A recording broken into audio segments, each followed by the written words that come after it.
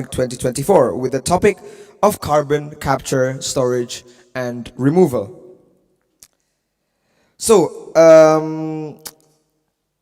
as we have touched on the topics yesterday, as I mentioned before, we've started on the discussion on decarbonization.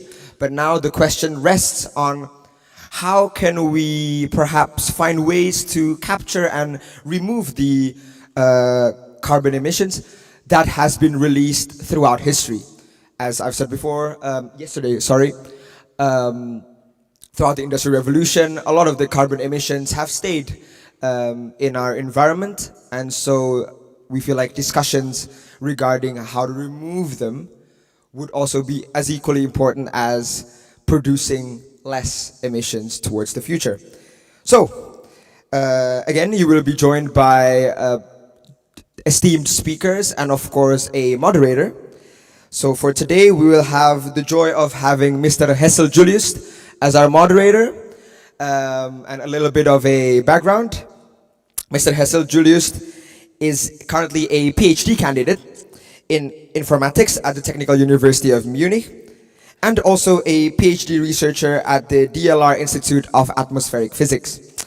Additionally, he is also pursuing a part-time master's degree in meteorology at the Ludwig Maximilians University of Munich. So, to start off, please welcome Mr. Julius. Please, a round of applause.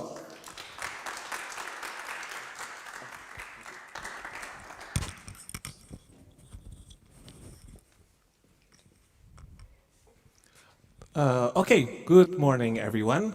So welcome back to Iconic 2024 plenary session. I thank you for being this early this morning, and also I welcome all the audience from online, since I've been told that we have more online audience now. So before we start with our interesting session now, I want to give you a little bit of quiz. I want you all to join the Slido link here. Oh, is it right? I think this does not work. Sorry? IT guy? I guess this doesn't work. Okay. But anyway, I think I can just ask you guys here, therefore. So, which of these gases is primarily responsible for the greenhouse effect? So, can anyone guess? So, if anyone choose nitrogen, please raise your hand. Okay, no one. So let's try the other one. Methane. Okay, that's good. Oxygen. Okay, let's try the last one. Carbon dioxide. Okay, nice. I guess all of you answer carbon dioxide mostly. So the next one is, what do you think is the biggest source of carbon dioxide emission? So anyone can guess, probably, or maybe I will give a choice. So one of the answer is land use change, maybe transport, if anyone agree, or fossil fuel usage, if you guys agree. Okay, this is actually still a question, but this will be the point of discussion today. Which of the solution do you believe has the most potential to reduce the atmospheric CO2? So we will discuss this with three speakers. So, but before, I will introduce myself. I'm Hessel, and I will moderate this session. So before we jump through these technical things, I want to introduce you about the carbon at the atmosphere itself. So why do we need to remove it? So why is carbon in the atmosphere dangerous? First, because it causes a greenhouse effect. And it leads to climate change, it leads to ocean acidification, and it impacts our life. So as it is named, carbon capture, storage, and removal, basically we capture carbon dioxide from the atmosphere to the ground, we store it to the ground, and we remove the amount from the atmosphere. So the common argument for that is we need to mitigate climate change in order to support economic growth, and it also does complement renewables. And there are two ways to do CCSR. We will have a talk about this. So the first is afforestation, the next is soil carbon sequestration, 3 is wetland restoration, and the last is ocean-based solutions. I will not go through detail on this because Pak Johannes will do this. And the second one is the tech-based approach, the direct air capture, carbon capture and storage, and carbon utilization. So without any delay, I will introduce you all to our distinguished speakers today. The first is Ms. Chandra. So Ms. Chandra Sutama is the CEO of Academy, also our knowledge partner. And the second one is Mr. Giovanni Pradipta. He is a researcher advisor of German Watch. And the last one is Mr. Johannes Schwegler. He is the executive director and founder of Trio. So without further delay, I will ask Ms. Chandra to have the stage right now. Please give applause to her.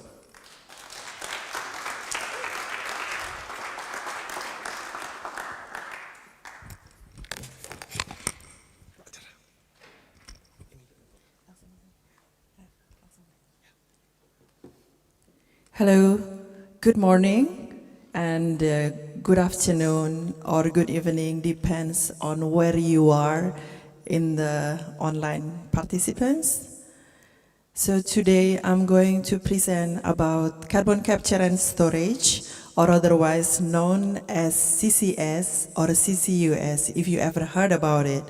And particularly I'm going to talk about how they are being used or going to be used to decarbonize industry. So let's start. Before I'm going to introduce about Energy Academy Indonesia. Please. Oh. Sorry, it's me. So first I'm going to introduce about Energy Academy Indonesia. What is carbon capture and storage? And the challenges to implement carbon capture and storage. And also I'm going to share with you Academy's works and engagements in advancing carbon capture and storage. So who we are? Founded in 2017, Energy Academy Indonesia is a not-for-profit center of knowledge, talent and expertise in energy sectors and sustainability. Our mission is to create a greener future by accelerating energy transition and promoting a just sustainable growth.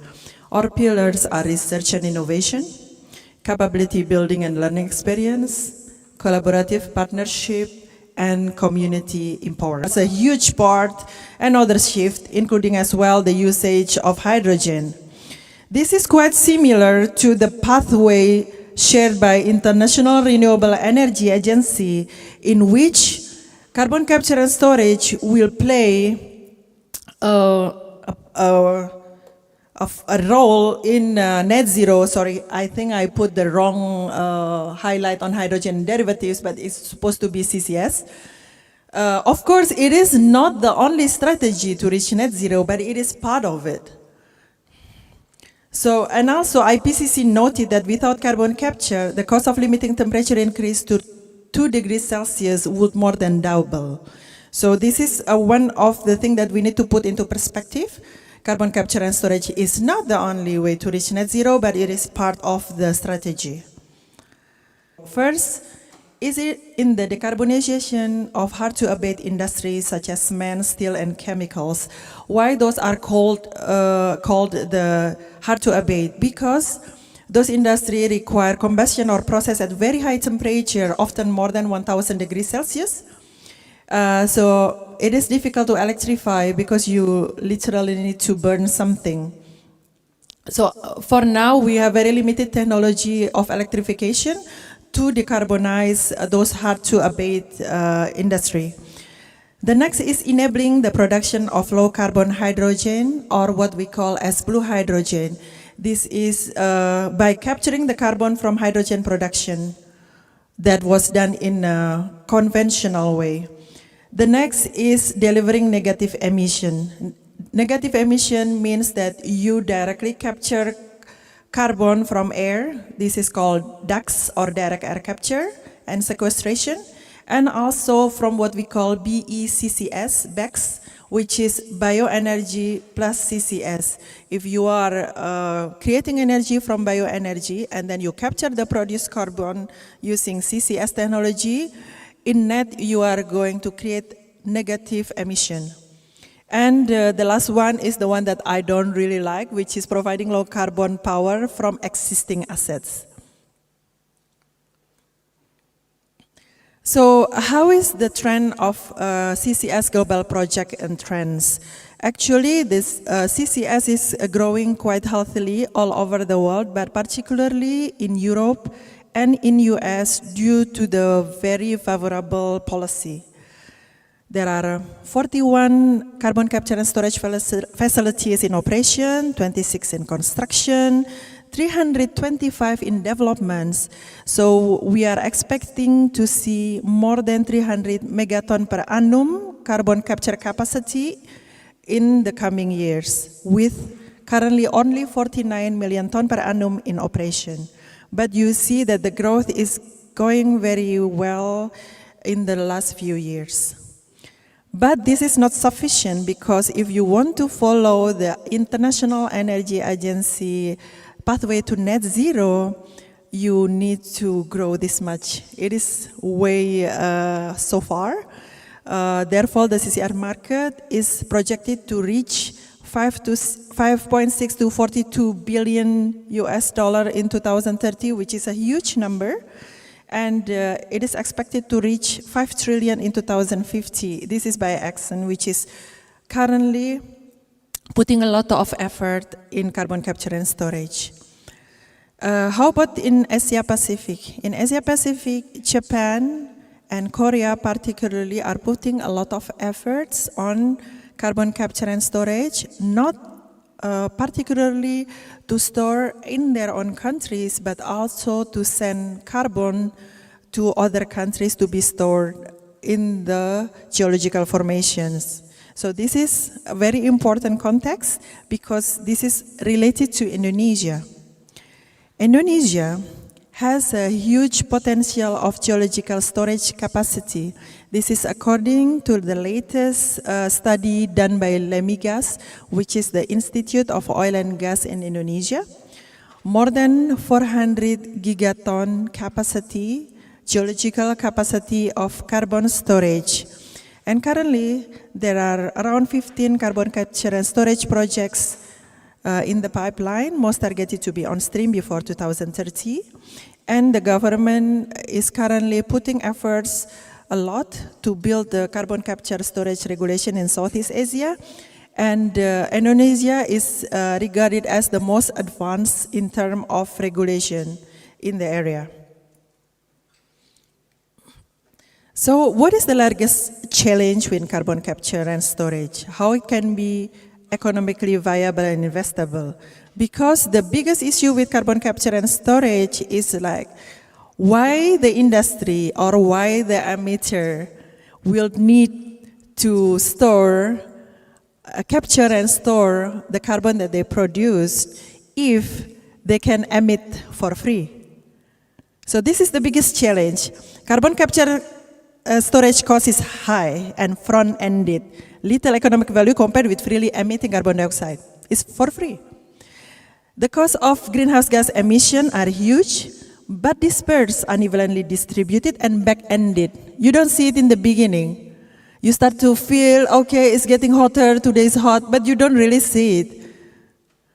Of course, there are a lot of scientific calculation and prediction how the climate change will affect our life, but somehow as human, we don't really worry so much about it.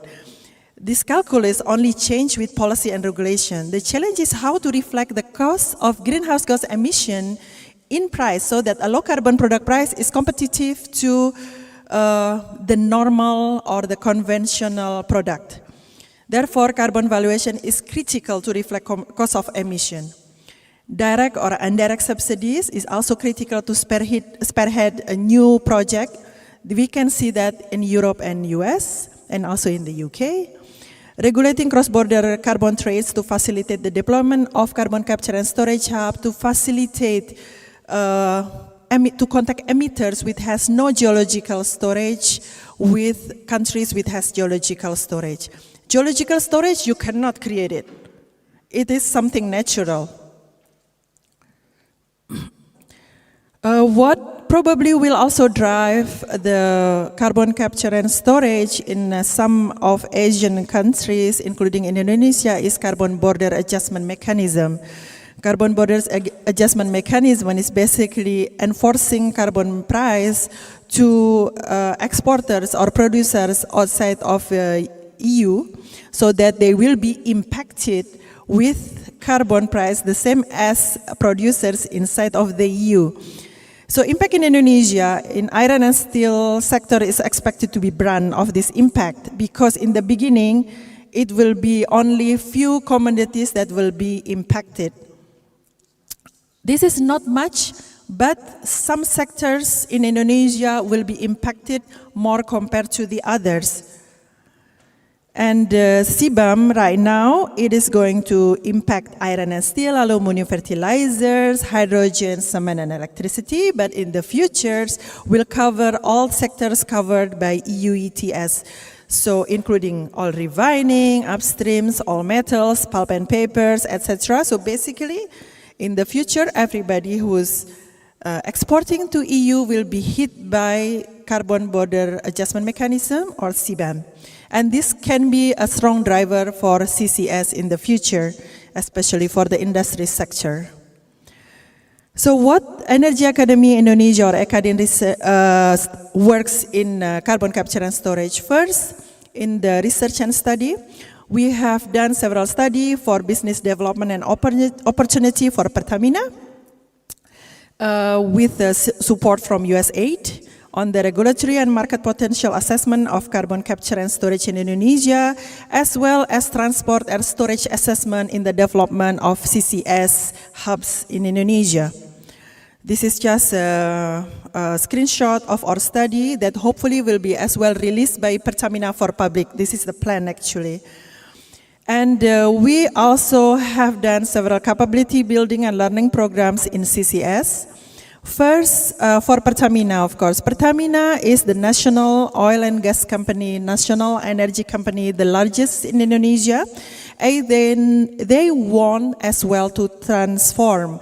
They want to participate in energy transition.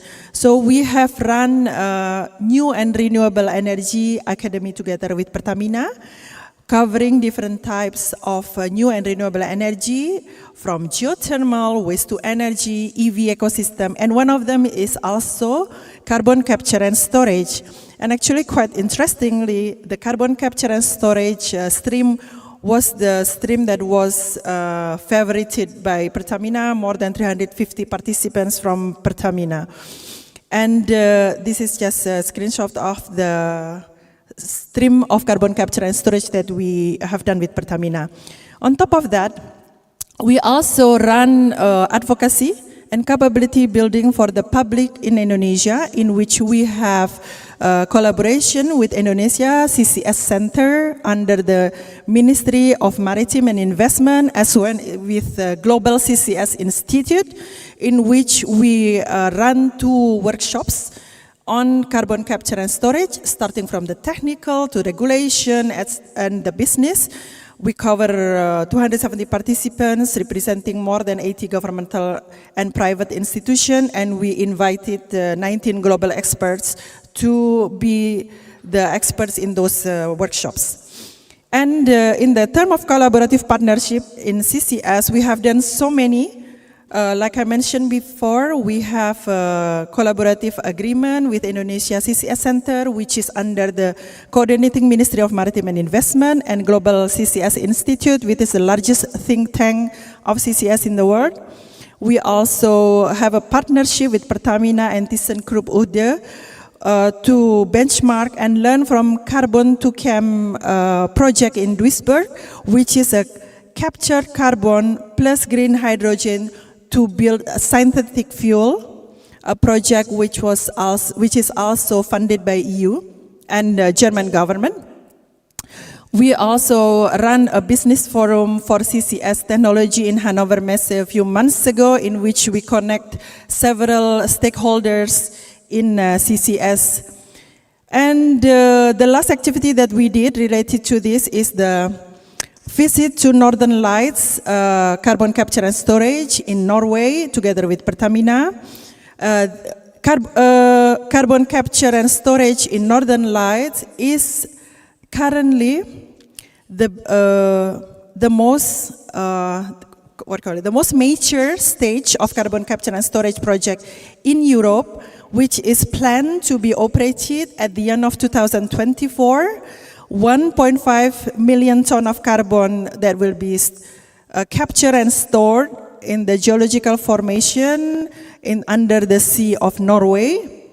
It will capture carbon emitted for several industrial players in Europe, including Yara, another cement company. I don't remember exactly all of the clients for the first stage or the first phase of the projects, but it is already sold out, basically, the storage capacity of the first phase.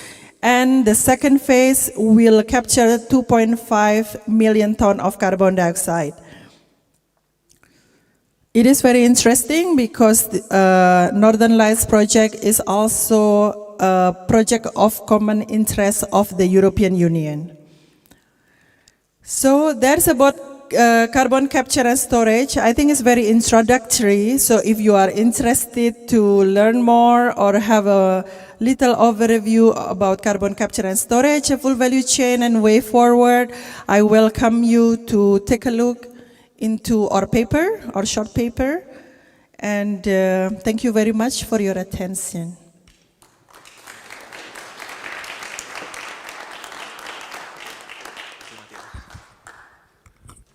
So thank you very much, Ms. Chandra. So I would like another applause for her, please.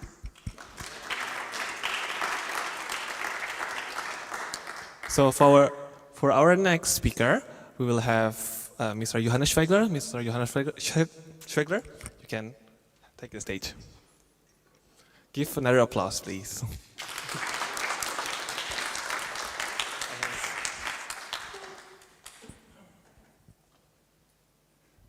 Good morning, good afternoon to everyone. I am very happy to speak here in this forum, in this PPE iconic conference. So I will speak about the nature-based CO2 removals. So we have listened to the technical removals, and I take you to our own trio operations as well.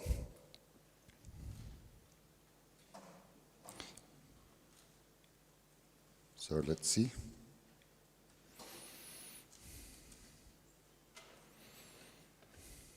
Now it works. So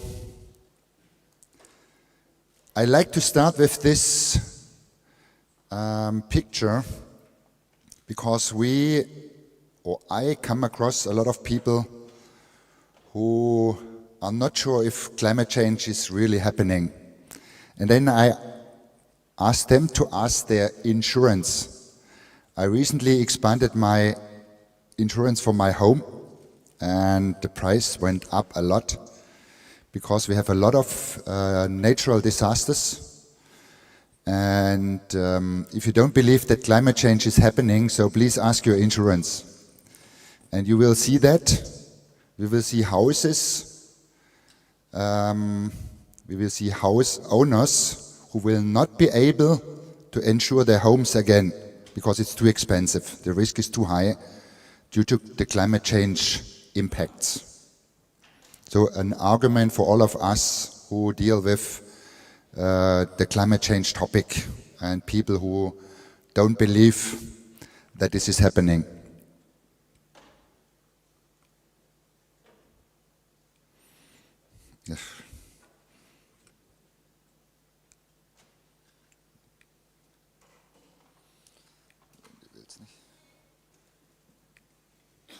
No, short. Yeah. Okay, so we have seen we have the different paths. So we have two things to do. We have to reduce the emissions. And from my personal point of view, this should be the first priority. Definitely, we have to reduce, we have to get rid of fossil fuels. And the second priority is then remove CO2 from the atmosphere and historical CO2 emissions. Here you see the different pathways. This is the prediction for Germany, and we all know that this stiff curve we will not manage.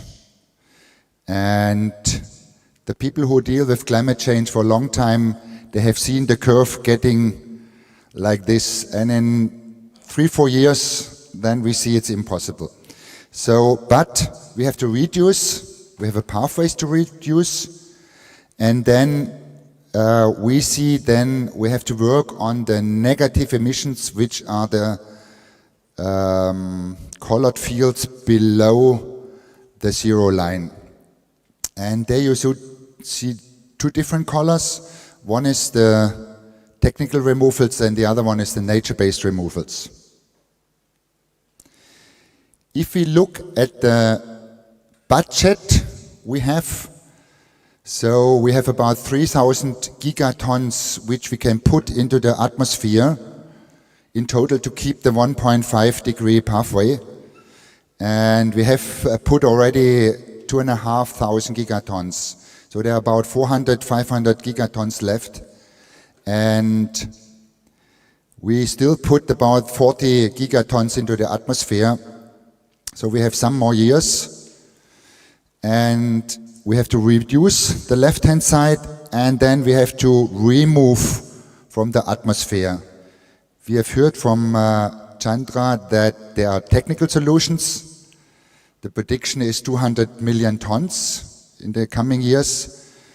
We see it's not much. The technology is not yet fully there, so we have to still develop. What is available is nature-based solutions, so planting more trees. And this is what I'm talking about. So we have this technical solutions and we have nature-based solutions. And there's a potential of about 10 gigatons to withdraw from the atmosphere. And the question is, how can we cope and how can we utilize that opportunity which we have? So the old offsetting on the left-hand side is somehow what I experience. So people who offset, companies who offset, this is outgoing. The incoming is as a company strategy, so we reduce our emissions and the rest, which we can't reduce, then we withdraw from the atmosphere. So this is the carbon dioxide removal. You see on the right-hand side. And the old climate projects we find mainly on the left-hand side. So everything moves through removals. And then we have the different options we have seen from the moderator. If you look to the different options, please take the following with you. Speak about the permanence. So if we capture CO2 and if we store CO2, so we speak about the permanence or the durability of the storage. If we have a nature-based solution, it's a temporary storage only. We don't know if the tree is still there tomorrow. So it depends what happens with the tree. This is often the left-hand side. The afforestation, soil carbon, and on the right-hand side you see the technical solutions. There's one takeaway I want to leave with you is that we shouldn't only think about capture and storing. It's the utilization. From my point of view, carbon captured is the raw material for the circular economy.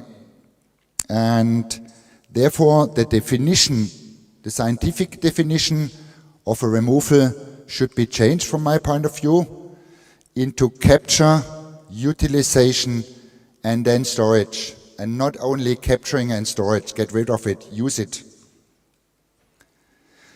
There are many, many products where we can utilize CO2.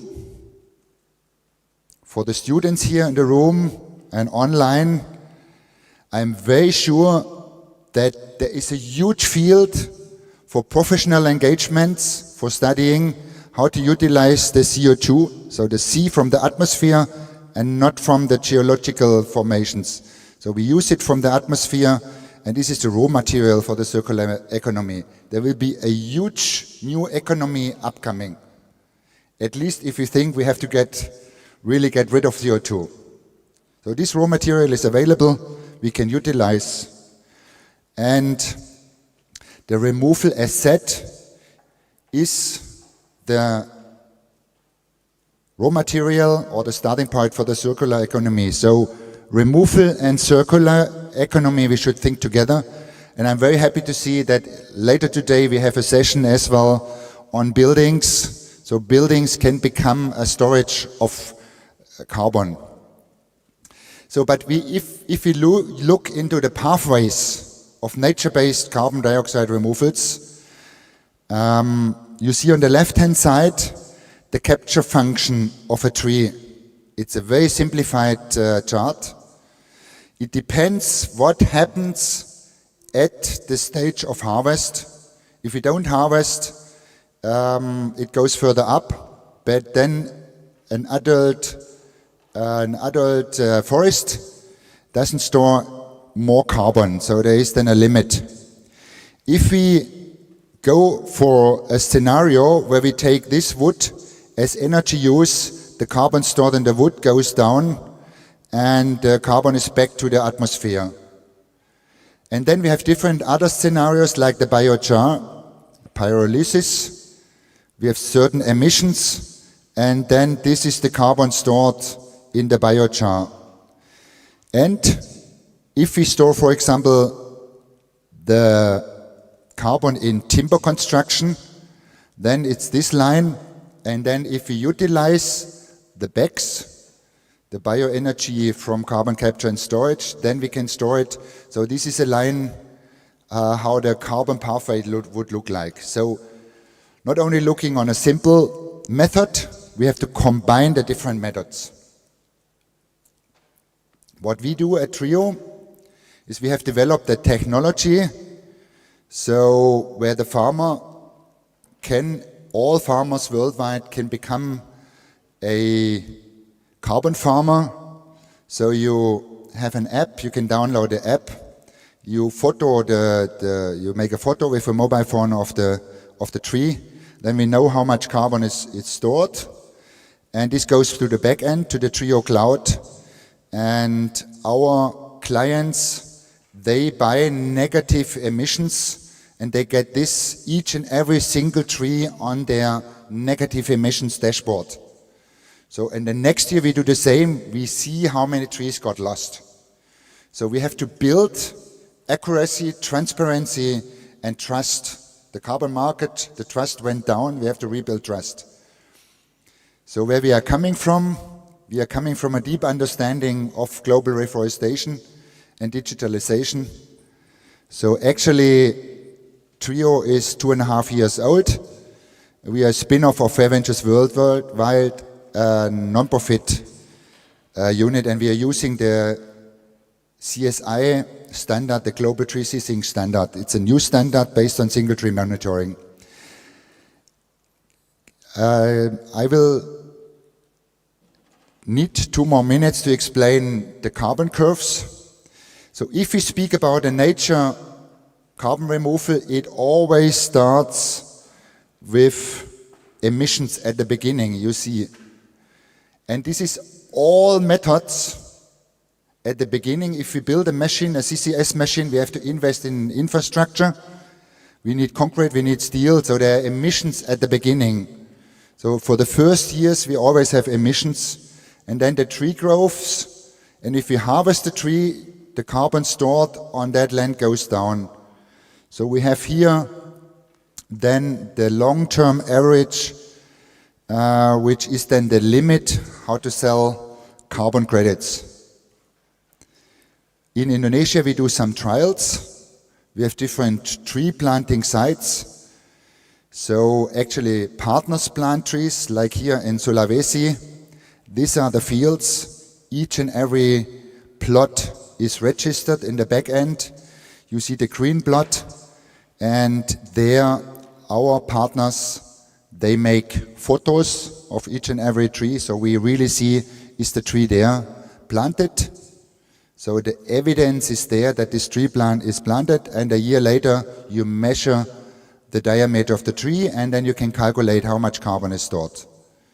And this is then the basis. We know where the trees are standing, and this can be transferred into the timber construction sector. With that, we can fulfill the EU CSRD reporting. So we can report about the carbon stored, we can report about biodiversity and the circular economy, we can report about the involvement of communities. This is our business model at TRIO. From my personal point of view, we need methods to enable normal people to become a carbon farmer. It shouldn't be only the big companies. The small farmer can sell carbon stored in the tree, and our clients give us money. We do this mainly in Uganda. In Indonesia, only trials, because regulation is not yet there. We need the regulations for the removals. Then we put some CO2 into a safety buffer, because we will have trees who we lose. And then we have the standing trees here, and then it depends. I talked about it. We have to look where the carbon goes, into timber construction, agroforestry, or then in biochar. So these are the carbon pathways. I come to the end. So we see a lot of timber construction ongoing in Asia. We will need additional trees for transforming the timber construction sector. So therefore, we need to plant additional trees so we can capture the trees, the carbon in the trees, and then transfer and store it into timber construction. But let's be honest, let's speak as well about the emissions during that process. If you harvest a tree, the carbon stored in timber construction, because we have the roots, we have the branches, we have then the barks, we have the sawdust, it's only about 15%. So the question is, what is happening with the rest? We can do insulation from fibers, we can utilize that things. And the same is with CCS. If we speak about the technical solutions, we should speak about the energy we need. For that, we know that we need 2 megatons for 1 ton of CO2, and this needs to go down. So let's open the box and speak about that as well. So it's a long way to go. We have to start, and the recommendation is to start big with the nature-based as a bridging technology, because this is available. We start a little bit with the technical things. And in future then we will see then both methods in parallel. And for strategies for corporates, so you have the different pathways to reduce and then to build a portfolio of different methods. Thanks so much for listening, and thanks that I can share my view.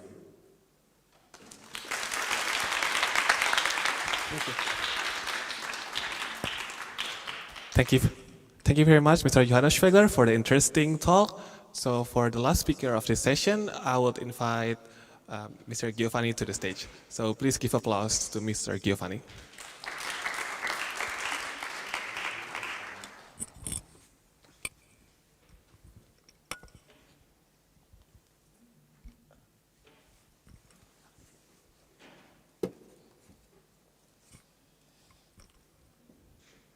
Hello, good morning, everyone. Yeah, for me it's way too early anyway. But thank you for the organizers of PPI German that already gave us a chance to talk about this rather unique topic today. So I will begin maybe with my title. If you notice that my title is not creative, it's the same title, only with a small addition. If you guys notice, I have a question mark in the end. Is it really that carbon capture and storage and removal is the pathway to low carbon development? A bit of introduction. I come from an organization called German Watch. It is an independent development, environmental and human rights organization that work already for 30 years. So how we do it, one of them is through international climate policy, which is a team that I am a part of. So let's start. A second, a small technical problem there. Yeah. It's not active yet. Now, it's simple. My presentation will be divided into what is the connection between climate change and CCS in the first place, what mindset we should take, and just one slide about Indonesia as a sample there. So what is the connection actually? There was already slides about it from my previous speakers, but essentially the reason why we are talking about this is that us, humanity, fancy word is anthropogenic, release more carbon outside the what's so-called as natural carbon cycle. There is something called slow one, which happens along millions of years, that we find as oil or other forms of carbon deep underground. And there is fast carbon cycle, which we are doing right now, essentially, by breathing. Well, that is the biological cycle. And because of that, usually there is a constant amount of CO2 in our atmosphere. It's like our blood in our body, no? It's cycling towards our body without not really a change of the amount. The problem is, if you see, this is an older version. Johannes's graph is much more fancier than mine, but anyway, you see that the budget and the addition that we add. If you notice that it's in a weird unit, 240, it means 24 billion gigaton CO2, or billion CO2 in a year, which means that it's actually an old number. The newest number is nearly 40 billion. And yeah, primarily, our fast cycle cannot keep up with the addition. Just imagine if you add blood always to your body, what happened to your body? It's not healthy, right? And we have been talking about this for the past days. But the main reason is first development and the increase in atmosphere of 10 parts per million of CO2 concentration adds on average 0.1 degrees Celsius in average temperature. But yeah, development is needed on the other hand, but we need to reach the 1.5 degrees Celsius target on the other. This line is what we have to reach, and this is where we stand, far. So how CCS, CCUS comes into the discussion in the first place? CCS, CCUS has been, it's not a new idea. It has been there since people are talking about climate change.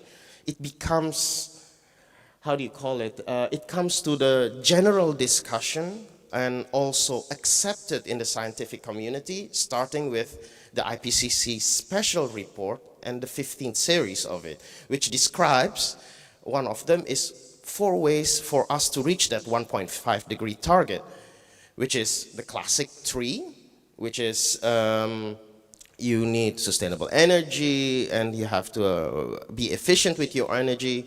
and then sustainable agriculture and green industrial policy. But then comes another fancy word, carbon dioxide removal. So then it started. There was a report from World Economic Forum that Johannes already shown, and then it comes from there to the point that, okay, suddenly we are talking CDR as one of the solutions to reach that 1.5 degrees Celsius target. I humbly disagree, or at least not now. For me, I keep this motto, as little as carbon capture as possible, as much carbon capture as needed. First, we need not to emit in the first place. That red number in my graph before should not be there in the first place before we even thinking about capturing the carbon.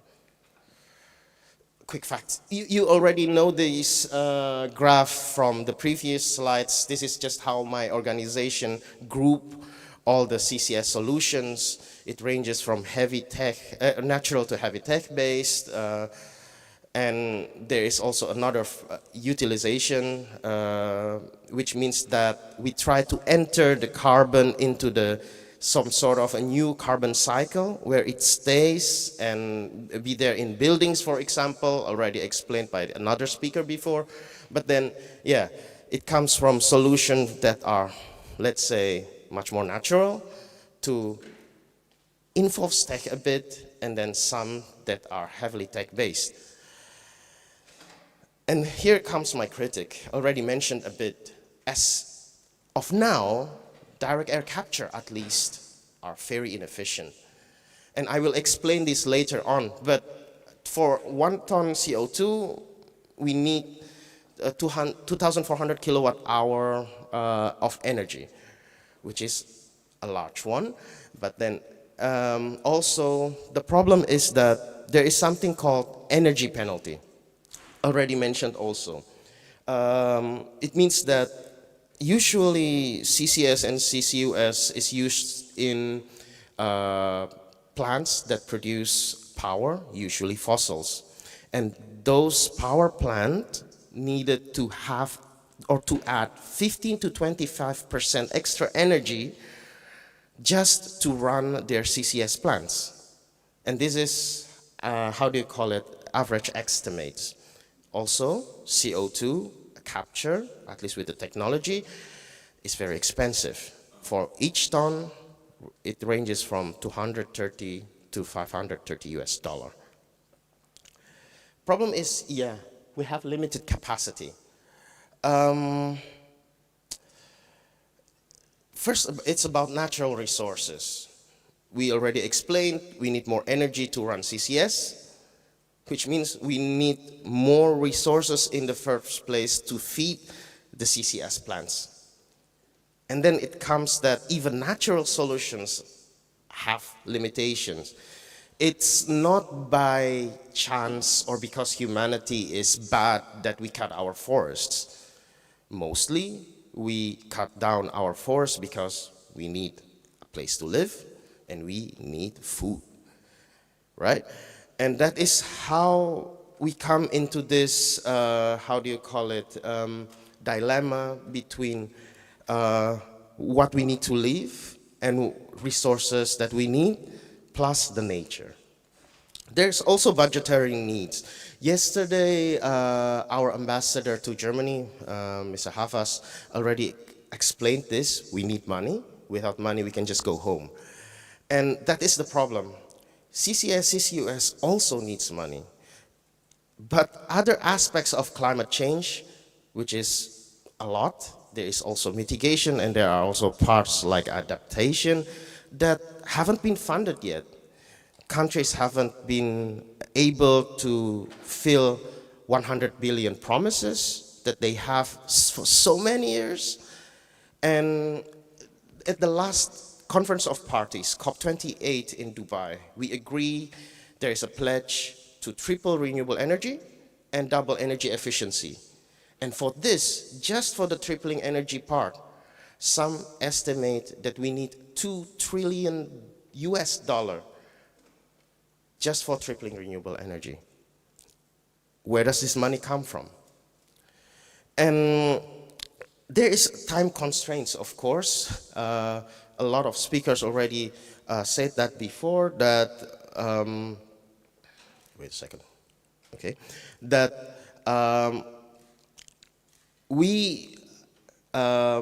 how do you call this? We just don't have time.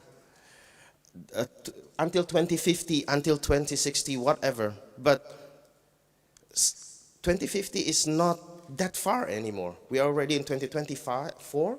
It means if you have kid, your kid will live in that reality where we already go way past 1.5 degree target.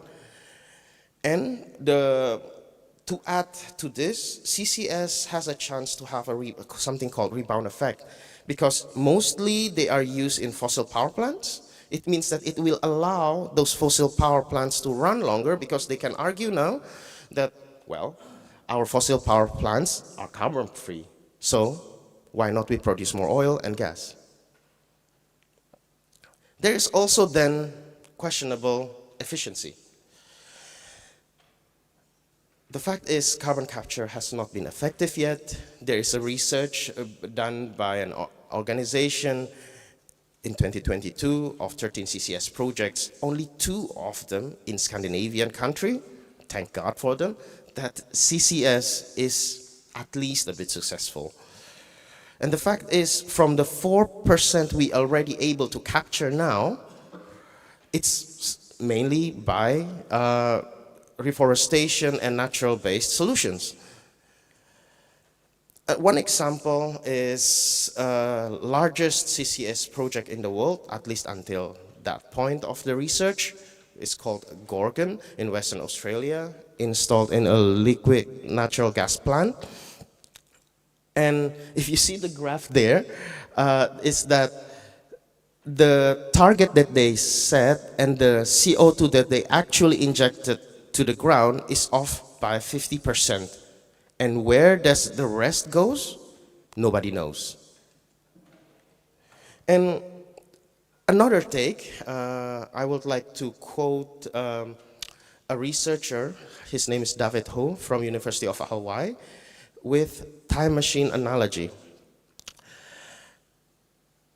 Let's say CCS, CCUS is a technology that can take back our time in terms of removing carbon. And please keep in mind the 40 billion numbers that I said before.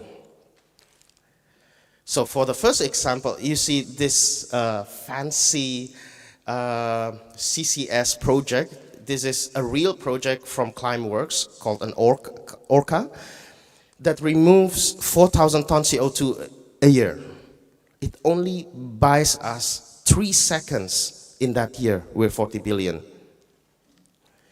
Let's say a CCS plant captures 1 million ton, hypothetical, optimistic, buys us only 13 minutes. Planting 100 million trees, 33 minutes in a year. It doesn't even buy us an hour. And it just doesn't fit with justice. Definition of just transition is a lot, but at least one of my thinking is that when we want to transition to low carbon development in the future, we need to do it in the base of justice and equality. Problem is, higher tech CCS is just out of reach for normal population. It's usually central.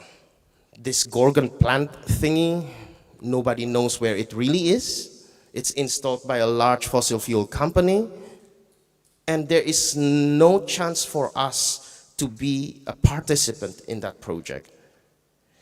Transparency problem.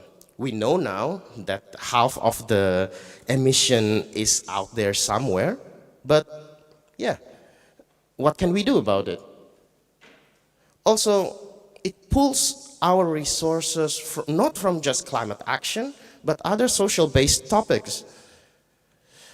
I mean, the same public funding that possibly fund the CCS projects, also the same budget that funds your hospitals, schools, and other infrastructure. And it's, funnily enough, making fossil fuel even more expensive. I mean, how do we deal with the cost of the energy penalty and so on? Some people still depend on cheap fossil fuels everywhere in the world. Now we say that we increase the price by 25%, there will be riots in Indonesia. So, talking about Indonesia, how about the CCS? My map here is an older version that was seen before, but essentially there are about 15 projects up to date. All are installed within the confine of LNG and fossil fuels projects. Those 15 projects is estimated cost about $8 billion. To give you an illustration how expensive that is, yesterday Mr. David Tanto from BMZ told us about Just Energy Transition Partnership, or JETP. That deal with Indonesia is worth about 20 billion US dollars, 10 billion private funding and 10 billion public funding. My simple question, why don't we use the money to go into that project, which at least until now goes into funding fossil phase out? The legal framework of CCUS is still not that complete yet in Indonesia. At least we are one of the first in ASEAN to do this, that through the Ministry of Energy and Mineral Resources, we keep CCUS within oil and gas industries. And it followed by the presidential regulation launched in January 2024. What my question is also about that the regulation allows 30% of the carbon stored as important carbon dioxide. This means that if you buy carbon offset for your flights from Indonesia, it can be that the CO2 that you offset comes from this kind of projects. It seems silly to me that you fly, emit CO2, and you pay more so that you extract more oil? Doesn't make sense. So, okay, is CCS still needed? Yes. But this is just not the right time. We need to concentrate first now on stopping the emission. When we reach the point where net zero is almost attainable, then maybe we can start. Or if yes, now, when applicable, we have to use it where there is just no other alternative for it. There are some examples, but mainly it's where so-called hard-to-abate sectors, where there is just no alternative anymore for lower carbon. And when we do, we need to do it with clear planning, clear policies, and clear implementation plan based on justice and equality. Thank you.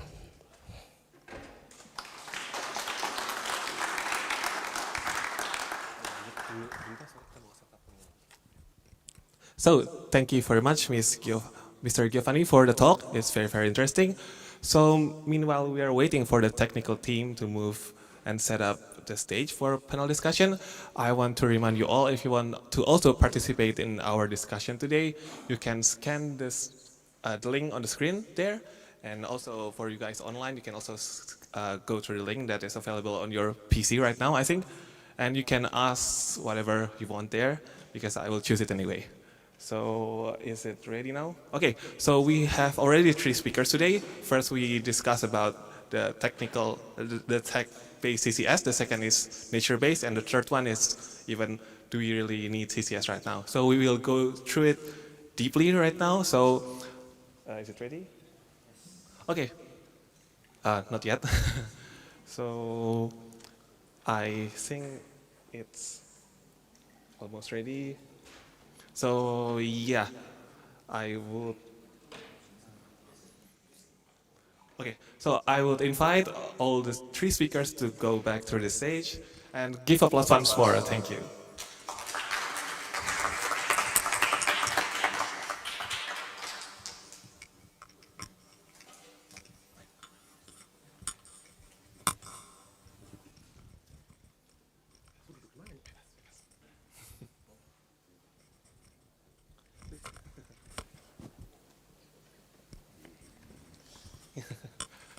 Oh, is the camera okay now?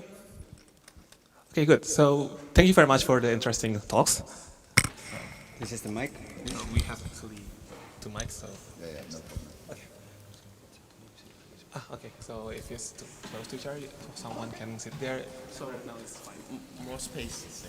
Okay.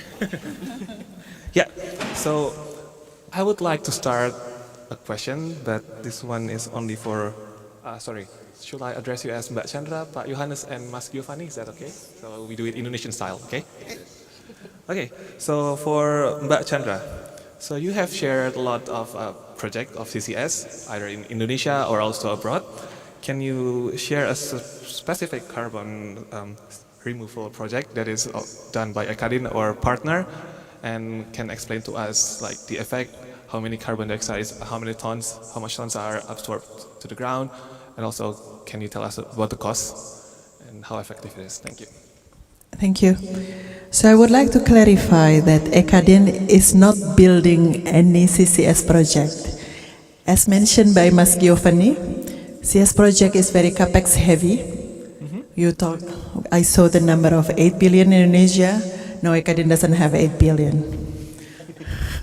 So what we did is we support the CCS development by studies, research, and also advocacy and capacity building, and also partnership between Indonesian stakeholders and international stakeholders. So that's the bottom line. I hope that answers the question. Okay. But from the research, are there any amounts of CO2 that is recorded that is absorbed to the ground already from the data that is being researched? Okay, so for right now, in Indonesia, there is no carbon capture and storage project that is operational. Yes, currently in the pilot, probably the next carbon capture and storage project that is going to be operational in Indonesia is going to be in Papua. But this is going to be an enhanced gas recovery project.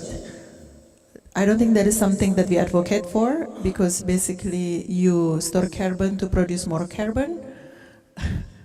So what we advocate for is carbon capture and storage or carbon capture utilization and storage for useful product. Interesting. Yeah, thank you. Just for information, some of the carbon capture project that is already operational is particularly in the US. Yeah. Okay. Yeah, thank you. But again, I would like to add in something, that carbon capture and storage project in the US, most of them are also for enhanced oil recovery or enhanced gas recovery. But now they are moving to carbon capture and storage without enhancing oil or gas production. Yeah. Sorry, I want to clarify. The enhanced oil recovery, basically you put carbon dioxide into the oil field to move the oil upwards again. Is that Exactly. correct? Okay. So you can actually inject carbon dioxide to push Okay. the oil and gas production. Oh, I see. So that's the irony, right? Okay, so you produce carbon dioxide again afterwards. Yeah. Okay. That's interesting. So next, I want to ask Mr. Pak Yohanes. So we have heard the tech-based, and you also explained your approach about nature-based. So in your experience, so I don't ask data, but if you want, you can provide us. How do nature-based solution measure up against the tech-based CCS in effectiveness? Also, if it's not about money, you can also explain to us about like the social effect or cultural effect there. So we have somehow dumb figures. So a hectare of reforestation can absorb about 10 tons of CO2 per year. So this is a dumb figure. So if you go for 1,000 hectares, this would mean that you have about 10,000 tons of CO2 sequestered that year from that area.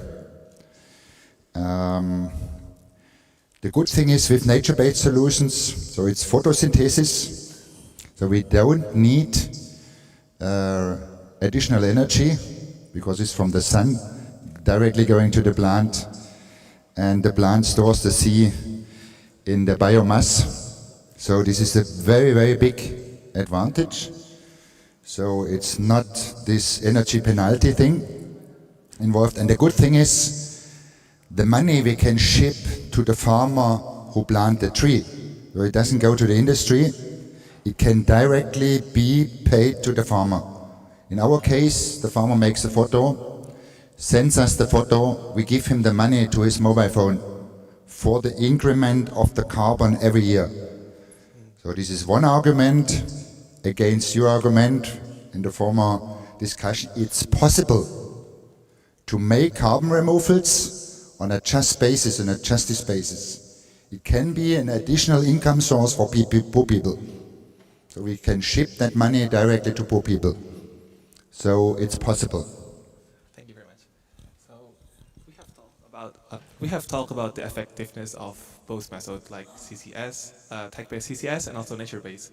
So you have mentioned that we don't really ready for those things. So can you really compare the long term of CCS, I mean investing in CCS, rather than investing in renewable energy? Because you told us that achieving net zero is the most important things right now.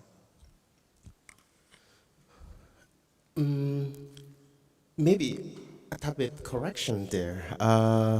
Although, well, all my presentation criticized the idea of CCS, what I criticize mainly is the idea of using high-tech CCS now, where we, how do you call it, don't have a right balance for the whole energy versus CO2 captured.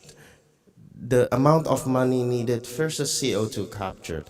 And in the end, the argument from natural-based solutions is that how can we make sure that we participate on this process in the first place? Because maybe even taking a step back,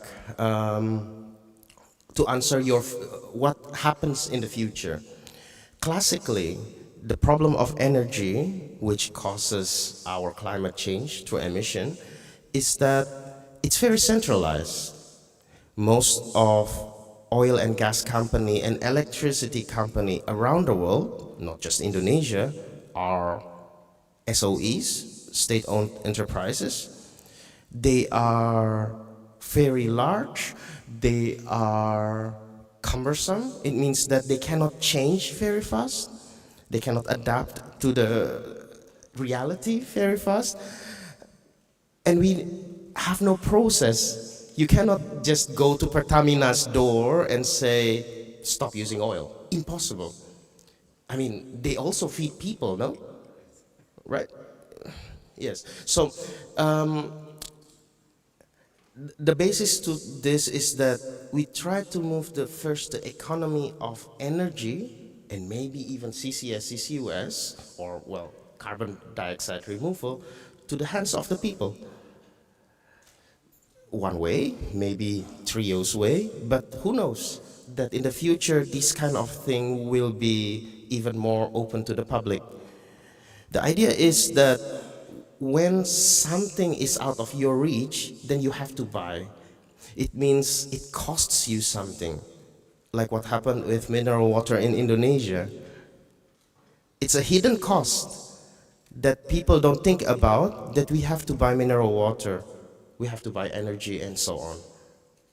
And it will help people not just reducing carbon, it will hopefully help to alleviate poverty. Sorry. Thank you. Okay, thank you. So, thank you very much for the first round of the question. So, we have talked about the costs and the effectiveness. Now, I want to talk more about the regulation. Probably I will start from you. So, in your slide, I've seen that there are no regulations about plant-based, nature-based CCS right now in Indonesia. Can you share what happened right now, or you can also share successful collaboration with some countries because of good regulation, and can you please share it with us? Thank you. Sure. Maybe please allow me one comment for the former thing. So I agree that the priority should be on reducing fossil fuels. It doesn't make sense to ship gas from Norway to Germany, burn it, take it out of the atmosphere, ship the CO2 back and put it back. It's a good business case for Norway, because it's the second business case, first shipping and back. This doesn't make sense. This is clear. This is not to be discussed. But on the other way, we know technological developments needs time. What you promote is solar panels, renewable energy. It would not have been possible if someone would have used the same arguments. It is too expensive. 30 years ago it was very expensive. It was completely inefficient. Luckily there had been people paying for that. We benefit now from that thinking. So I think we need both, but we have to separate the goals. Twin goals, clearly twin goals are reduction goals and then removal goals. So there I agree with you, but we need to start now. It's the right time to start now.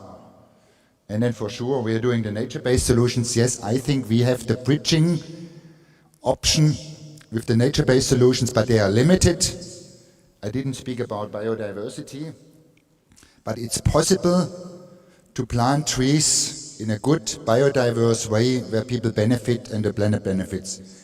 We shouldn't only have a look on the carbon, then we plant eucalyptus monocultures only. This doesn't make sense, so, but there is a way.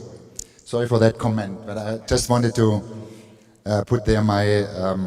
So if you have any comment, you can just ask Okay. me to So we have to start now, and regulations, I am happy that this carbon dioxide removal discussion came into force at UNFCCC. This was not there in former days. We need a removal. We know we have emissions we can't avoid. And I'm happy to see that in Germany, the German government works on a long-term negative emission strategy at this very moment.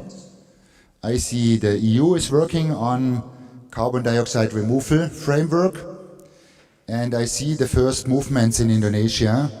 We can't sell a carbon removal in Germany at the moment from Indonesia, and I think it makes sense to say, let's clean up first in Indonesia, let's utilize the things there, and then on the next step we go international. So, but we do some trials, and luckily we have people who say with the trials, without a certificate, it's good. So we try the technical feasibility. It's a long way to go. If you want to do a removal, you just turn on the removal. You have to learn, you have to experiment, and therefore I disagree on a second argument of you. If there are no trials, if there is no experience, the regulator can't do a good regulation. We need these first trials, we need experiments, we need pilot projects, we need a framework. There I agree, we should have a clear framework, how this should look like. But then, after having this framework, we need the innovations. We don't know which of the methodologies will be the successful ones. Maybe not a single technology is yet there, which will then make it through. So, this is the hard thing for the regulator at the moment. There is not a lot of experience. And all other sectors, if you look, for example, the organic farming sector, it started with voluntary trials. with Demeter, with Bioland and that kind of things. And then later on there was the EU organic farming regulation, things like that. So the regulation I expect Indonesia to build is a framework which allows that early mover experimentation. Making failures, if you're not willing to accept failures and putting money on a technology which will disappear maybe on a later stage, we will not make it because we're on an innovative stage. So a framework we need which allows innovation and exploration. So the next question actually similar to you, but it's for Mbak Chandra. So Pak Yohanes already talked about the regulation problem for the nature-based CCS. So can you share also the same thing for the tech-based? Because we have seen a lot of in-operation CCS in the world. Maybe you can share how does it work in Indonesia or any other countries? So in Indonesia, under the Ministry of Maritime and Investment, now there is Indonesia Carbon Capture and Storage Center. So this acts like a task force because it's a coordinating ministry, to coordinate together all the ministries involved to actually work on the regulation and policy on carbon capture and storage. So the latest regulation was just released. It's a presidential decree. So it's one level higher, expecting I think he has touched slightly about the possibility to use, to have a certain permit for storing carbon. On top of that, also 30% of the carbon geological capacity to be available for carbon from outside. I think this is clearly targeting Indonesia as carbon capture and storage hub, in which the neighboring countries who are carbon emitters have the capability to send their carbon to Indonesia to be stored in Indonesia. Because Indonesia has probably the largest carbon storage capacity in the area, and countries such as Korea and Japan, they don't have capacity. Singapore neither. Yeah. So before I want to ask another question, do you guys have any comment first? There would be one question. Sure. So just about the storage potential. Technically, we have seen and experienced in Germany that day where the regulator banned the storage in Germany. So the population might be disagreeing storing CO2. What do you think about that in Indonesia for the future? Could this be happening as well in Indonesia, that there is a technical potential, but then people say, oh, I don't want to sit on the carbon dioxide? I think I totally get your concern, and I think this is very related to advocacy. People don't understand what does it mean to store carbon under the ground. I work in oil and gas for 20 years. That's why it's time to redeem all what I have done in the past. So anyway, us who understand the reservoir and how it is to actually store a fluid kilometers under the ground, it is not something that you put in a bottle and then you close it and one day it will explode. No, you store it under the ground, under a geological storage. It's a reservoir under the ground, and it is covered by megatons of soil, megatons of formation of rocks. It doesn't go out unless you really messed up something. There are a lot of technical sides on it. Probably that's why it is definitely why actually the carbon capture and storage are basically under the patronage of oil and gas companies, because the know-how is very similar. Instead of producing liquid or gas from the ground, you actually inject to the ground. Of course, it's not exactly the same because storing and producing is not the same. How carbon dioxide will react with the formation is not the same how hydrocarbon will react in the formation for a billion of years. So there are differences, of course, but the know-how are somehow comparable. But advocacy is extremely important because people need to agree that they have carbon being stored there. For hundreds of years, or maybe for several years, people doesn't mind to have oil and gas well several kilometers from their house. They need to understand that this is quite similar, actually. Yeah. Thank you. Thank you, Chandra. And thank you so for the question. So yeah, I think we only have 15 minutes left. So thank you very much for all of you who already asked at the Slido. So I will prioritize the question from the online first. But if you guys here have any question, you can raise your hand and we can queue you up here. Probably not, so we can start from the online first. Okay, so there is an interesting question, but this is for you, Pak Johannes and Mbak Chandra. So the question is, some have argued that the pathway toward net zero inevitably have to use carbon capture storage due to the emission we fail to reduce because of the Paris Agreement. So it is actually the case? Is it actually the case? It's true. No. Yes, it's clear, visible that we will not manage to reach the 1.5 degrees pathway, even so not the 2 degrees pathway. So this is, therefore we need to start with removals. So if we produce negative emissions, the positive emissions get less. But the second thing is as well, we have to remove the historical emissions as well. So let's not only speak about emissions who are upcoming. So you have seen the slide with the budget. We have about 2,500 gigatons already out there. So we have to remove them as well because they are on the long-term carbon cycle. And we didn't speak about methane. And yes, so it's both. So on the one hand, we will not reach the goals, so therefore we need a negative emissions. On the other hand, we need to get rid of the historical emissions.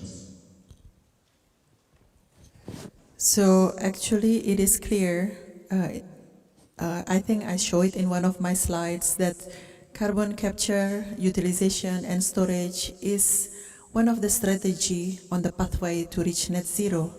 It is not the main strategy. It is not the only strategy. I believe that we have so many strategies and those have to work together to reach 1.5, to limit to 1.5 degree. So as he mentioned as well, that is very important that carbon capture and storage is just not there, but it has to be applied for the sectors, for the industry that is hard to abate, that is difficult to move away from oil and gas or fossil fuel for certain reason. For example, cement industry. I believe that probably in the future we will have technology to electrify probably cement. But for now we do not have, and it is critical that we have a technology to capture the carbon from those hard to abate industry. Thank you. Yeah, and not just that, in 2 years, if I'm not wrong, IPCC are working right now to make some sort of special report, like what we see with SR15. It's specialized in the whole idea of carbon dioxide removal. And of course, we don't know the content now, it's still being worked, but it means that there is a consensus that it is needed, historical emissions, and so on. One main point is that the removal of emission cannot be, how do you call it, cannot be branded to as false solution. I heard a lot of these kind of things in a lot of discussion. The fact is, it is a solution, right? Every CO2 you can remove from the air, every ton you can remove is CO2 removed. So we have to agree that, again, it is a scientific consensus already that we do need it. It's just how, and not for the wrong reasons to extend the fossil fuel use. Exactly. Okay, so since the CO2 itself that is emitted to the atmosphere is going around the world, so should this solution then be applied by all nations or only some nations which emit both? What do you guys think? So, for example, for you, should only China or United States, or all those big countries plant trees, or what do So you think? this is for all of us, and the different countries have different options. Like Indonesia has the option to store the carbon. There is a lot of land, you can plant trees. Actually, this is the opportunity as well for countries like Indonesia to partner with other countries, like for example Singapore, who don't have that option. They emit, but they don't have the option to get rid of it, so they can partner with Indonesia, and this is then a business. So, and we should look like that, and we should start with that, and I agree. So we shouldn't utilize the removal as an argument to expand and slow down the fossil fuel stop. And this we have to avoid. Therefore, I understand your argumentation, but on the other hand, we have to start, we can't wait. And this is the dilemma where we are in.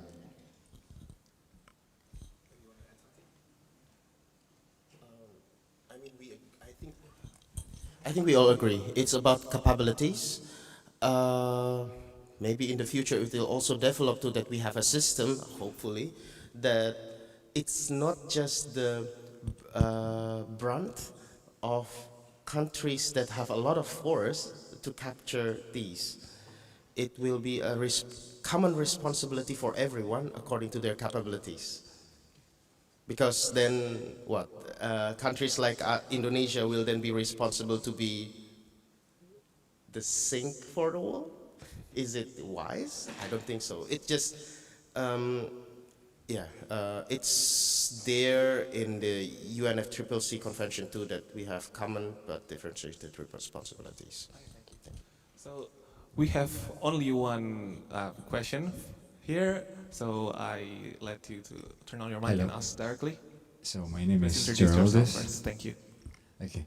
Actually, my question was already remarked by you, Pagio. So if you are talking about the nature, especially nature-based solution, it means that actually certain countries, especially tropical ones, right, by Johannes, the tropical countries ones, they will absorb more CO2, right? And which means that will there be any extreme case where the developing countries, or especially the tropical countries, which accidentally are also the global south or also developing ones, is there any scenario which will lead to the case that those countries will be forced into conservations, and then the already industrialized countries will then still emit a lot, and then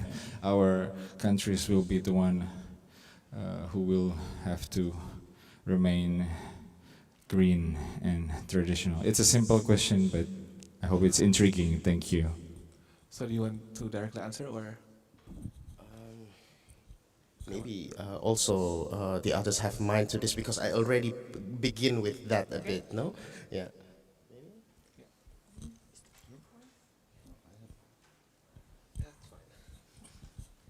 I would like to open one thing at this moment, at the end of the presentation or this plenum. We have so many young people. For me, this carbon dioxide removal is an opportunity and it's something positive, so an opportunity which we can grab. And I really would like to address this to the young students, to the young people. If you think about your career, there will be a huge new field for your career options upcoming.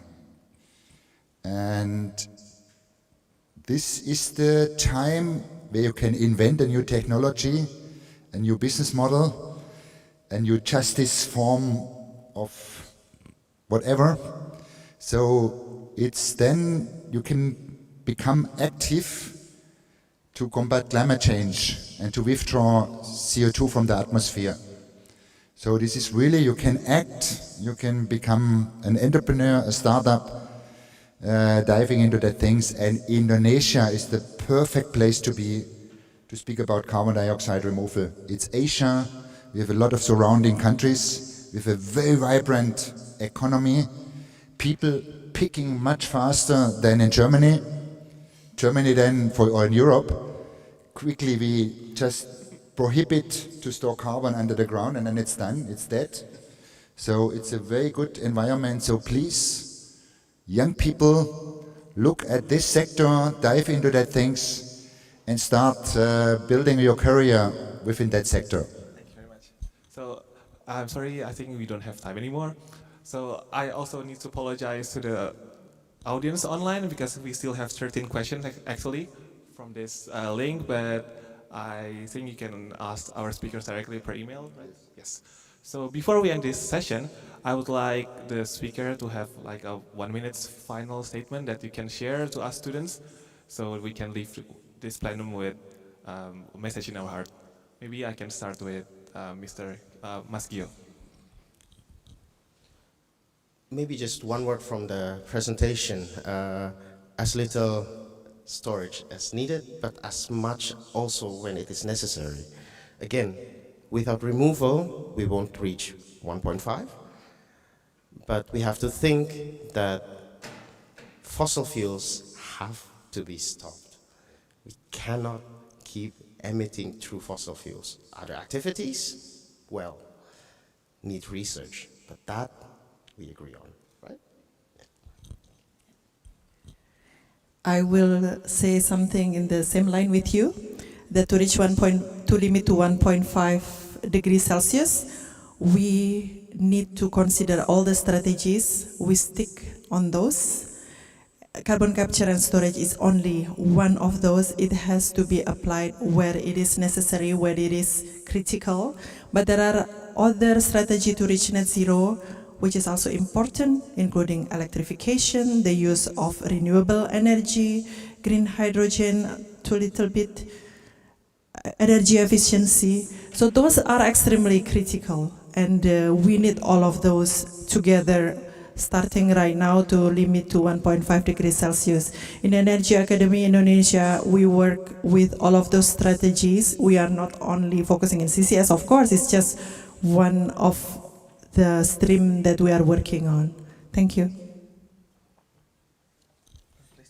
Yeah, in my final statement, I'm so thankful to the organizers, to these iconic organizers, to the PPE, that you have chosen this topic, this very important topic. It's great to see. So we need you in Germany, this Indonesian community, to spread the word, and that we work together and we share the thinking. So thanks for taking this topic, and I wish you a successful event. Thank you very much for the final statement. So yesterday we talked about the funding, how to get money for the low carbon development. Now we know an option how to use that money. So I would like to give another applause for the speakers today.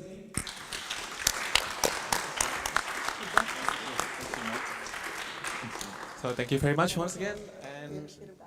So thank you very much once again. So I return this to the MC. Thank you very much, dear speakers, and of course our moderator. And shortly before you come down, we would like to take some pictures of all of the speakers and the moderators. So please. Oh, sorry.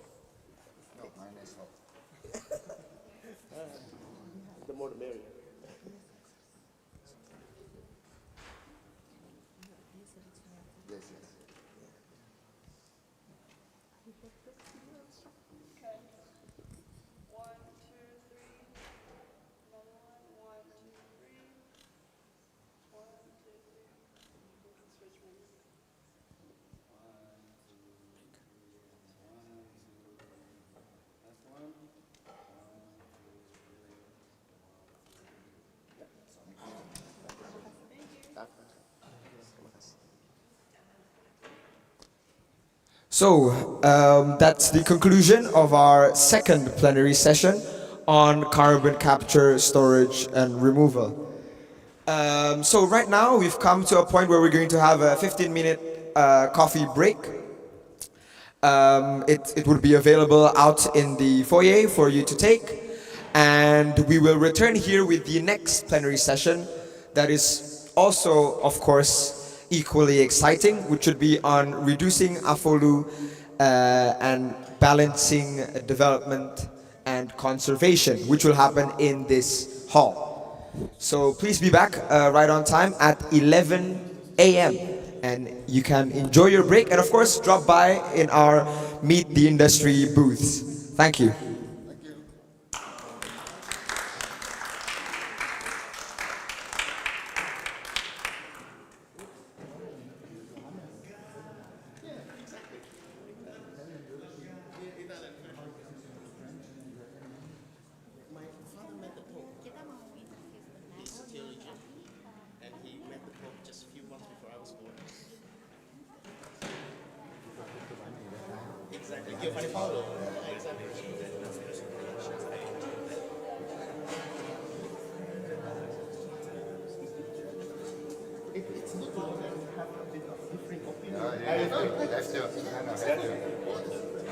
If not, it's boring. It's boring.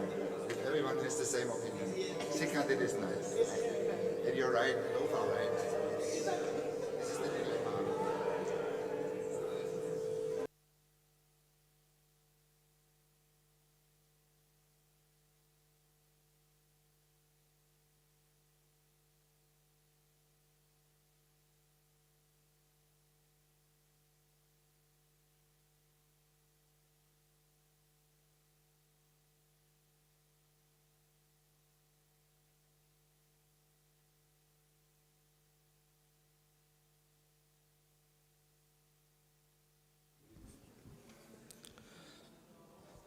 So, welcome back everyone to the next plenary session as one of the range of events in Iconic 2024. I hope you have had the time to recharge, have some snacks, a bit of coffee, it might help you get going this morning with such hefty topics. So, going back to all things low carbon, yesterday we have discussed and explored on the many ways and approaches that carbon emissions can be reduced from production activities that moves our economy, particularly the industrial and transport sectors that we are very much reliant upon. And additionally, just this morning, before the coffee break, we have also explored the different alternatives and options of capturing and taking away the carbon emissions or the historical carbon emissions that have been released in the environment. So in this next session, we will cover another sector that is also a major contributor to GHG emissions, especially in rapidly industrializing developing countries such as Indonesia, which would be forestry and land use change. In Indonesia alone, GHG emissions from deforestation and peat fires contribute to over 40% of Indonesia's total GHG emissions. And additionally, managing forests, of course, also requires delicate considerations and balance, as they are a multi-value resource that serves a purpose beyond just merely being carbon sinks. So, especially considering as well the certain indigenous groups, indigenous peoples that live within these ecosystems and have lived off these lands for thousands of years. Managing forests with ecosystemic balance and reducing emissions related to land use change and forest conversions is then something that requires thorough and sensitive public policy, which is exactly the topic that we're going to uncover in this session. So, guiding you through the many topics and discussions within this theme would be Mr. Andita Aulia Pratama as our moderator. Mr. Pratama is a PhD candidate in Forest and Environmental Policy at the Albert Ludwigs University in Freiburg and would facilitate us today in our discussion for this session. So please, a warm applause for Mr. Andita.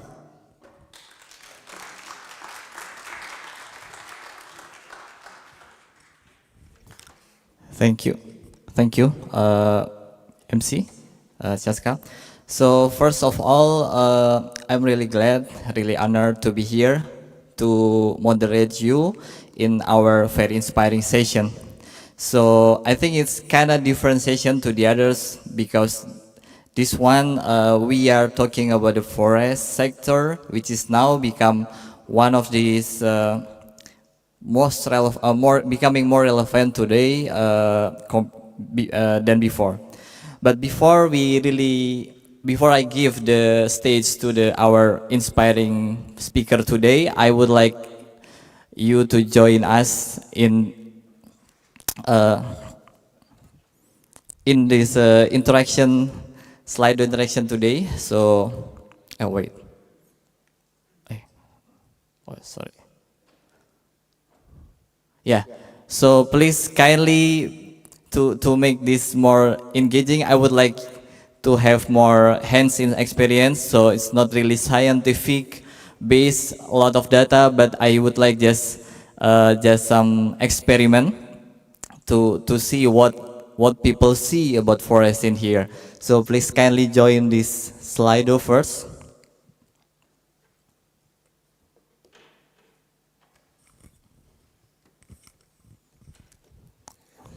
Okay, we already can see ecosystem services, livelihood,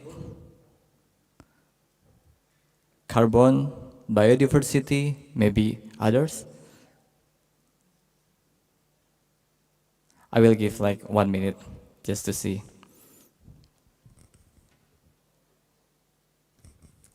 Okay, we see timber, beauty, green, calm, okay. Silence, oxygen.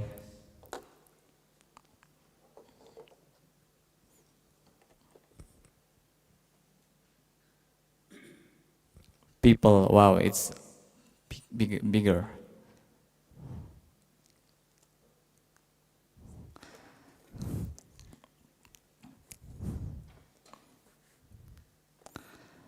So, there are actually a lot of things that have been mentioned here.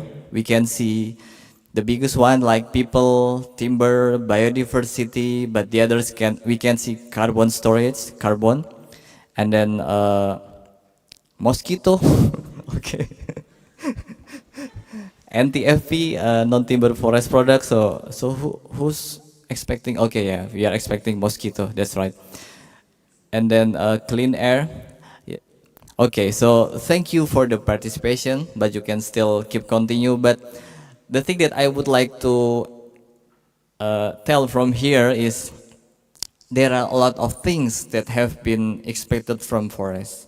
It's not only timber, but also biodiversity. And now I think if we talk about this climate change, carbon is one of the most relevant. And can we really get them all? Like, just like we would like to get all of them from the forest. And so I hope with this interaction it just makes some contextualize that forest is a multifaceted, multi-value actually. And then just to give you more example, if you go to Indonesia, you will see multiple phases of forest. So you can see some real forest, a natural forest. You can see plantation forest, teak, which is usually in the uniform type. You could also see corn forest. So it's kind of quite common in Java.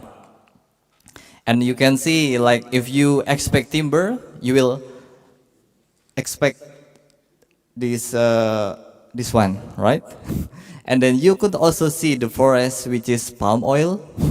So we can see a lot of phase of forest. So yeah, this is just to get the sense that forest can be in many forms, and it goes beyond just ecological, just goes beyond to legal and political. So yeah, today, just to give you some contextualize to our today's session, our session reducing agroforestry, forest, and other land use emission, balancing economic and development. Hopefully, we could get more critical perspective for our inspiring speaker today. So I would like to briefly introduce you to our speaker today.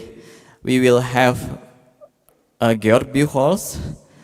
He has been in Indonesia for many years, 9 or 10 years, and then he has been a lot of experience working in GIZ, working closely with the government and the people in Indonesia. So today I hope he will share the lesson learned from what he have been doing in Indonesia. Especially he came from Germany, and then he would like maybe expectation as a Germany, as maybe like we call it North country to Indonesia. And then secondly, we will have Prof. Daniela Kleinsmith. So she is actually my supervisor. Thank you. And then she is currently the president of IUFRO, International Union Forest Research Organization. Yeah, organization in yeah. So it's basically all of the researchers. He's the president of the forestry. So really the expert from the forestry, and we are expecting her to give some critical perspective, critical understanding. So how do we navigate like between this balance between economic and development with these multifacets of forest? And then lastly, we will have Ms. Rukal Sombolinggi, who will join us from Indonesia, from online. She has been in Indonesian Archipelago Indigenous People Alliance, or AMAN, which is very popular in Indonesia. And then they have been working with local community, which is now it should be highly regarded in forest. So without further ado, hopefully that could give more contextualized and then more fruitful discussion afterwards. So I would like to invite Mr. Georg Buchholz to give her first presentation.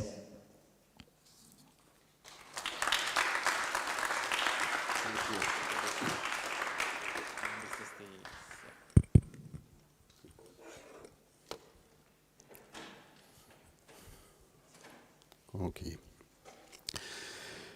Bapak-bapak dan ibu-ibu, teman-teman kerja dari Jerman dan Indonesia, saya merasa terhormat dapat berpartisipasi dalam konferensi ini dan dengan senang hati berbagi dari pengalaman saya bekerja di Indonesia bersama KLHK. Tapi jangan khawatir, saya pindah ke bahasa Inggris. So don't worry, I will continue the rest of my presentation in English.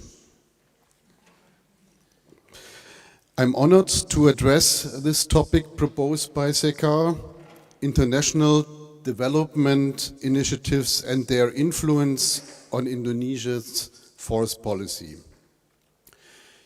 You might wonder about my qualification to discuss such a vast and potential controversial topic.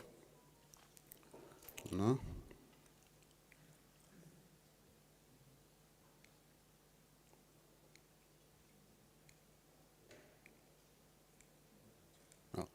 Don't need it, don't worry. I have had the privilege of working on forest policy in Asia for the past 25 years, with 18 of these years spent in Indonesia. My career in Indonesia began in 1998, right after the collapse of the Suharto era and devastating fires in Kalimantan. This period also marked the beginning of reformasi and the drastic decentralization under President Habibie, which is also drastic effect on the forestry sector. I have continuously worked in Asia with a brief stint in Laos, observing and participating in forest policy processes from the late 90s until 2024. So the objective of my presentation is to highlight some developments in Indonesia's forest policy over the time and the international support provided. I will link international forest-related policy processes with Indonesia's forest sector development and share my observations and reflection with a summary of lessons learned and suggestions. Nowadays, we often use the term narrative in international policy. Narrative defined as a spoken or written account of connected events, essentially a story. The narrative I propose for Indonesia's forest policy development over several decades is that Indonesia has successfully utilized international development initiatives to advance its national forest policy and reform processes. To build this narrative, we must look back several decades before the now dominant UNFCCC convention. My older colleagues may recall the significant international forest policy dialogue under the United Nations Forum on Forest, or UNFF, at the end of the 90s and the early 2000s. During this time, Indonesia actively participated in the dialogue to develop an international forest regime, which, however, did not result in a legally binding convention. Nevertheless, what happened during this period had significant impacts on forest policy in Indonesia. It was the area of the NFPs. If you Google nowadays NFP, you will get results like not-for-profit or even non-farm payrolls. But some 20 years ago, NFP stood for National Forest Programs. There were intensive international discussions on developing NFP principles and international agreements on what I would call good practices for national forest policy development. During this time, international agencies, especially Germany, funded by the BMZ, provided substantial capacity development on consultation processes, participatory planning processes, project management, negotiation and mediation skills, and many more. From my experience working with senior staff of the Ministry of Environment and Forestry, it is evident that most have benefited from these trainings provided through these international partnerships. However, few remember how Indonesia also officially embraced the NFP process. This was done through the national process entitled Program Kehutanan Nasional, or PKN. And this PKN was initiating the basis for the current consultative processes in developing the medium and long-term forest development strategies, such as the Renstra or the RKTN, and was the time the National Forestry Council, the Dewan Kehutanan Nasional, was formed. All these recommendations from the international NFP principles. Unfortunately, the UNFF process did not culminate in a legally binding arrangement, and the failure to create a reliable financing mechanism somehow diminished its momentum, so it was overtaken, in my opinion, by the UNFCCC process. These climate convention discussions then took the lead in also shaping international forest policy related issues. But continuing our storyline, Indonesia can also be considered as the founding father of the REDD+ process, with the famous COP in Bali in 2007. Indonesia, along with its development partners, was clearly a pioneer of the REDD+ process some 16 years ago. While we all expected more from REDD+ and many remain skeptical about it, we should not forget that there are now results-based payments for Indonesia for emission reductions from the forestry sector, as the Director General Ibu Laxmi yesterday also highlighted. Although these payments are not as substantial as we had hoped, they currently provide significant funding to fill gaps in the Ministry of Environment and Forestry budget lines. Domestically, we observed that the regional REDD+ strategy and the so-called BP-RED, or the REDD+ agency, an interministerial body directly under the President, provided the flexibility and agility to coordinate and create momentum for crucial issues such as for FMU development, fire prevention, social forestry, and customary rights. The REDD+ readiness process tackled several issues that would have taken much longer under normal bureaucratic processes and interministerial competition. With a combination of domestic and foreign funding, significant progress was made in the One Map policy progress, MRV, safeguards and financing mechanism. This was supported by development partners involving a lot of testing and learning by doing.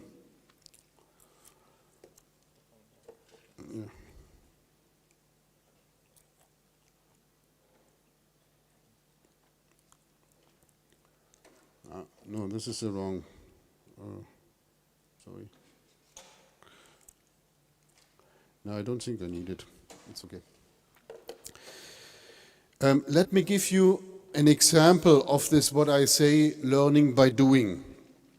Initially, REDD+ was conceptualized as a project-based approach.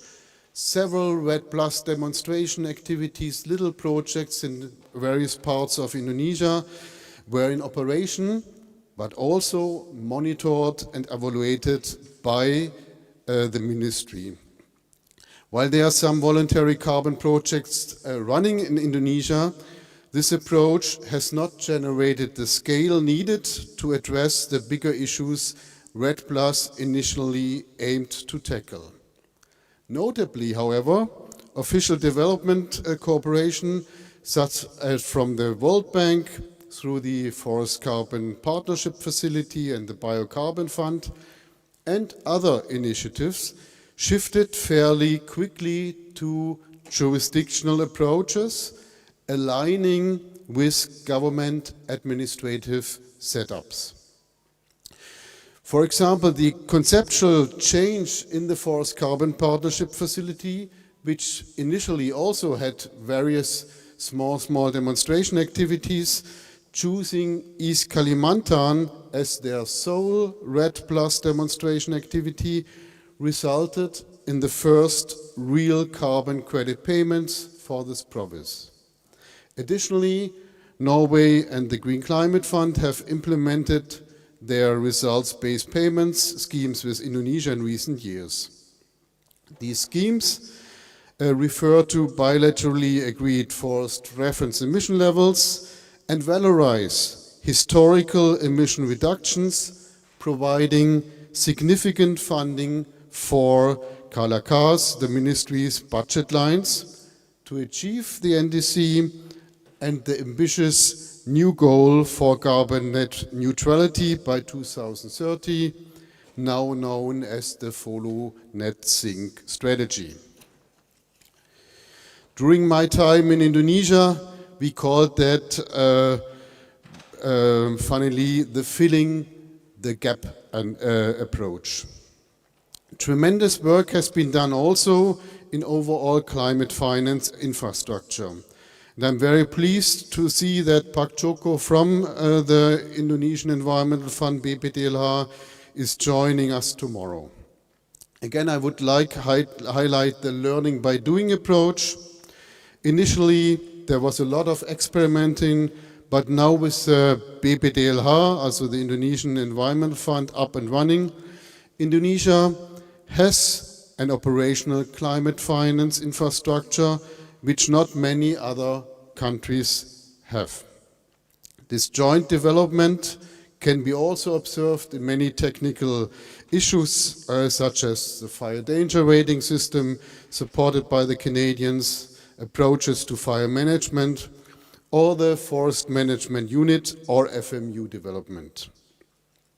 The FMU, or in Indonesian KPH development, is something close to our heart and has been supported by Germany from the beginning. I will spare you with the technical details, but wanted to share some highlights for me, since we were privileged to be involved and be involved from the very beginning. Our German-Indonesian forest program ForClim, funded by the BMZ and implemented by KLK and GIZ, has supported this forest governance reform since its inception. With our Indonesian partners, we often joked, KPH dengan rasa Jerman tetapi bumbu-bumbu Indonesia. Loosely translated, the FMU system with a German flavor, but with Indonesian spices. The expert dialogues and targeted inputs resulted in an FMU system similar to a traditional German FMU, encompassing various tenure types and including various stakeholders, while maintaining integrity through the area-based approach, through a management plan and overall government oversight. Based on these examples, let me return to our narrative. I would propose the following interpretation. Based on the international forest policy discussion initiated by the Earth Summit and formulated in the UNFF via the NFP process, Indonesia and its international partners developed a comprehensive understanding of appropriate measures to address deforestation and achieve sustainable forest management.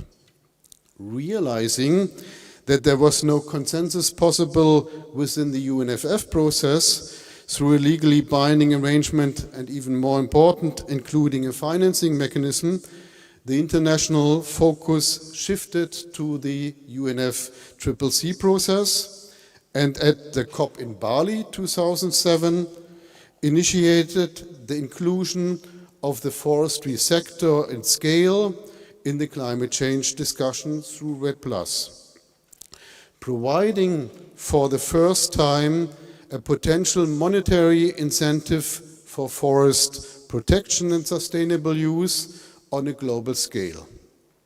In a learning by doing approach, Indonesia, together with its development partners, addressed the technical and governance issues identified in the REDD+ strategy and significantly reduced its emission over the year, resulting in the long-anticipated results-based payments. Now, what have we learned from this process so far? Allow me to suggest the following. Forest policy development or any other policy development requires time. Engaging in a forest policy process by a development partner, if meaningful and concrete outcomes are foreseen, requires, in my personal opinion, at least a time frame of 5 to 10 years. This poses challenges in the current planning process or cycles, which normally have a time horizon of 3 to 4 years. So it's crucial to clearly specify what specific input of international support for a national policy process shall be given. If this is not done, both parties will likely be disappointed by the results. Given this fact, it is most promising to identify a national forest policy process that has already matured. To give you an example, Forkline fully engaged in the FMU development process after the government regulation number 6/2007 was issued, providing certainty that the FMU development would not disappear.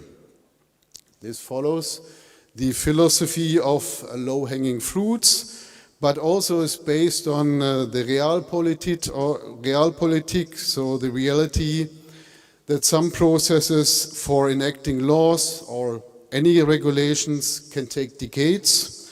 As Ibu Ruka, later on joining us, can testify in the ADAT law, currently still in discussion. For an international development initiative, betting on one policy process within the time frame of 3 years is always risky.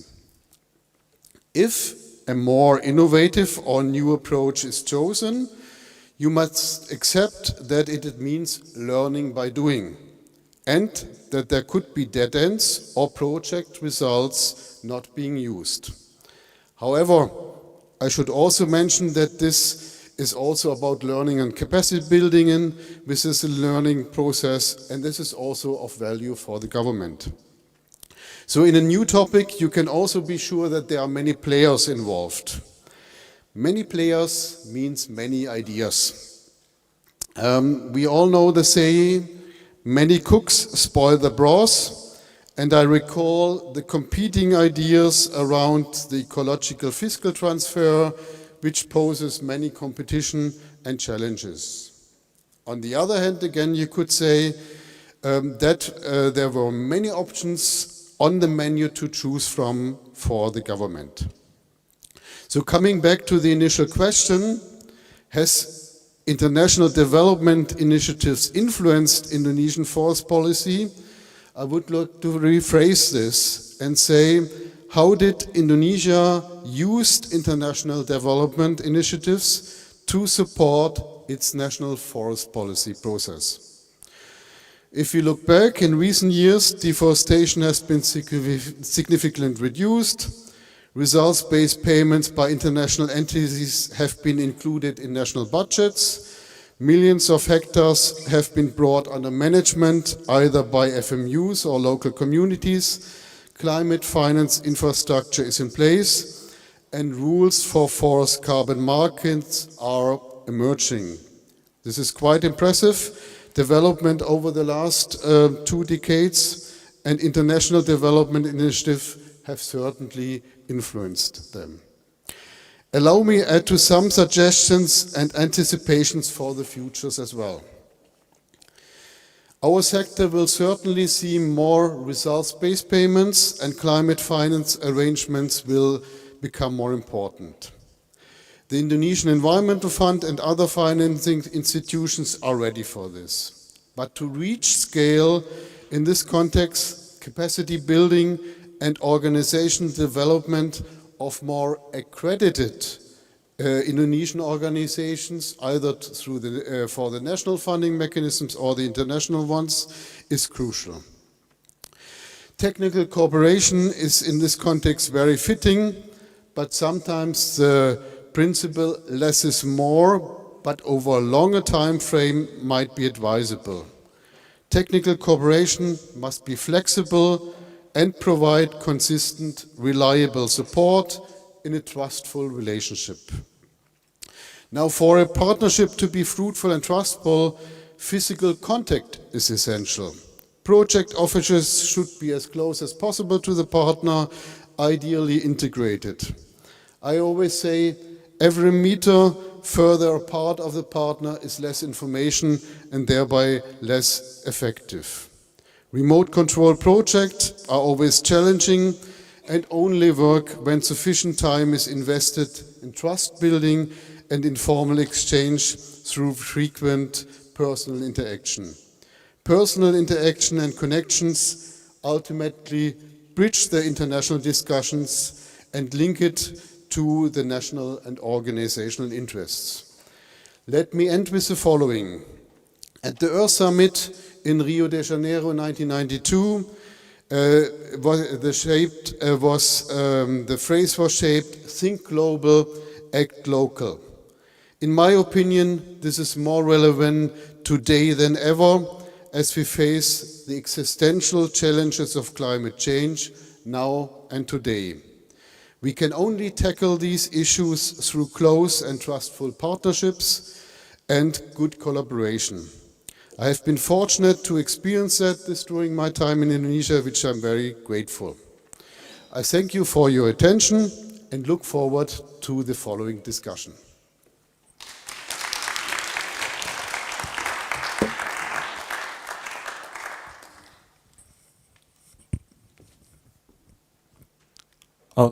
Okay, thank you, Mr. Georg Buchholz. Okay, the second presenter will be Daniela Klein-Smith.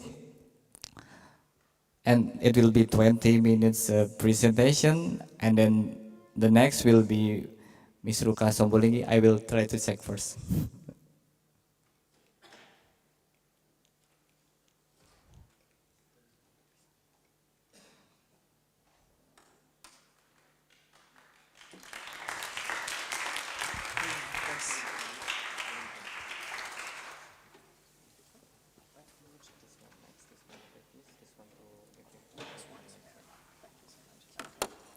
Thank you so much for this invitation and for the introduction.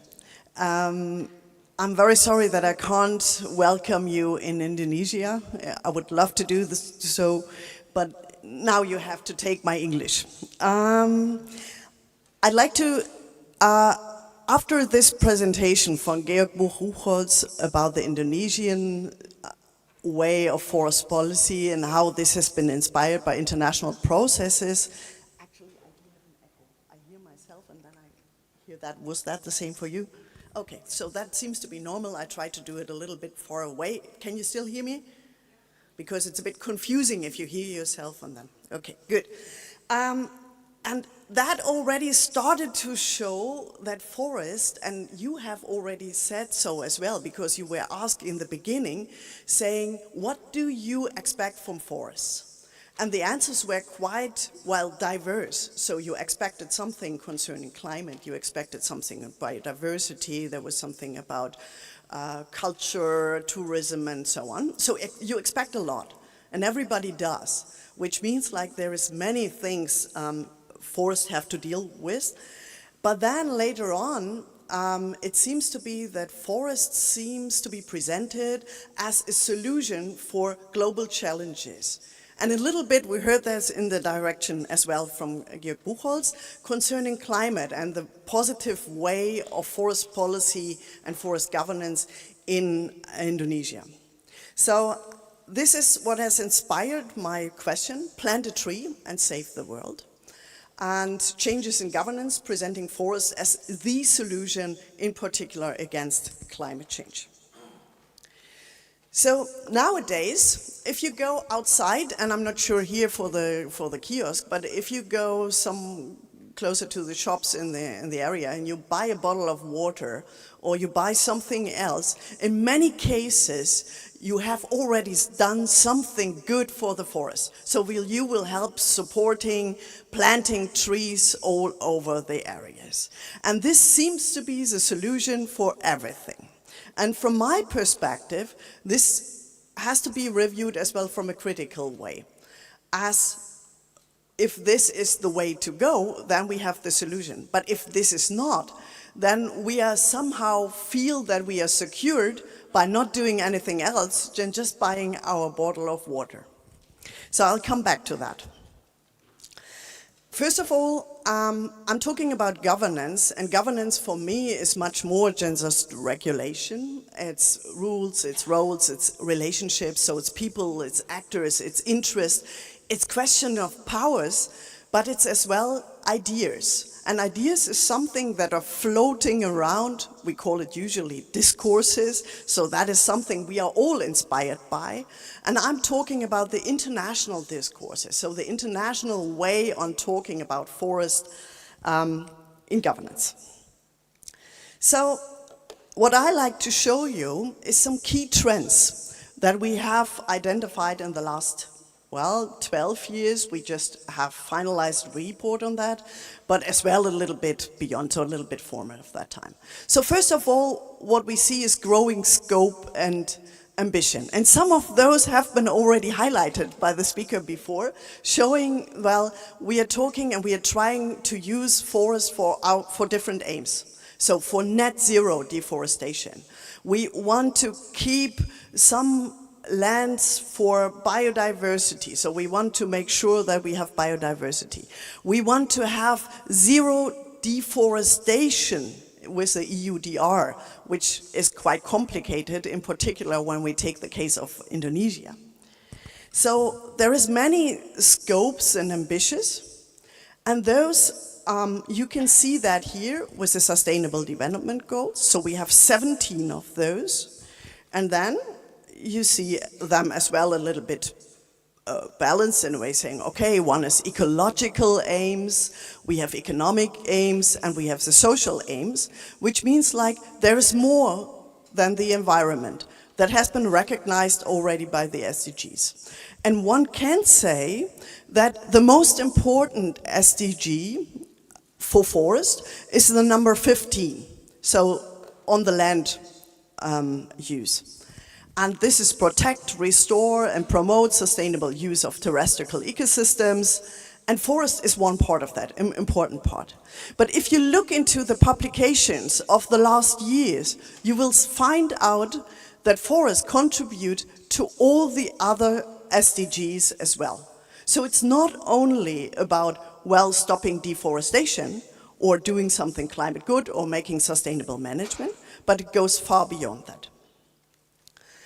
SDGs, and this is just an example for all the other norms, that is nothing really just technical that is existing in the world, but this is a result of negotiation of political processes, which means like there have been interests behind, and that finalized in exactly those SDGs and the indicators how they are measured.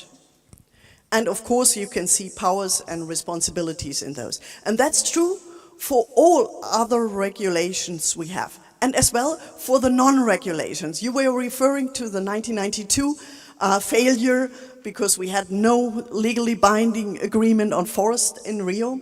That was as well the result of, well, of power and responsibilities deciding that they don't really want to go for it. That was not just by accident. It's hard interests behind there. So we have to keep that in mind. It just not pops up just for the sake of popping up.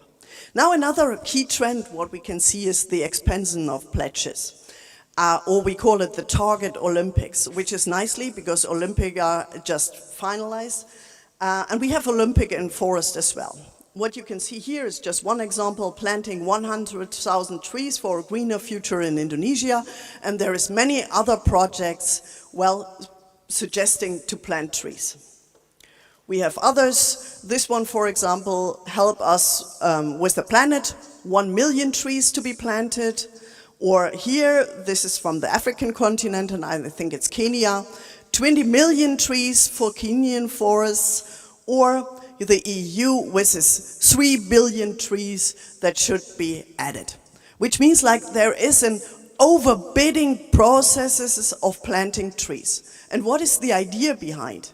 The idea is to propose, if we have more trees, we can cope with climate change, and we will solve this issue without doing anything else. So, for example, thinking about our consumption.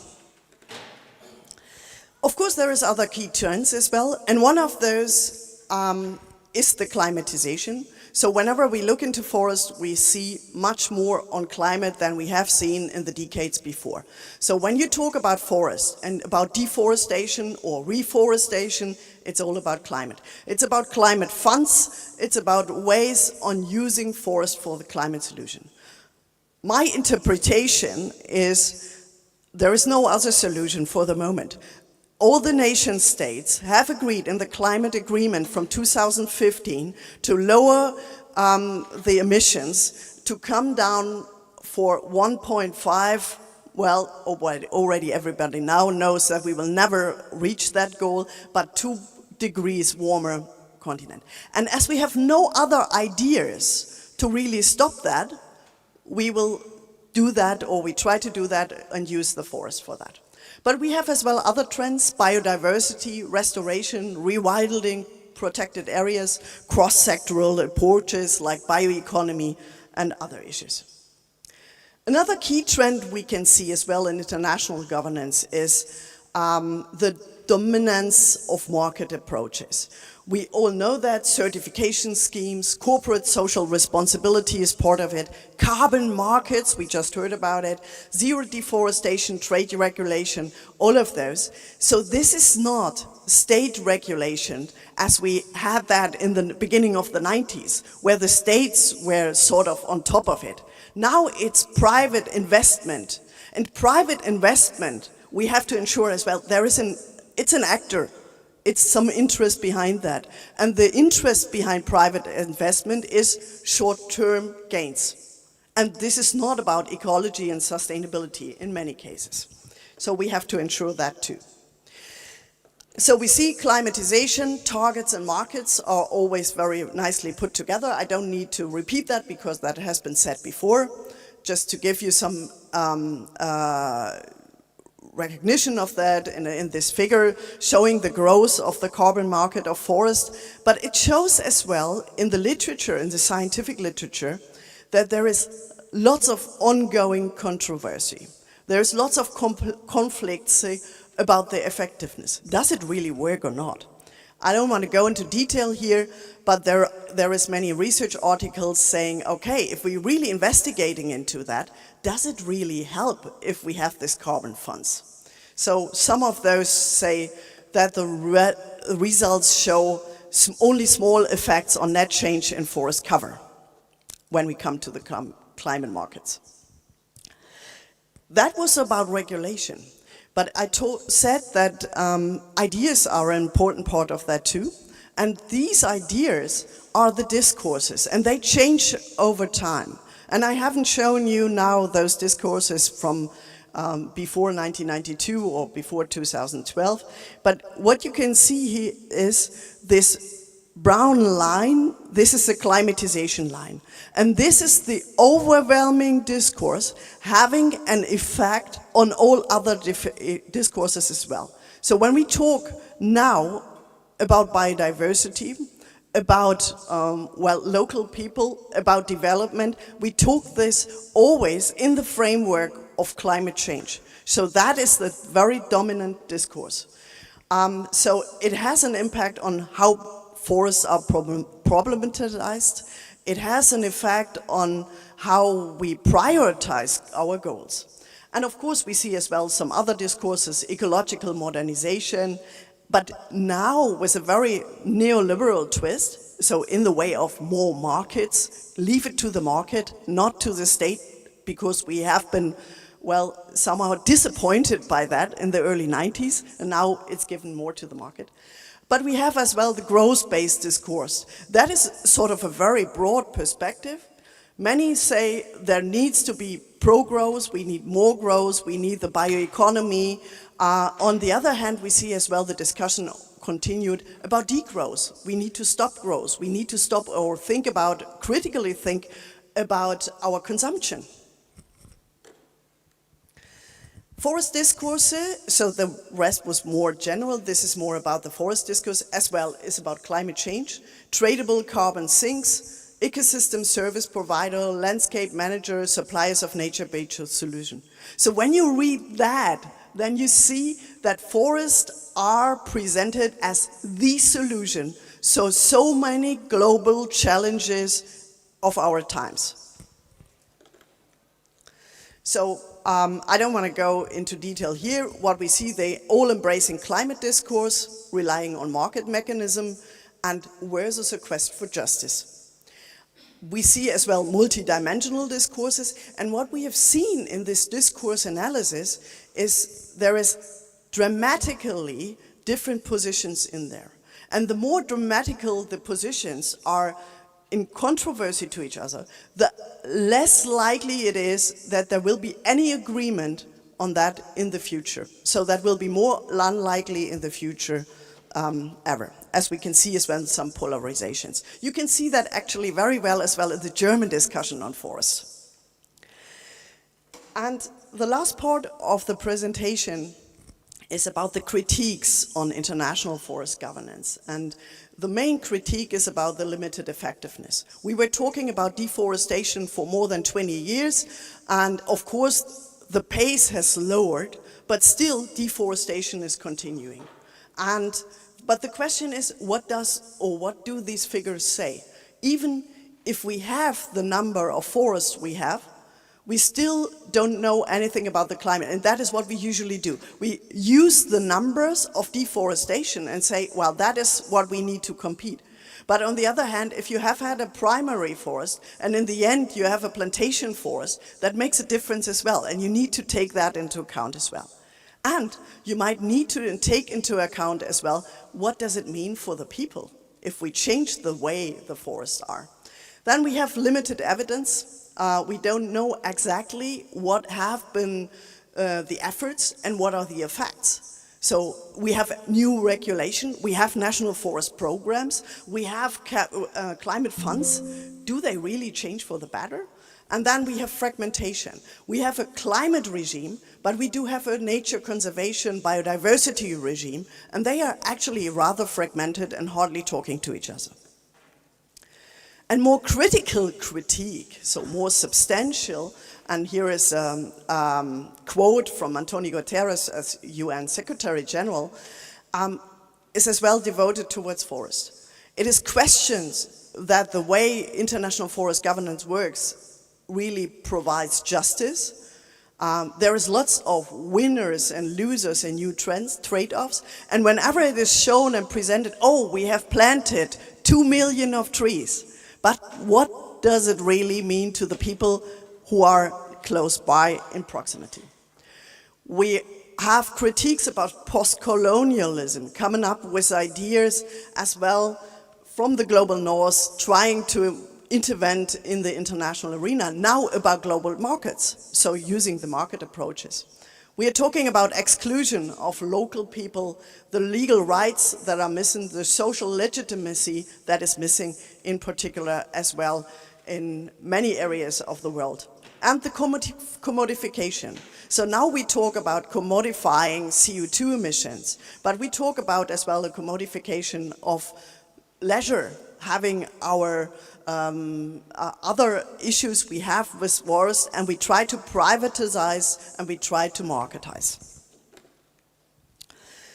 There have been suggestions and ways forward in trying to planting trees like the Wangari Maathai Green Belt movement that has been exceptional in its way, really concentrating on the people, that showed there is a possibility to think about forest solutions, but as well taking into account what people need in these countries.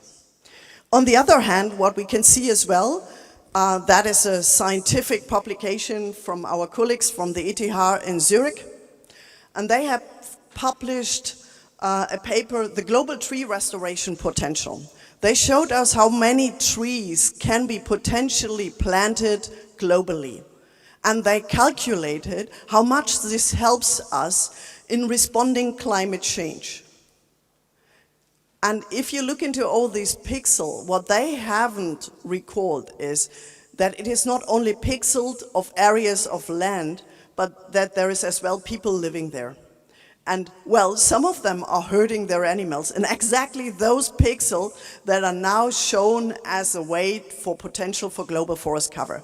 So what I wanted to say is, we are running into a problem if we have one dominant problem we want to solve, like climate change with forest, and not thinking about other problems it is creating or that might be created by that. Radical alternatives, more people-centered approach, very much local, as you said, so very much thinking from the local and not from the global, we want to change climate change. Strengthening democratic institutions with equal participation opportunities, polycentric governance, which means like authorities in different local areas, and participation as well via surveys. That is maybe not the best one from a deliberative way point of democratic thinking, but it's a possibility as well.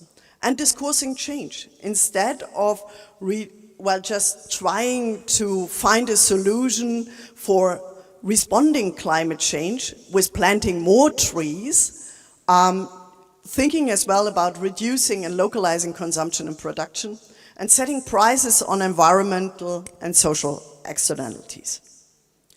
So, coming to the conclusions, critically investigating a forest using a win-win narrative solving climate change. So whenever that is presented to you, maybe you can think about the presentation, whether this can really hold all the promises, whether planting trees is really the promise. And I just come back to the example in the beginning that I told you, when you buy a bottle of water, you plant a tree. You can buy even a tire for your car, and you can plant a tree. And that is something so ridiculous, and then it becomes obvious that it will not solve all the problems just by planting trees.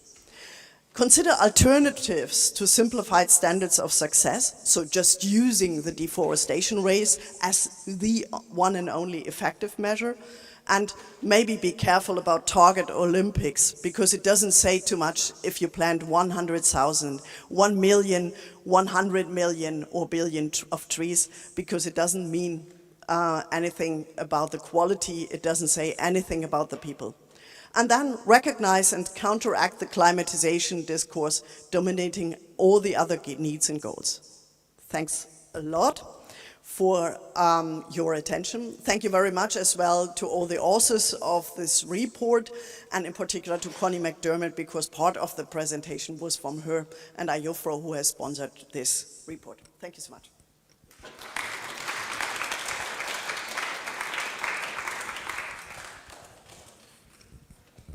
Thank you so much, Professor Daniela Klein-Smith.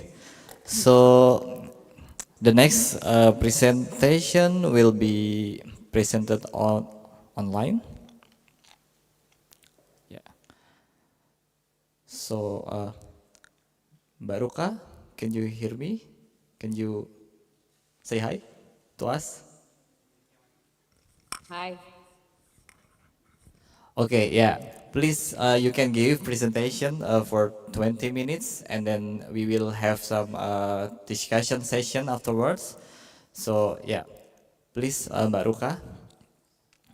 Okay. Bung Imelo, good evening from Indonesia. Salam Nusantara on behalf of AMAN, Aliansi Masyarakat Adat Nusantara. Thank you very much for the invitation. It's an honor to be here with you, and I'm really sorry that I cannot be there in person with you all. Congratulations for the organizers, and thank you very much again for inviting us on this to provide the situations of indigenous peoples with regards to the topic today. So can you, next, just to give you the situations of indigenous peoples in the last 10 years in numbers. And this is especially very critical since we are going to have our new government both executive and legislative.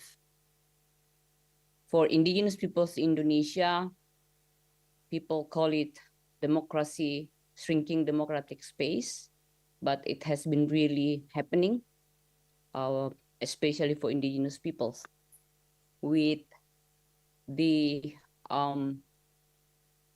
current adoptions of many laws, it started with the law on job creations, and then the revisions of mineral laws.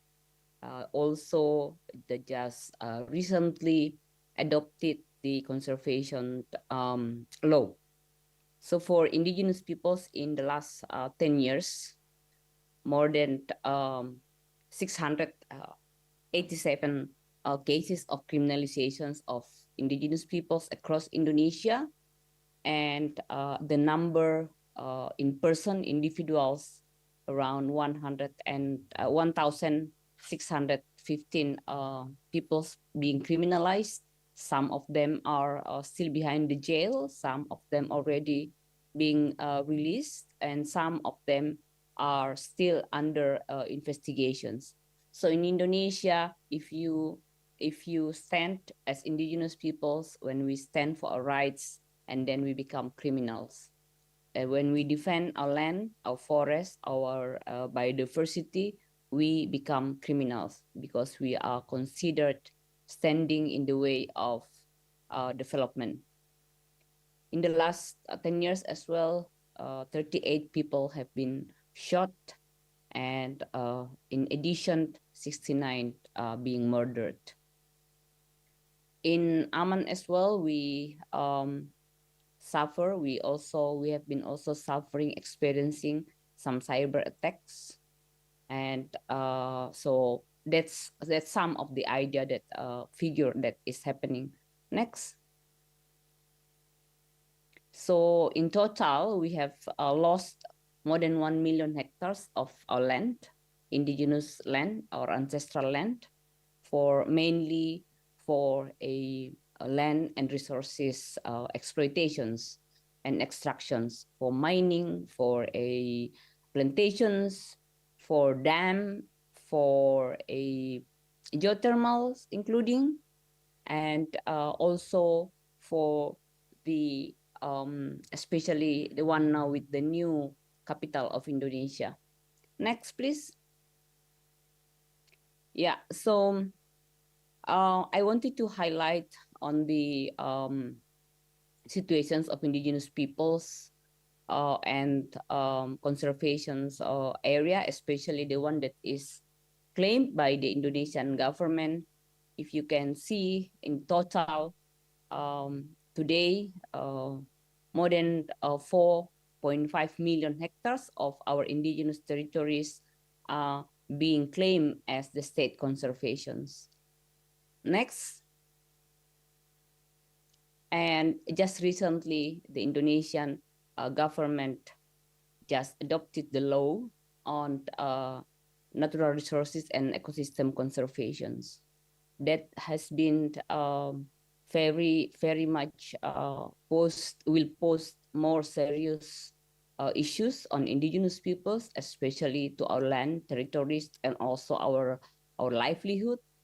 And we, based on our analysis from Aman, we provided 6 critical points of why this law is very will pose us with serious threats.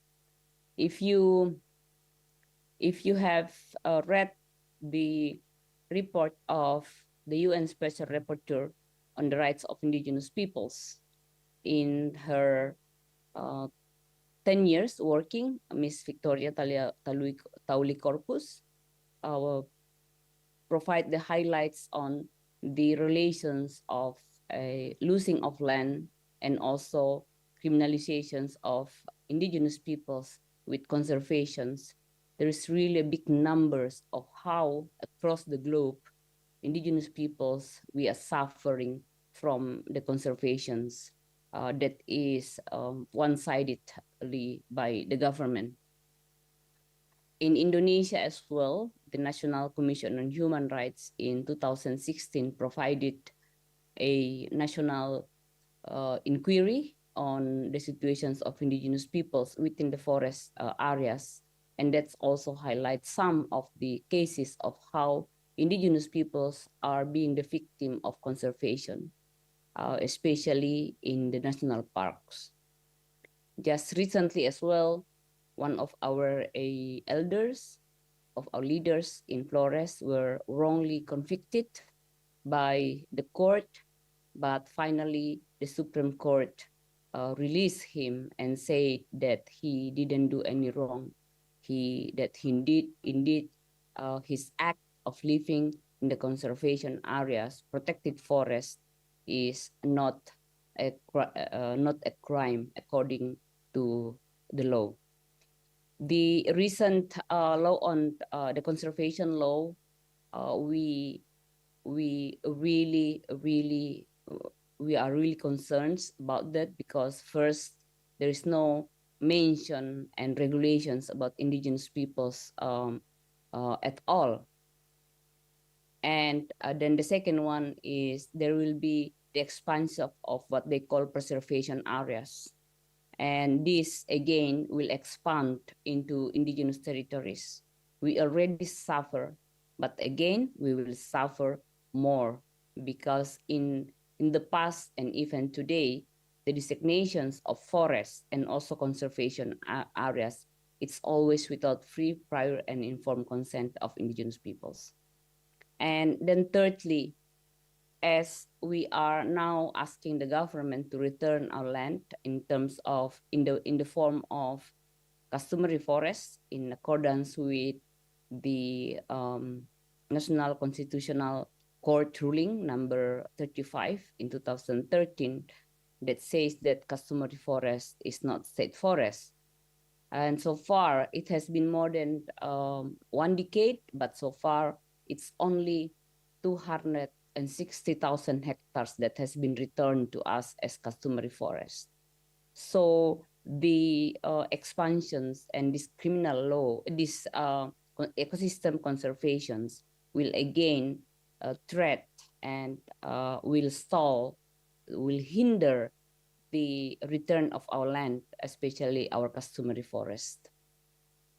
And then the fourth is there is the loophole, really big one, in the utilizations of conservation land for investment interest, because the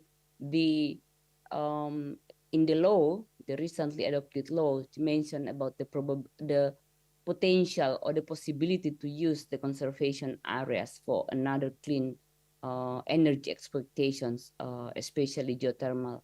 While in fact, across Indonesia today, all of the geothermal project has been really grabbing the land of indigenous peoples. And one of our member in Flores, in Pocoleok, who is the home of one of my friend, my deputy Erasmus Cahyadi, has been facing serious criminalizations because they are defending their land from geothermal, and many of them have been put on the list by the police because they defending their land. And then the fifth, the misdirections of carbon utilizations. The new law clearly mentions about the use of these conservation areas for biodiversity and also for the forests, and especially for the carbon captures and utilizations of the carbon. The situations is even, I think, many of the global research, including by the IPCC, provide the evidence of how the forest for indigenous peoples, it is not just carbon. For us, forest is the life itself. It is the cross-cutting of every element of our life. It is about traditional knowledge. It is about culture. It is about spirituality. It is about economic. It is about medicines. it is about food, and it is not just about carbon. So this law again will stopping us from exercising our rights to life when it is being declared as for the carbon capture by the government. And then again, there will be a very the way they will determine again the forest areas by the government. It's going to be more complicated and chaotic, because even today the Indonesian government still hasn't able to to how you call it, I don't know how do you call it in English, penetapan kawasan hutan, the gazettement of the forest areas. In some of the areas that they have already gazetted today, they are in fact just doing it without even informing the indigenous peoples. During the revisions of the law, we have already provided our input to the parliament, but in Indonesia today, when the participation is absent, we provided our inputs. We were called, we were invited to meet with the parliament, and when we talk, they say we will listen to you, but in the end of the day, none of our concerns are being taken into account. So the law that just adopted is definitely doesn't include even single one of our concerns. Next. And while in fact we have so much contributions in terms of a what happened in Indonesia, because the key ecosystem and also the wildlife, also key biodiversity areas and others, 72% are within our indigenous territories. And also, we also have the data that 70% of our customary forest, the one that is already recognized or not recognized by the government, 70% are in the very good conditions. I want to also expose a little bit of the practice of the piloting of the carbon payment in Indonesia. In West Kalimantan, we currently have problem with the GIZ proposal to the Global Climate Fund, because our name, especially the West Kalimantan, Aman in West Kalimantan, has been misused. We have been communicating with the Secretariat of a GFC on this, and we are really willing to continue on the discussions.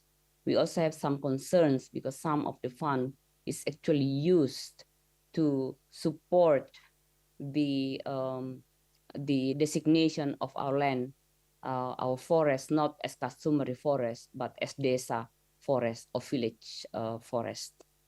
Also, the project, the piloting, or maybe you call it the trial in East Kalimantan has been very problematic for us, because there is almost zero participations of indigenous peoples.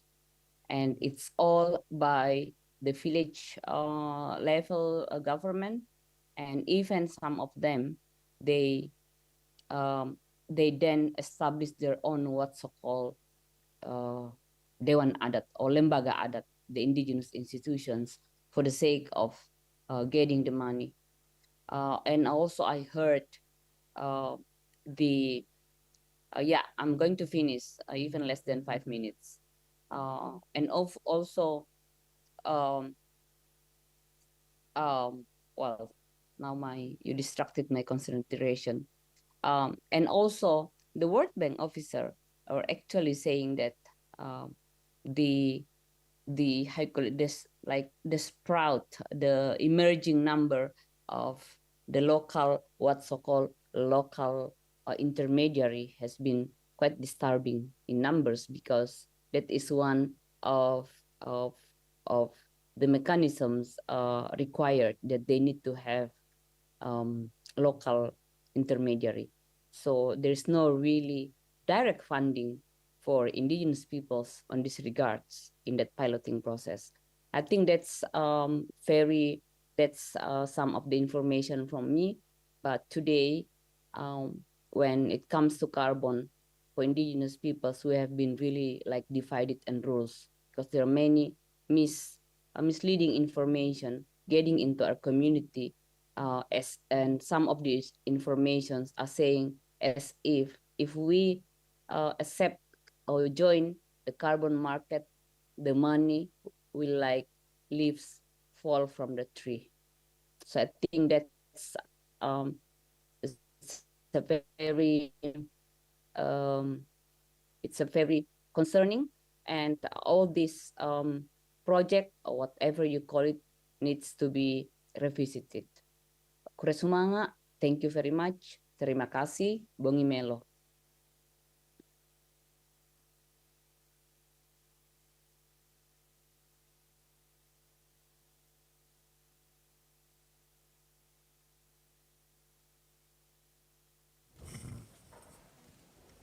Okay, thank you, Ms. Ruka Sombolinggi.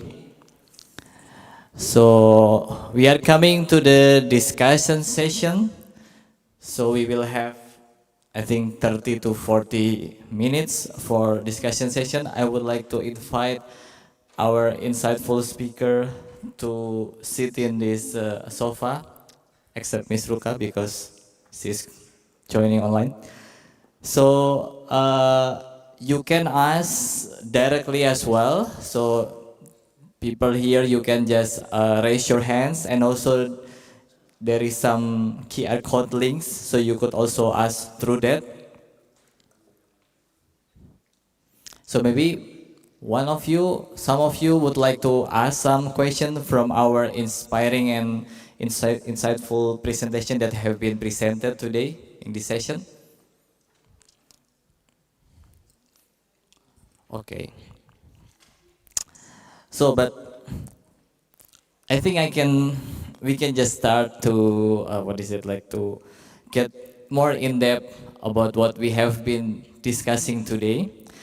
So thank you first of all. And then the second, I would like to ask you, it is actually quite difficult to, integrate this is quite comprehensive, holistic from three of our speaker today. But first thing, I really would like to know, first of all, Prof. Daniela's talking about ideas, talking about there are a lot of ideas, carbon, etc. And then Ms. Ruka talking about how the actually local community, indigenous people, is actually one of very important point that we should consider it. We have seen the data. And then, first of all, how do we then make these ideas of local community, indigenous people, could be more, be heard of?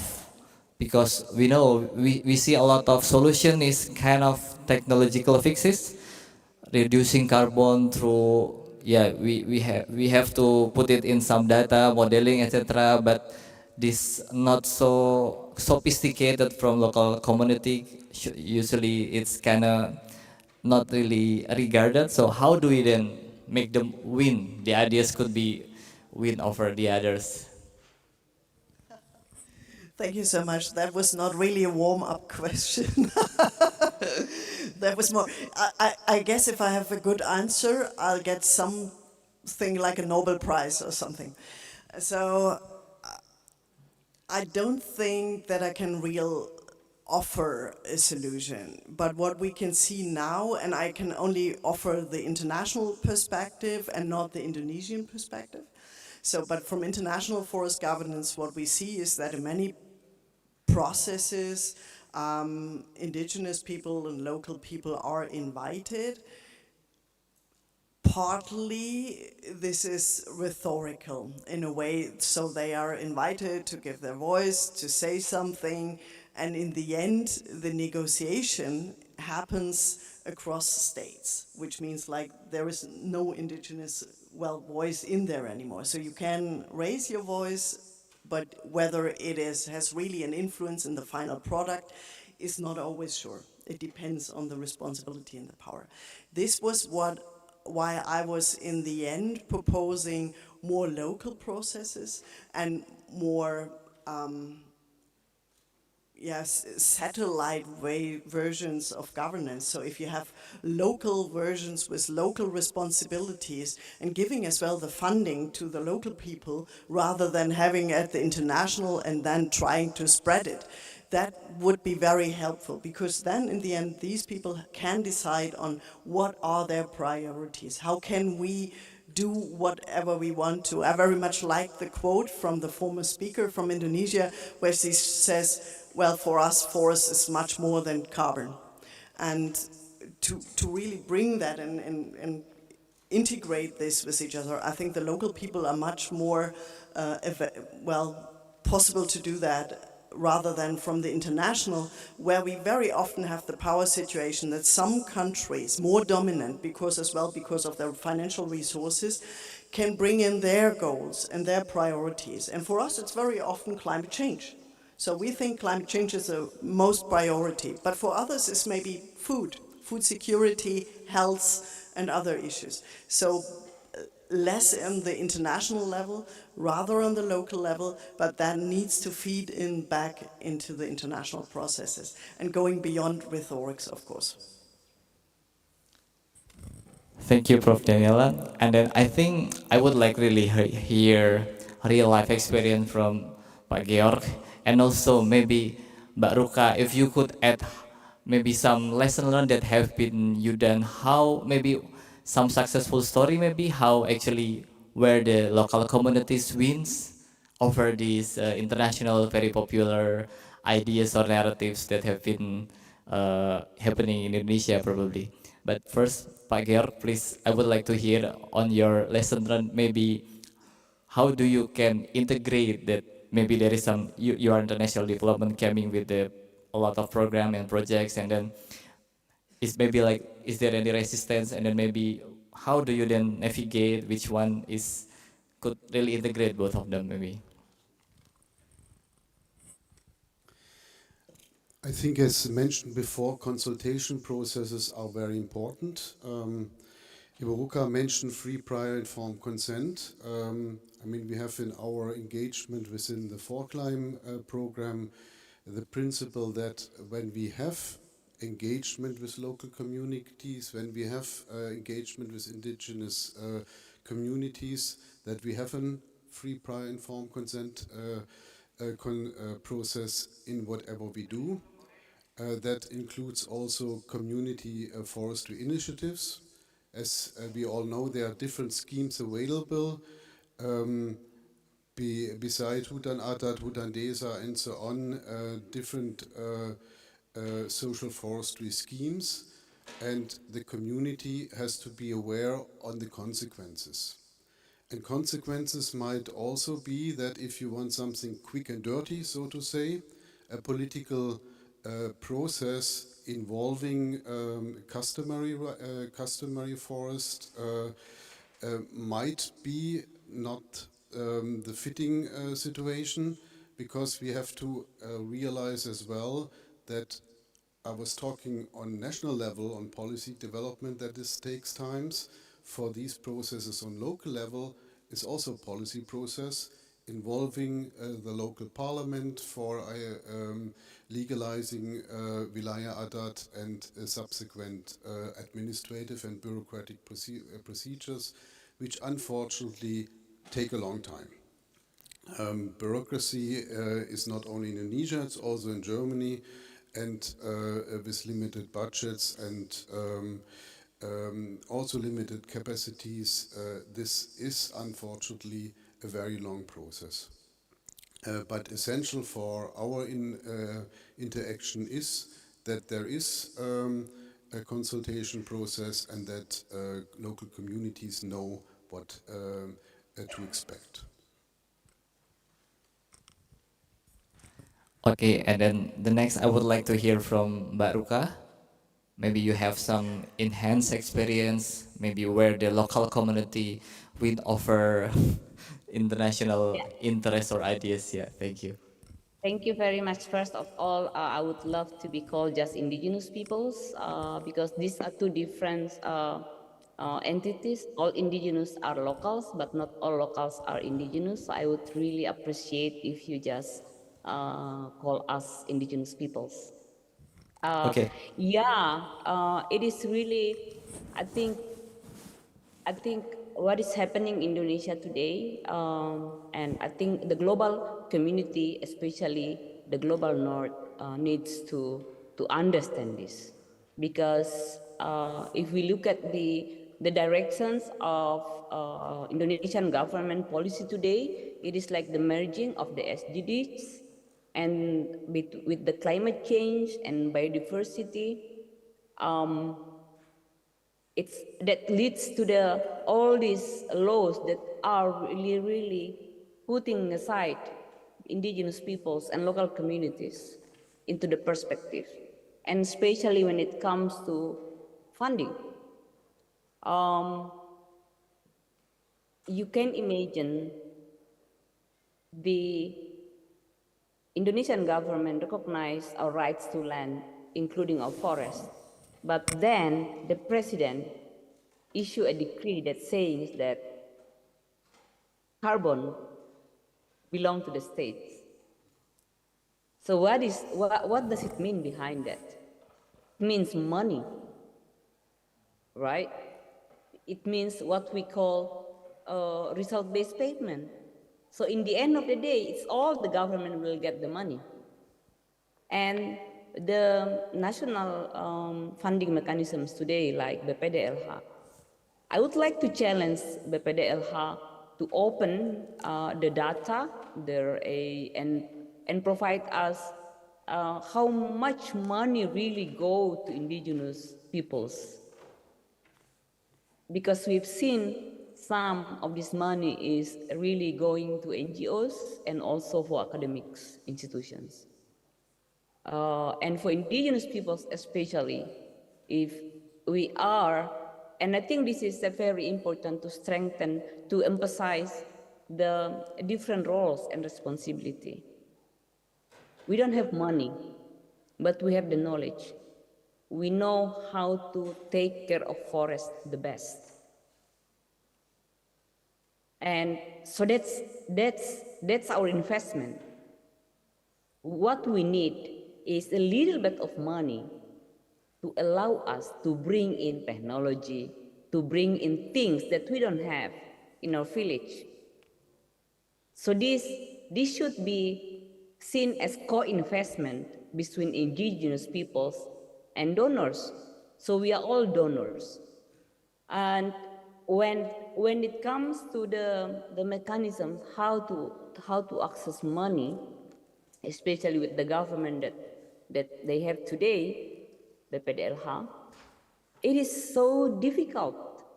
Indigenous peoples, we don't know how to write proposal, especially in the community. Aman, my organizations, we are modern organizations. I know how to write proposal. That's why that's the purpose of my parents educated me, send me to schools, so I can help my other indigenous peoples, friends and brothers and sisters. But indigenous people, some of them don't even speak Indonesian. So these are the challenges that we need to address. And when it comes to mechanism, it has been really, at least in the last 10 years, if I remember, at the global level, we have been demanding to have direct access for funding. And there's emerging numbers of direct funding mechanisms today.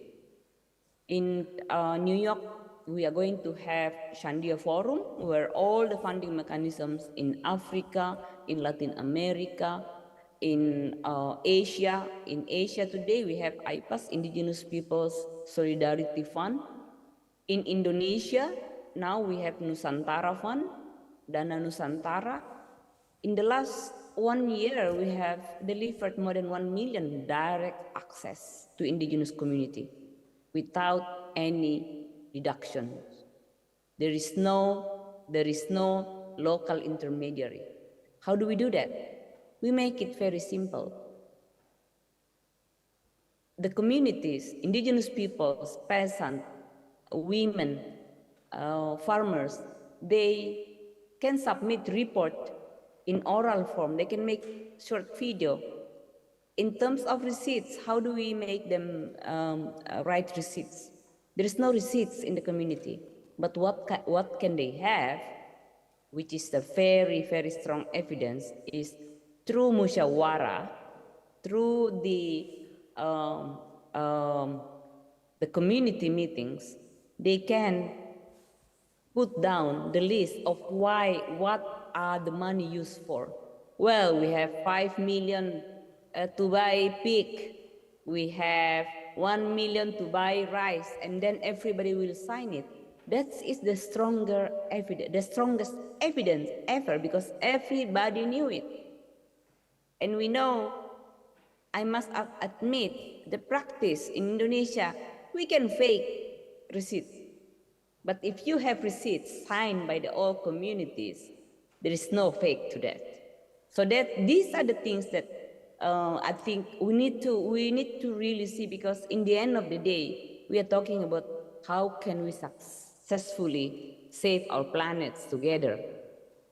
And for indigenous peoples, also the study shows that the majority of the best ecosystem today that we have is because they are being taken care by indigenous peoples, not by the state.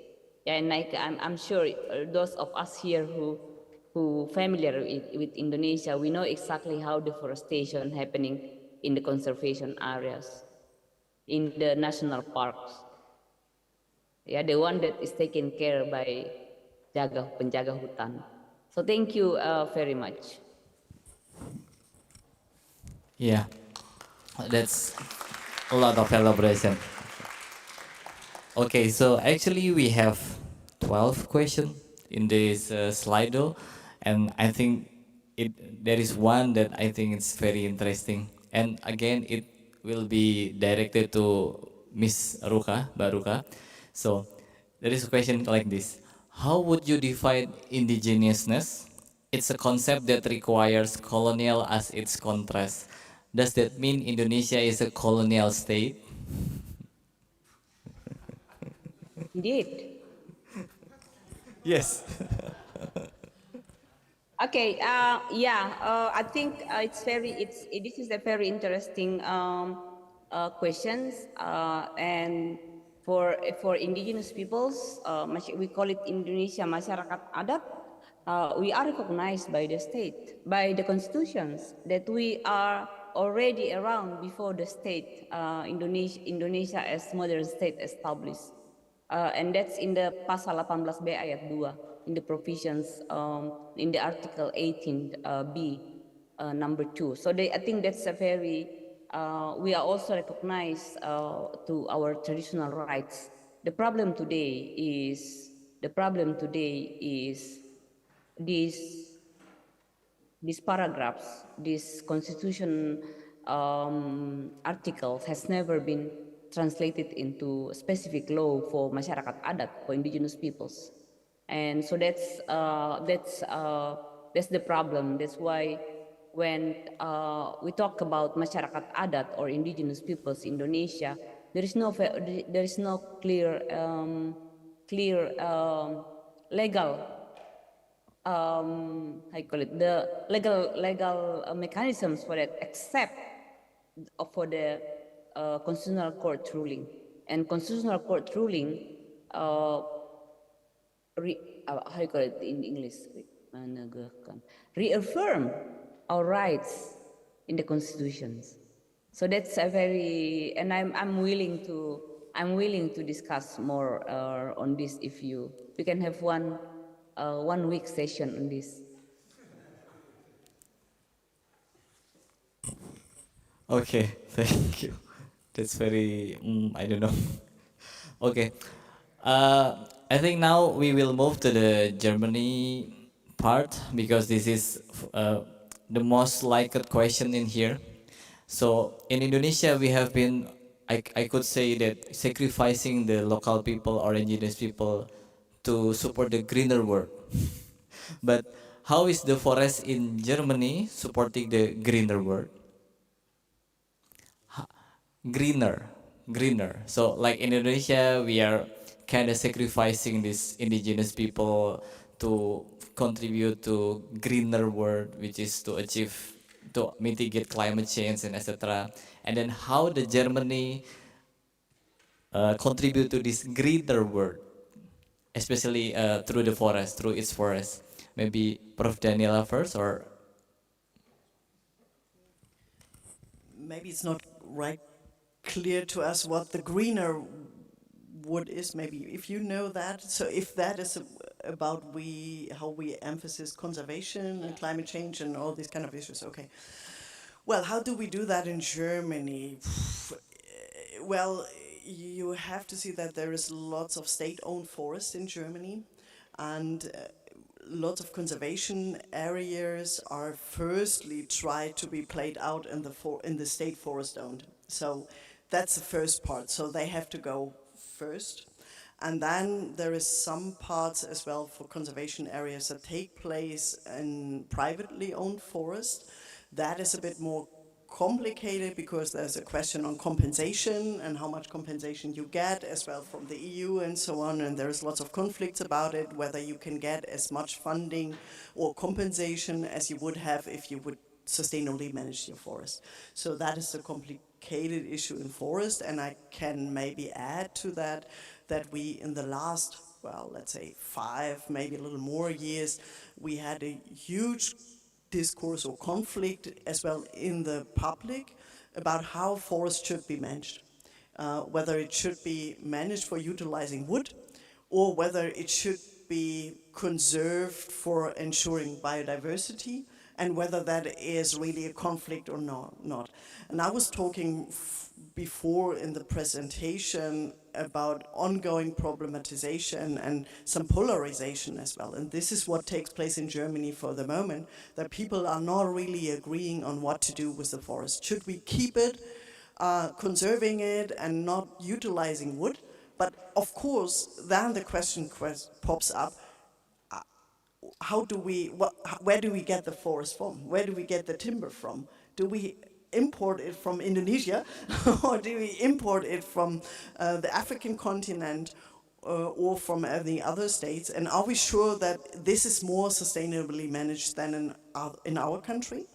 And then, of course, there is as well experts' conflicts about what is the best for the climate. Should we better more conserve it, or should we better more use it to having younger forests and then having more emissions, well, more potential for things for capture? Allow me to object a little bit to your statement that indigenous people have to sacrifice the forest for international concerns. I mean, for us in Germany, German Development Corporation, it's clear that we have a human rights approach, and it's also clear that we are supporting local processes of indigenous people. But we do that jointly with the Indonesian government. So projects and interventions are always based on the mandate by the Ministry of Environment and Forestry. And I was very pleased that starting 2020, we received the mandate to support also Hutan Adat. And you can see in our current intervention areas that very much we are supporting the establishment of Hutan Adat. Ibu Ruka, we met in Jayapura, and in general it is for us about local forest governance, and that means management on local level by local community and indigenous people, or should be a local process. So we are involved in local processes on provincial level and district level, but we are also then, of course, observing and seeing how the political developments are. These are, in many cases, district or Kabupaten parliamentary processes that, of course, have to be done first before an interaction or the legal framework is in place that we engage together with our Indonesian partner, together with the state. And I'm very happy as well that Ibu Ruka mentioned direct access. That is on international level a big discussion. How to define it, how to ensure it. But I mean, we also have to be honest, if it's about international funds, it has to follow international rules, so to say. There are accountability points here in Germany by other international agencies that have to be followed. So these direct access discussions are very complex, but it's in all our hope and interest that, of course, most of the funds or a lot of funds should reach the local level.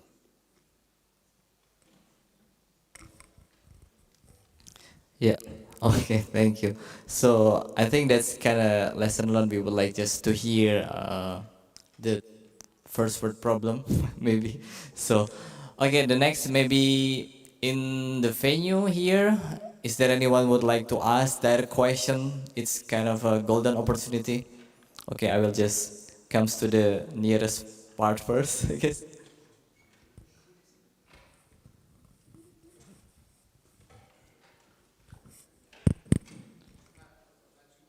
Oh, maju, di mana? Oh, di silang itu. Nanti Mbak itu juga dikasih pertanyaan. Di mana? Sini.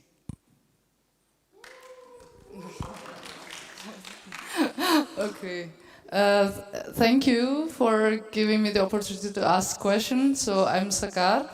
I'm currently a PhD student here at the University of Göttingen. I'm actually from Indonesia, but currently I'm researching forests in the European countries, and I realized like the difference between these two regions in which in the global south or like in Indonesia, forests or like forest smallholders, they are very close to, or like they are very much always associated with poverty, and they are always having this spiritual connection to the forest resources. Like Mbak Ruka mentioned before, they know how to keep the forest. They feel that they are very close to the forest.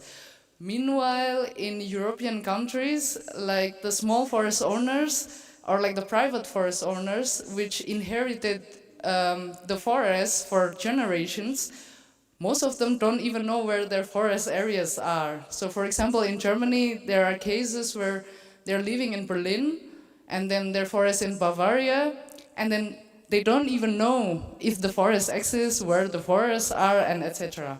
And then looking at this perspective, because I know that Indonesia is trying so hard to achieve the high income status, like to be like Germany with the same development pathway, I have like this concern that like in the future there is this reduction of like the value of the forest, like the way it is in Germany, when the indigenous people or like the local community that are depending on the forest becoming the modern community. Because in Germany, the people who own the forest, they are actually having the forest as a hobby. So they are eventually bankers, or they are even professors, my professor even, and then they're doing something else, and then the forest is just there. So there's no this traditional or like cultural value anymore in the way that the Indonesians or like the indigenous people in the global south have. So my question to Pak Georg and also Ibu Daniela is that, is it the kind of goal or the goal of the development that we are trying to currently doing in terms of the forest management in the global south, is this the kind of like ultimate goal that we want to have? We want to reduce poverty, yes, and then afterwards, the forest value in economic sense stays the same. Therefore, like people are going out of forest, and then like people don't care anymore about the forest, and then the cultural value is just lost. That's the first question to both of you. And then the question for Mbak Ruka is that, is this something that possible to happen in the future with this development trajectory in Indonesia? Thank you. Okay, thank you for the question. So since we have only 10 minutes, so I think I will have another one question and then I will see it later, but please. Thanks a lot for the question. We have like 2 million private forest owners in Germany, and many of them only have very small patches. And it's exactly as you say, we have perceived a shift towards more urbanized ownership. Which means like, yeah, they have inherited from their parents or grandparents. They don't exactly know where the land is, or even if they know, it has changed the priorities. Because if you're living close to your area of forest, you maybe use it for utilizing wood and using it for firewood or whatsoever. But if you are living in Berlin and you are a dentist, you might not be interested in that, which means like your priorities change. We have seen that in Germany, and it's getting more and more in this direction. And what we can see as well, there is a sort of a cultural clash between urban and rural people, what to do and how to use land. That is not only true for forests, but that's true as well for agriculture. And there is other ideas in the urban areas on how to utilize land and whether you should produce timber or not, or whether you better conserve it instead. So there is real differences and conflicts of perception on what to do with the forest. And of course, we not only see that in Germany, but we see that as well in many other countries in the world, because we are continuing with an urbanization, and that will be, well, I'm not the expert here, but I assume that will be true for Indonesia as well. People are more and more going into the cities, leaving forest, leaving the rural areas, which makes a distance as well to how to use and manage forests. So I assume that it is not only Germany and it's not only Central European countries, but many other countries in the world as well, seeing this change in the course of development and change of ownership into directions on being more distant and then changing priorities as well. But I can't say anything specific about Indonesia. That's a very interesting question in regards to modernization or the fear that spiritual connection is lost.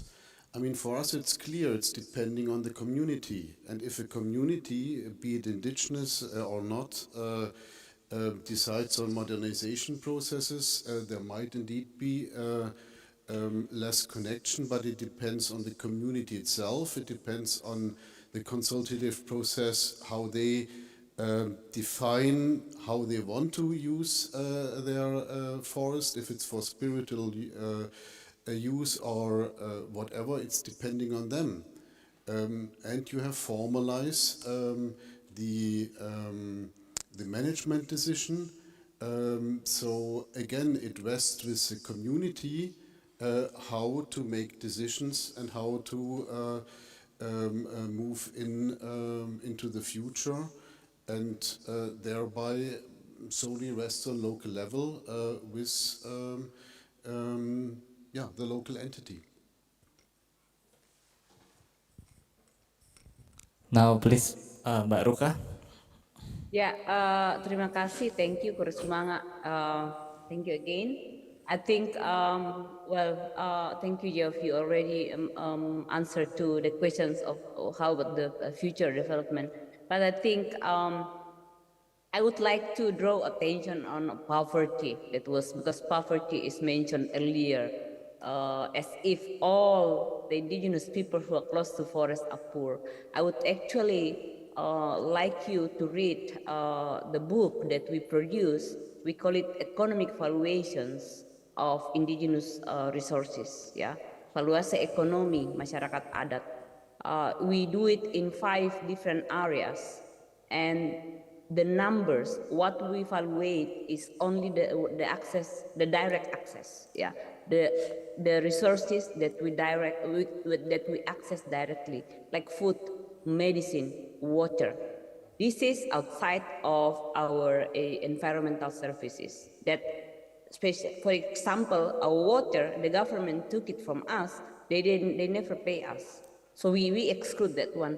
The number shows us, and you can read that. I can send you the link later to that. Says that it's actually, we are 5 times better off in terms of income rather than the average of that particular provinces.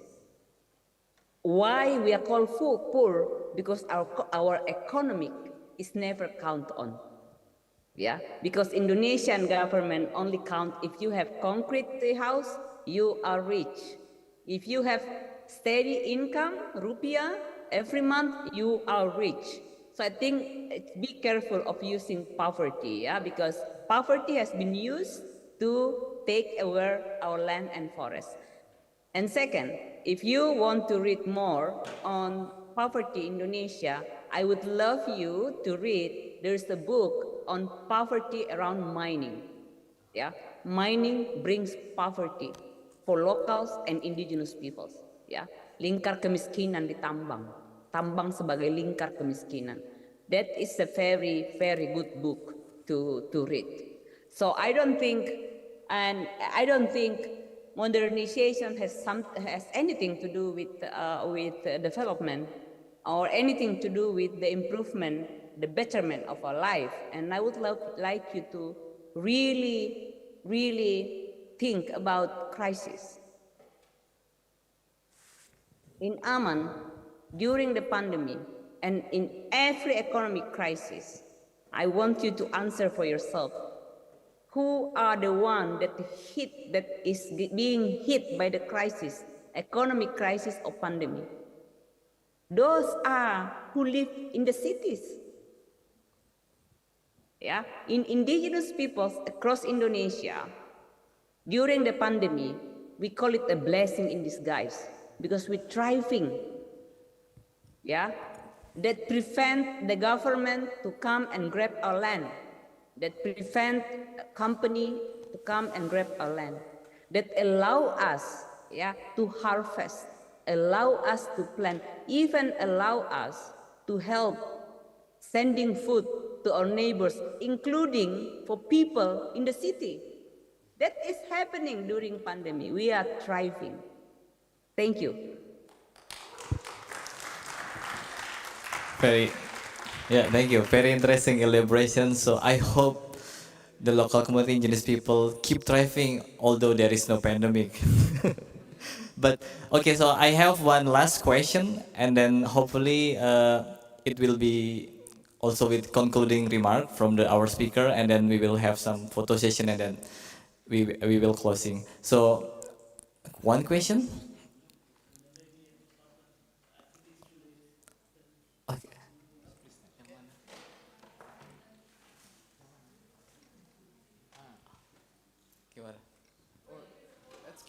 Okay, okay. Oh, I can give two. But Maybe just one question from my side. Daniela, you mentioned that there's a gap between a global calculation of impacts when looking on forests, on climate, and sequestration and emissions and things like that. So we always account figures, just figures, and you mentioned people are not considered. And Rukar also considered, so on the local level there are very different indicators we have to keep in mind, spiritualism, and all these things, food and so on. So there's a gap. So do you have an idea how to bridge that this gap, because we also always believe on indicators. We behave following indicators, and how to bring such indicators into the debate that you can account and assess and have numbers, but are more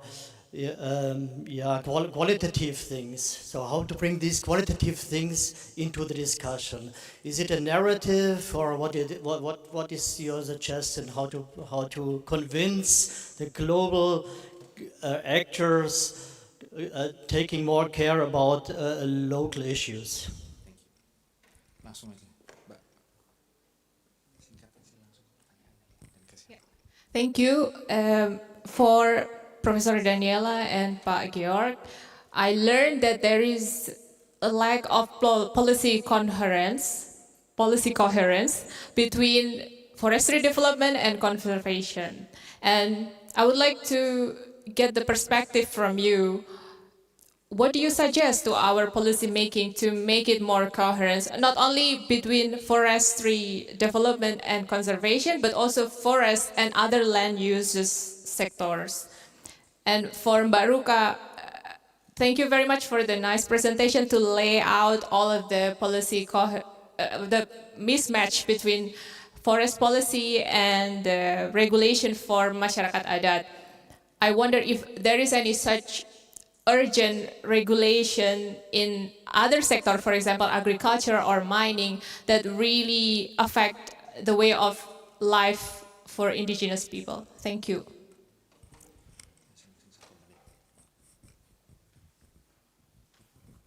So please also give some concluding remark. Okay, thank you very much. Feels like ending with the same question as it was rather in the beginning. Find a solution on how people can be truly integrated and how we can ensure that. And of course, you're right, we have lots of indicators, criteria, and trying to identify what is successful governance. But in the end, you already gave the answer. Those indicators are very often looking into quantitative scenarios. Deforestation rate, number of conservation areas, the GDP and all the other kind of indicators we have, but they don't say too much about qualitative indicators, which means like we need to have as well room for qualitative analysis and understanding on what kind of effects we see from forest governance, internationally but as well nationally, and how this is dealt with, and what does it mean as well, not only this year, but as well in 10 years. Well, promising planting 1 billion trees, and in the end, there is only 100,000 left, or it has left people without their usual land and their ways they have usually dealt with this is very complicated. So we need to have place for it as well beyond the figures. So that is maybe not a solution. I think in the global processes, it's very hard. This is why we need more local processes to bring that down. And there is the true integration, not just rhetorically, symbolically, listening, having a decision, and then, well, not taking care of it, but really having a deliberation, as it is the idea of, well, general democracy, maybe. And then coming back to the second question, the conflicts between development and conservation, I think that is a very old question.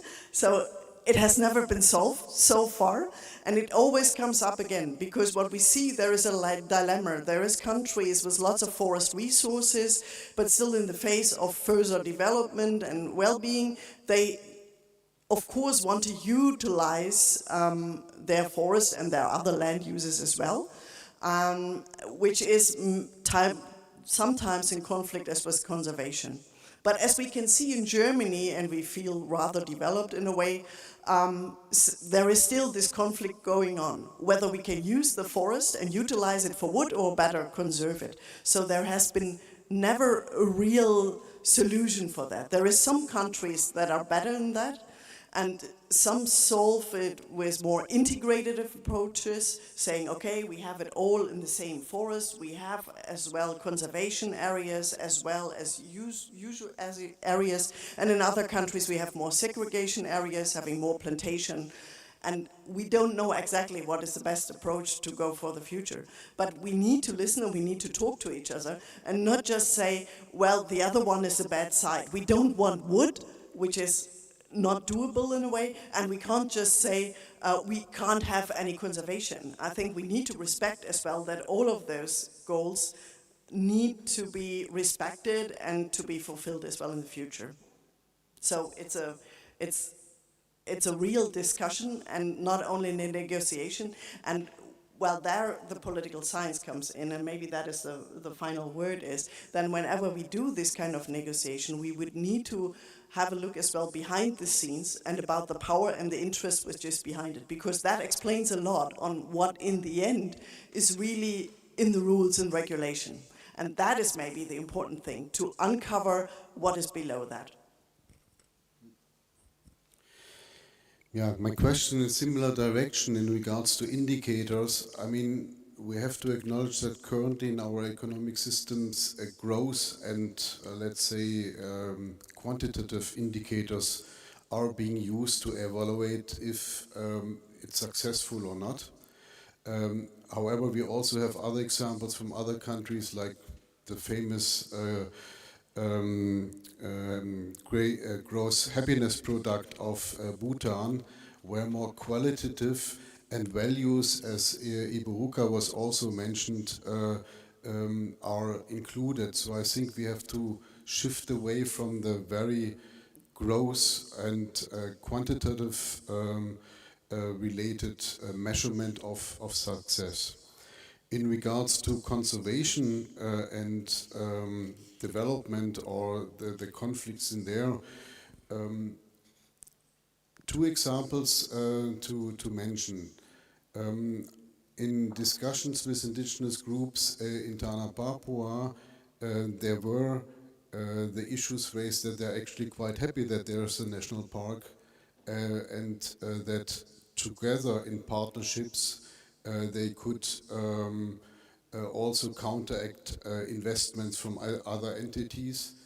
So partnerships and an inclusion of indigenous people and communities in park management for me is essential. Iburuka, I have to be honest, I haven't read the new conservation law. I don't know about these recent changes, so I don't want to comment on that. But in many national parks that we are interactions, indigenous people, local communities are perceived as partners, and I think this is something that should be strengthened and look into co-management and these issues of joint implementation and joint initiatives. Okay, please, Baruka. Yeah, thank you. I think two of my colleagues there already, our friends there already answered the questions. But when it comes to indicators, there's also indicators with the CBD Secretariat on the indigenous well-being indicators. It's also good to consider. But I think for me, there's nothing wrong with economic development. Economic development is good as long as it is balanced with other development. It is not by distractions. It is not by killing our Mother Earth and killing others. Also, when it comes to indicator, we must not just talk about the national gross, a net economic, how do you call it, income, all these things. The problem is there is gaps, so much money in the hand of the elites, of the very few rich. That's the problem. There's nothing wrong with our development. There's nothing wrong with development, with economic development. There's nothing wrong with this. What is wrong is all, the harvest from our economic development, it's only in the hand of the few elites. That's the problem. Yeah. So I think in indigenous peoples, we don't oppose any development. But what is bad is unsustainable and unfair. Thank you. Okay. Okay, thank you, Mbak Ruka. Okay, so we are at the end of our session. So I hope this is already the solution. This discussion, learning from each other, especially we are hearing from the indigenous people, which is quite unpopular maybe. So I hope this could pave the way to our better future. So I think that's the last message from me. And then, yeah, I will give feedback to the MC.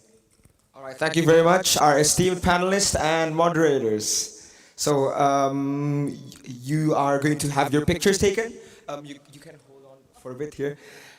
Just a short picture before we proceed. Sorry.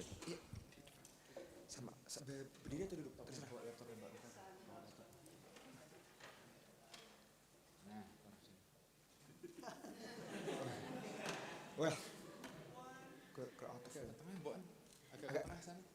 towards the middle.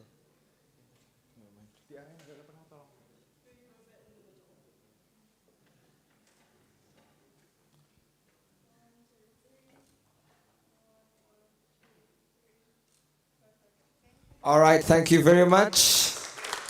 You can proceed to your seats. Thank you. Oh, sorry.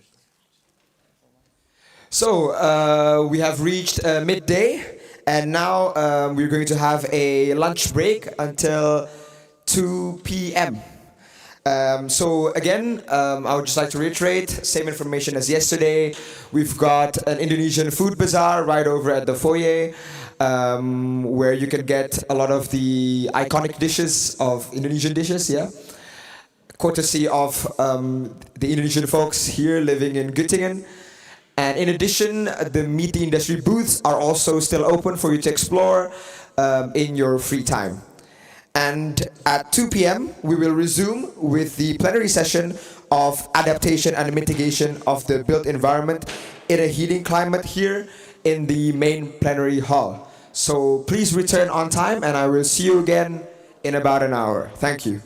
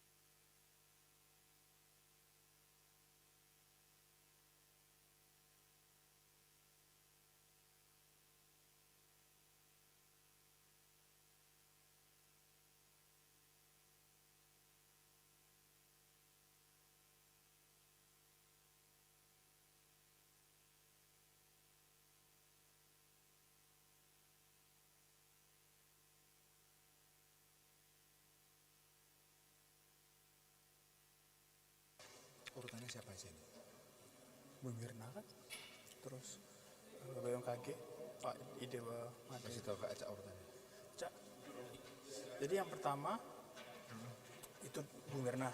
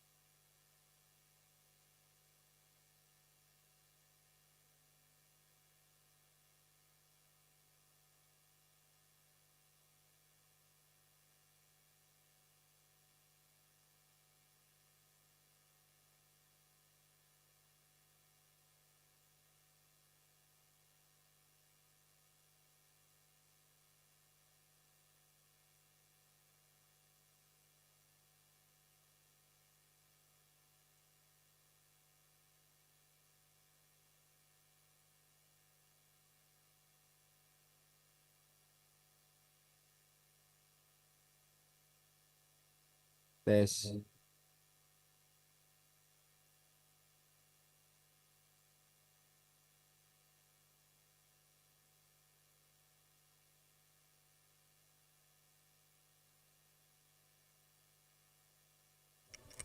Tes. Selamat siang Bu Mirna, apakah sudah hadir? Udah. Untuk Pak Dewa Gede, apakah juga sudah hadir?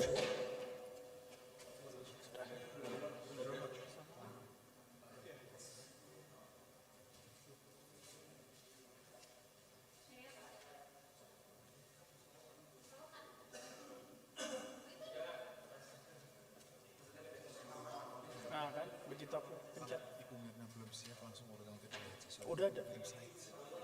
Kirim slide. Lalu update slide juga. Kalau ditanya ke sini enggak suka. Ucap.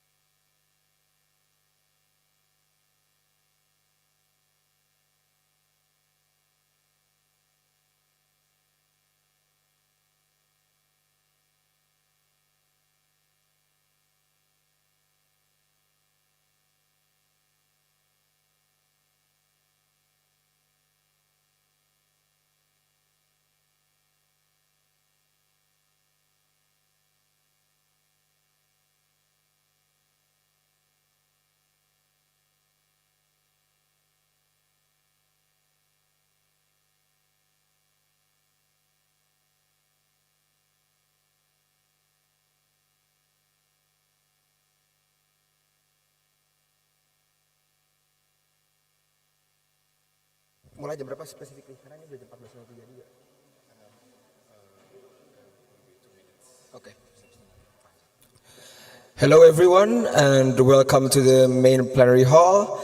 We're finalizing some last setups here for the next 2 minutes, so please wait, and we apologize for the slight delay. Thank you very much for your patience.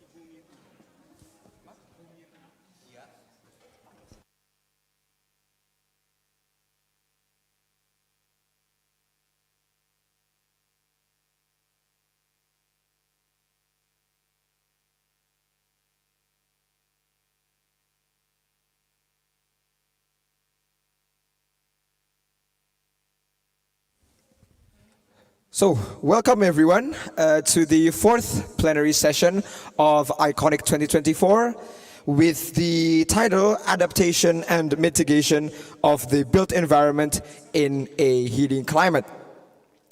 So, as I have slightly hinted before the lunch break, in this next session we will explore how our built environment, the very space that we shape our activities around, living, working, and so forth, to be adapted to the more challenging demands of our environment going forward as a result of the inevitable consequences of climate change. So, for this session, we are joined as our moderator by Mr. Muhammad Rohmaneo Darminto as our moderator for this session. Mr. Darminto is a doctoral candidate in the Department of Geodesy and Geoinformatics at the Technical University of Berlin. And just like in the previous plenary sessions, we'll facilitate your questions and the panel discussions, as well as introduce to you an introduction to the topic, as well as the invited esteemed speakers. So I hope you will enjoy the next session, I hope you will for the rest of Iconic 2024. And please welcome and a round of applause for Mr. Darminto. Thank you.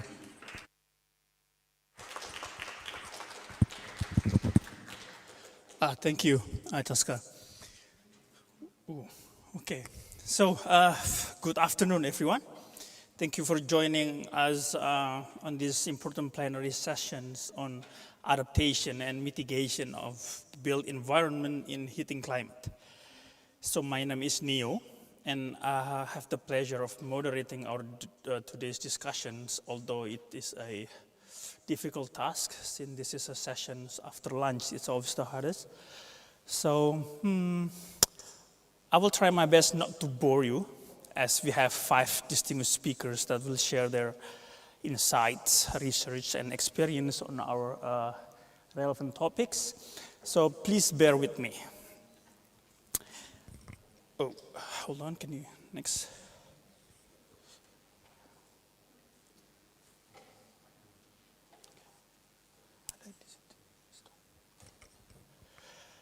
Next.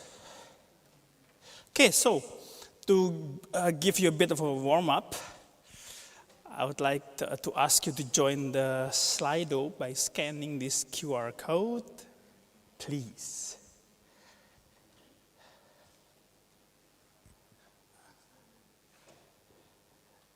So just to wish that we all have the same mindset and, oh, sorry. Can we, next slide? Yes. So the first questions would be, which of the following is an example of an adaptation strategy for a heating climate in urban areas? So, okay, well, 3 people, 5. Hopefully more of you would enjoy, 10, nice, 12. So as I said before, this is a warm-up question, so you can actually guess the answers already, even without reading the questions, actually.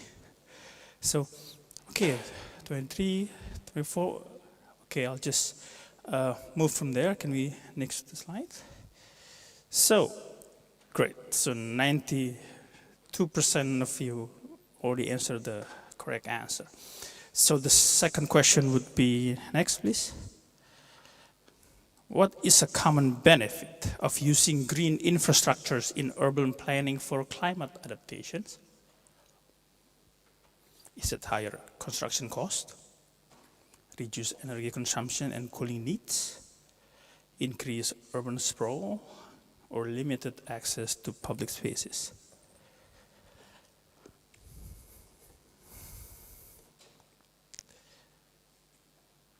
Okay, can we next the slides? Oh, bless you. So we have 100% of all of you have answered the correct answers. Okay, so we move to the last questions. Please, next slide. Which of the following technologies can help both mitigate and adapt to climate change in cities?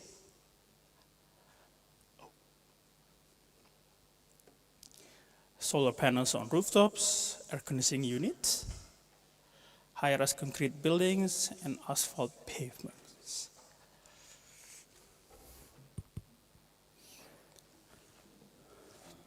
Okay, maybe we can move on from that. Next slide. Cool. So 96% answered the correct answer. So thank you all for participating in these questions. So we will begin these sessions. Next slide, please. Okay. So as we gather here all today, we are faced with a reality that is impossible to ignore. Our climate is changing rapidly, and the effects are increasingly evident in our everyday lives. So from more frequent heat waves and intense storms, to rising sea levels and extended droughts. To cope with these changes, how we live, how we work, how we interact with our built environment must adapt to a more demanding climate situations. So our cities, towns, even communities must be better equipped to deal with both gradual changes and sudden shocks of the impact of climate change. Next. So the previous sessions before lunch, We have concluded the agriculture, forestry, and other land use sectors, which also play an important role in global carbon cycling, accounting for approximately 24% of the greenhouse gas emissions, primarily through deforestation, land degradation, and agriculture practices. So, referring to built environment, we are not only focusing on buildings, which contributes 6% to global greenhouse gas emissions, but also the electricity and heat production sectors, or even the industrial sectors.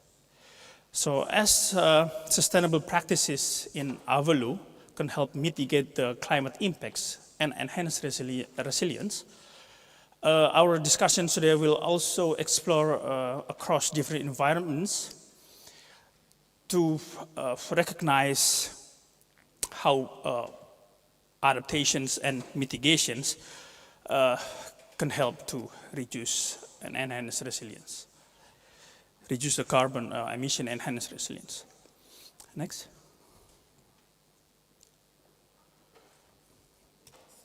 So, what do adaptation and mitigation means in these topics? So adaptation refers to making adjustment to our buildings, infrastructure, and lifestyle to protect ourselves from the direct impacts of heating climate.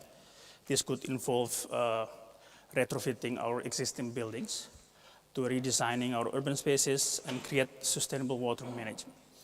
While mitigation, on the other hand, focuses on reducing the emissions that contribute to climate change, thereby limiting further warming. This could also involve improving our energy efficiency, integrating our renewable energy sources, as well as making better use of our sustainable materials in our constructions. Next. Next, please. So, it is crucial to understand that these two strategies, adaptation and mitigations, are not mutually exclusive. In fact, they must go hand in hand. So, our discussion today will also explore these themes across different applications and recognizing that each settings present unique challenge and also opportunities for adaptation and mitigations. So we will hear from 5 distinguished speakers from both online and offline. And without further ado, I would like to introduce, can you next the slide? Yes. I will introduce you to 5 distinguished speakers of our discussion today. The first one would be Dr. Mirna Asnawati Savitri. She's the Deputy of Environment and Natural Resources of Nusantara, the new capital city project of Indonesia. Also, Pak Dewa Gede Ari Putra, an engineer of Indonesia Agency for Meteorology, Climatology, and Geophysics. And the third speaker would be Pak Bandung Sahari, the Vice President of Sustainability from Astro Agro Lestari Company. And the fourth speaker would be Professor Sylvia Benedito, Associate Professor at Harvard Graduate School of Design and Climate Adaptations Consultant at UN IOLA. And last but not least, we have Dr. Indrawan Prabaharyaka from he's a researcher at the Chair of Urban Anthropology, Institute of European Ethnology from Humboldt University of Berlin. So, Ibu Mirna, have you joined with us online? Yes. Okay. So, I would like to give you the floor for the first speaker. Would you share the slides or, okay, we will share the slide. So the floor is yours, Ibu Mirna. Yes, thank you, Domanto, and good afternoon, everyone. I'm glad to join in this conference, even though I cannot be in person to meet and discuss directly with you. Today I want to share with you about the policies and also challenges that we are facing in developing the new capital of Indonesia called Nusantara. This city is located in the island of Borneo in the former area of the East Kalimantan province. Because at least I only have 15 minutes, so I will try my best to provide a very, very brief information regarding this project, and then go to the climate change mitigation and also adaptations in the building the city of Nusantara. Next, please. Okay, as I mentioned that the new locations of the capital is in East Kalimantan. One thing that I want to share with you that the existing condition and even before the project of Nusantara started, this area, the environment of this area already degraded because of the so many extractive industries having for decades in this province. For example, with the palm oil, mining, and also with the logging industries, and then continued by plantation forest. So a Nusantara project located in this degraded environment. That is one thing that I want to share with you today. So the project basically in terms of the environmental policy, not just for building the new construction, but also to recover the environment. So the project of Nusantara want to make this city being greener and also recovering the degraded environment. The total area of the city is, I think, is very big compared to Jakarta. It's 4 times of Jakarta approximately, covering an area of about 250,000 hectares. Next.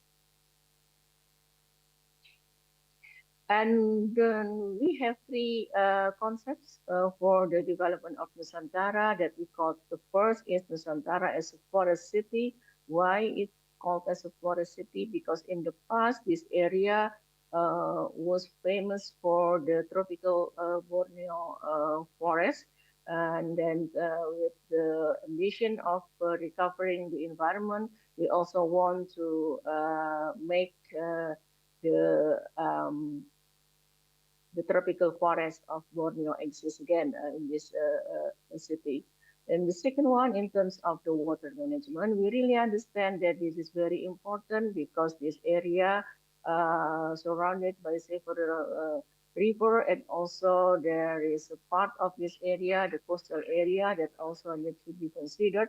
So that's why with the concept of small city or water sensitive city, we also want to develop a policy and then implementations in the construction and also the management of the city that considering how to use the water wisely. And then the last one, we want to also make the city of Nusantara as a future city where the smart technology also part of the lifestyle of the people there. So this three concept is a very basics in terms of the policy and also implementations of the Nusantara project. Next. I want to start with the forest city. And as I mentioned earlier, that basically the condition is not good in terms of the forest conditions. Many of the forest already converted into several other land use like palm oil, even mining, and also the monocultural plantation forest. With the forest safety, one of the important policy here is to allocate minimum 65% of Nusantara land as a protected area. This is a very ambitious policy because in Indonesia, the national target basically is around 40%.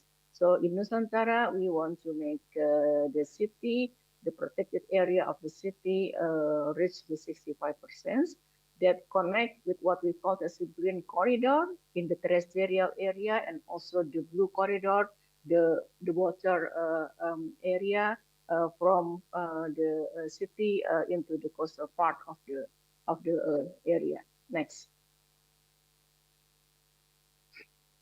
And these are the principles that guided us in running the project. The first is we want to reduce deforestation because before the project started, that the data show that from 2009 to 2020, the average deforestation in this area approximately 1,000 hectares per year. Why? Because there, as mentioned, that there are a lot of projects in this area, starting from the plantation forest that cutting trees every year for the pulp and paper, and then also the conversion of the land into mining, etc. So deforestation basically was very high, and then our task now is to reduce the rest of the deforestation. And the second principle is to conserve the biodiversity. We already finalized the survey of the biodiversity in the whole area of Nusantara. I will talk about it later. And then we found that there are some species that is already categorized as the endangered species that need to be protected. We also want to apply the sustainable forest management because the 65% of the protected areas should be reconverted into the tropical forest, and also with the new forest importation, we also can enhance the carbon stocks. And we want to also make the forest city is inclusive policy that also involve the local communities, the indigenous communities, while we also want to improve the governance and also to provide a transparent policy in building the forest city of Nusantara. Next. And then we have a roadmap of the climate change mitigation and adaptation that we call as Nusantara Net Zero Emission Strategy 2045. The target is to make the city as a net zero emissions city in 2045 or 15 years earlier than the national target. With the forest sector, again, avoiding the deforestation, doing the reforestation is two of the major policy of the follow strategy for Nusantara. Next. These are examples about our work in the field. We do regular inspections to the forest area, including the mangrove area that we have 1% of the total area of is primary forest, including the primary mangrove ecosystem. So we do regular inspections because the tensions of this area is very high. We also work very hard in terms of the combating the illegal mining. We establish a special task force for combating the illegal mining. We do we work closely with the local government of the East Kalimantan for the control of the forest and land fire. We also doing the reforestation, etc. Next. Next. Okay, and then this slide will show you about the biodiversity policy of Nusantara. I mentioned that we have the biodiversity management master plan that will guide us in the protections of the biodiversity. We establish, we call it the 7 hotspots of biodiversity in Nusantara that need to be protected. Because there are a lot of 1,000 species that also are very important, including 440 species already categorized in the IUCN list. And with the biodiversity master plan, we also protect the natural corridor of the wildlife, and also connecting the fragmented corridor of the wildlife. Next. Ibu, you have 3 more And now, minutes. oh, You three have more 3 more minutes. minutes. Yeah, Okay. thank you. Okay. Yes. Yes. Okay. And then with the energy, we committed to use the renewable energy. 100% of the energy for Nusantara in 2045 will be the renewable energy. And right now we will depend on the solar based energy. Next. Okay, and also in terms of the constructions, we are now searching for the best technology for the green construction. For example, we are just testing about using the green cement for the construction. Next. And then we already finalized the smart building guidance and also the green building guidance. Next. In terms of the waste management, we also have target in 2045 that at least 60% of the total waste in Nusantara already recycled. Next. And then to do so, we built the integrated waste management facility, and also to introduce the zero waste management lifestyle for the people. Next. And with agriculture, I want to say that the existing conditions of the agriculture in Nusantara, basically the conventional agriculture. So we want to, to transform that practices into the regenerative agriculture. We are now in the process of, introducing the regenerative agriculture to the farmers in Nusantara. And also I want to say that basically many of the local communities in Nusantara are farmers. So we introduced them again with the agroforestry, for example, and also, for example, to transform the existing palm oil into the agroforestry. This is a very interesting process because we talk with them very intensively in order, to build the common understandings about how important the regenerative agriculture for the future of the city. Next. Okay, this is only the examples about our work in the field. Next. And then the last one is about the disaster management. We are also very concerned about that, particularly the hydrometeorological disaster like the forest and then fire and also flood.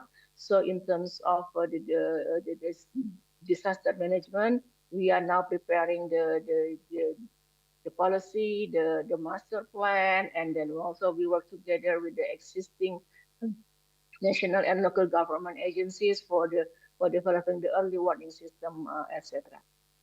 Thank you.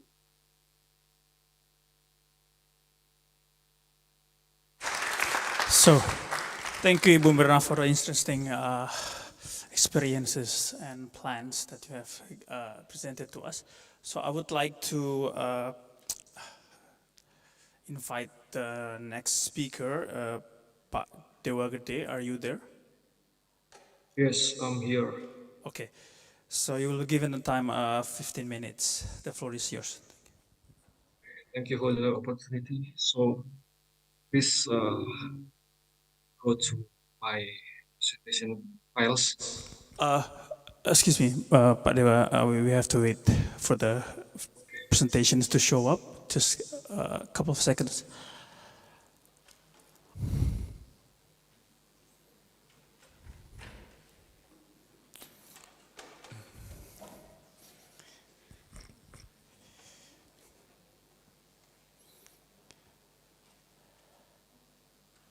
Okay, Pak Dewa, Okay, you can start. So today I will deliver my presentation with the title Climate Information for Low Carbon Sustainable Development Planning in Indonesia. So I'm an engineer, as engineer in Indonesian Agency for Meteorology, Climatology, and Geophysics, or called BMKG. So next, please. In this opportunity, I will focus to 4 chapters. You can see in here the first climate change monitoring, and then climate projection information products, then urban heat island in Indonesian city, and for the last development of climate information service for the green building. Next, please. This is chapter 1. I will show you the climate monitoring. As you can see in this graph, now the global temperature anomalies become higher and higher.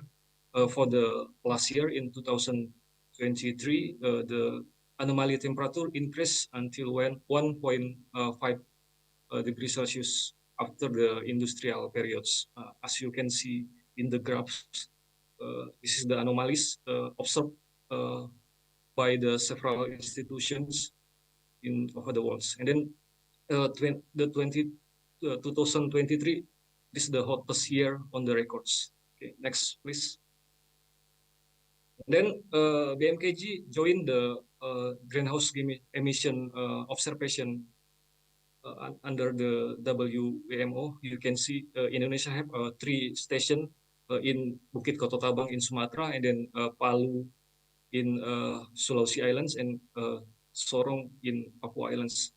As you can see in the graph above, it is orange line mean the global observation average, and then a blue line means the in Bukit Kototabang in Sumatra. You can see the greenhouse emission for the CO2 concentration always increase, and then for the CH4 gas emission also higher. But if you see in the above graph, the Bukit Kototabang emission under the global average. But for the CH4, always above the global average. But the overall, all the trends always increase. Okay, next please. Next please. Yes, this is the several observation station in BMKG. You can see in the cycle in the maps, it's mean the location observation all over of Indonesia. And then if we pick up some sample, you can see in the Banda Aceh, Jakarta, and this is the some example temperature trend. You can see in this graph, blue line means the temperature. You can see the temperature always increase in all over the city in Indonesia. It's mean the little bit warms than the odd years. Okay, next please. This is the some kind of the research.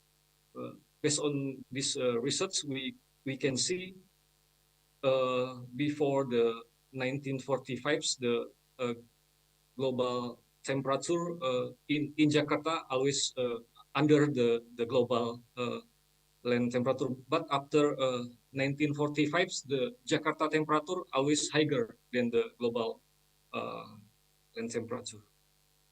Okay, next, please. This is the land use change based on year by year. You can see the first in Jakarta always green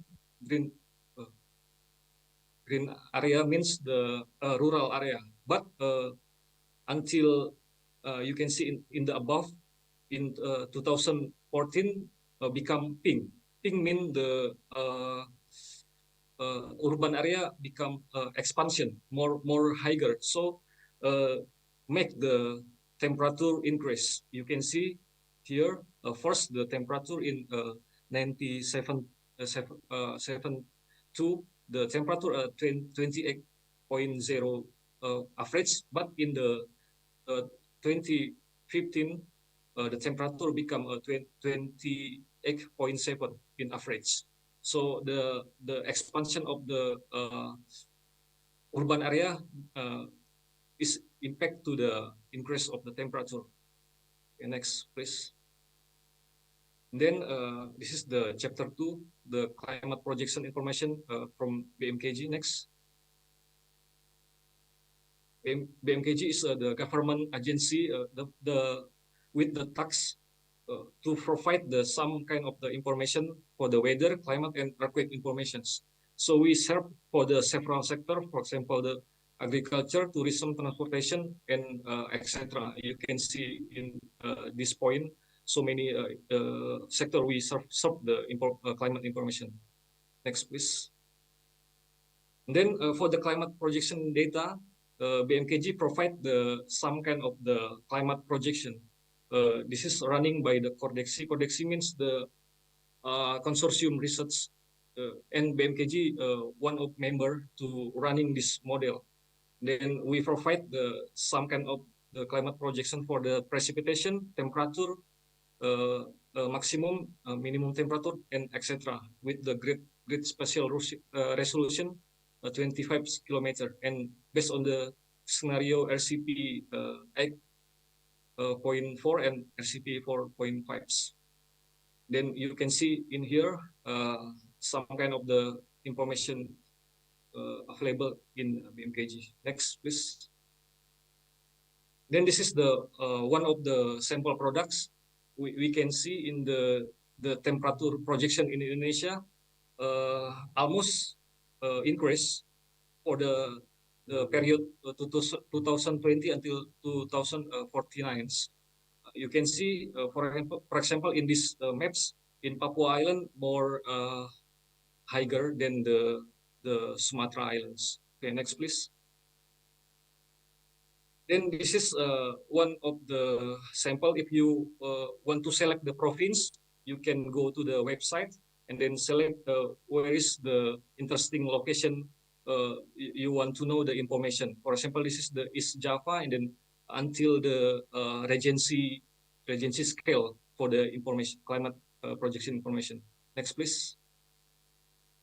Then chapter 3, I will focus to the urban heat island in Indonesia city.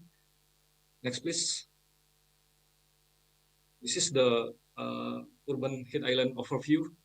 The based on this urban heat island, we know the urban area more higher than the rural area for the temperature.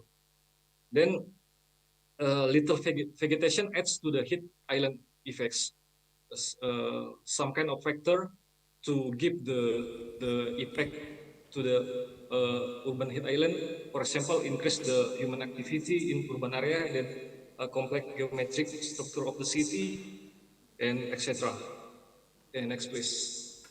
Pak Dewa, you have 5 more minutes. Thank you. Yes, okay. This is the sample of the urban heat island research. You can see in this graph, some city in Indonesia more hot for the land surface temperature.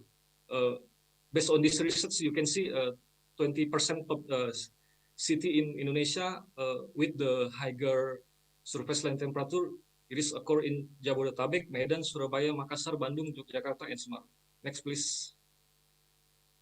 This is some kind of the research with the modeling, WOP modeling. You can see if we put the setting with the urban area, it will impact to the make higher precipitations in Jakarta. But if we remove the urban setting with no urban, the precipitation, this is normal conditions. Okay, next, please. Then this is the some kind of the projection future temperature in Jakarta. This research found that Indonesia will reach 2 degrees Celsius by 2048, and Jakarta faster in 2045. Yeah, next, please. This is some kind of urban urban heat island information from BMKG, you can go to the website iklim.bmkg in .go.id, and then you can select which is the area you want to see some kind of urban heat islands. Okay, next please. This is also provide the thermal comfort informations for the BMKG websites. Next please. For the last chapter, I will focus to the now BMKG developed the climate information for the green buildings. Next, please. For the green building, we try to make climate zones. First, we make climate zones for all over of Indonesia. This climate zone developed by 106 observation stations. You can see in the green color means equatorial climate type, and then in Java Islands means include to the monsoonal type.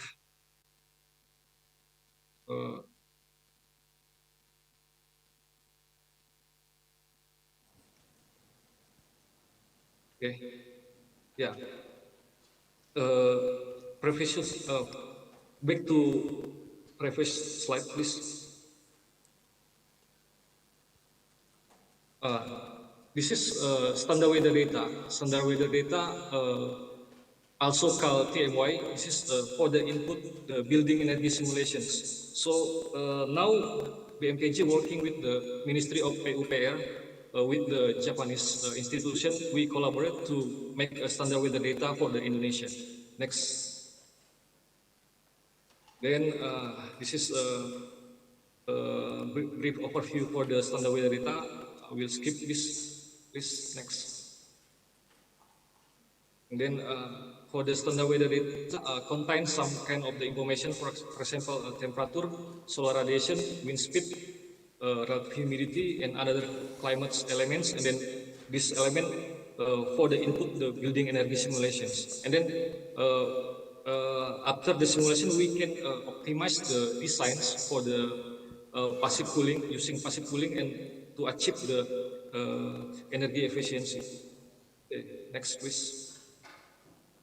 This is some project we collaborate with some kind of institution, PUPR and Kagoshima University and Hiroshima University. We collaborate to make apartment with energy efficiency in Tegal City in Java.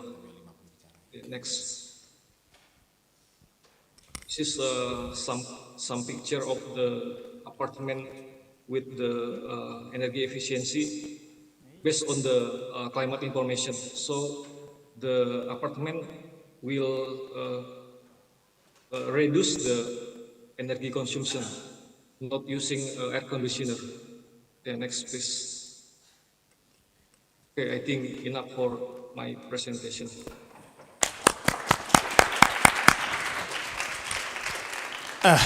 Yes, thank you very much, Padeo, for the climate insights for all the cities in Indonesia.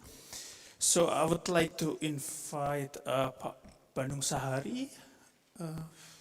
Yes, so Pak Bandung Sahari will be the third speaker of our sessions. So the floor is yours.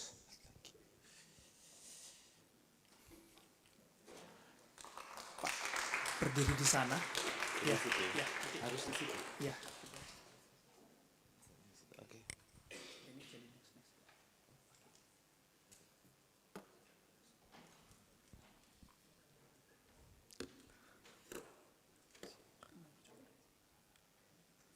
Oke. Ini next, ini back. Okay. Good afternoon, ladies and gentlemen. So. Thank you very much for the opportunity given to me. I see this as an opportunity to share what we have done on the ground. And now I'm going to present our presentations, my presentations, private sector's roles in supporting government in climate change mitigations and climate adaptations.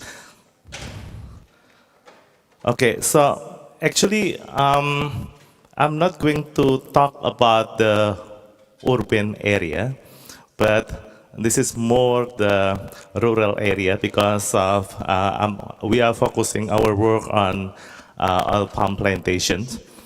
So I would like to show you. Can you hear me? Okay, thank you. The trends of palm oil productions in Indonesia from time to time. And this is only the picture of the current situations. Actually, the data was 2022. And the export for palm oil is decreasing because of the increasing consumption, internal consumption, domestic consumption. So I think I'm not going to talk about this further because of during today's you always hear about this. And for climate mitigation, so there are several options for climate mitigations and for offsetting GHG emissions. And there are, can I move there and there? Okay. Thank you. Okay.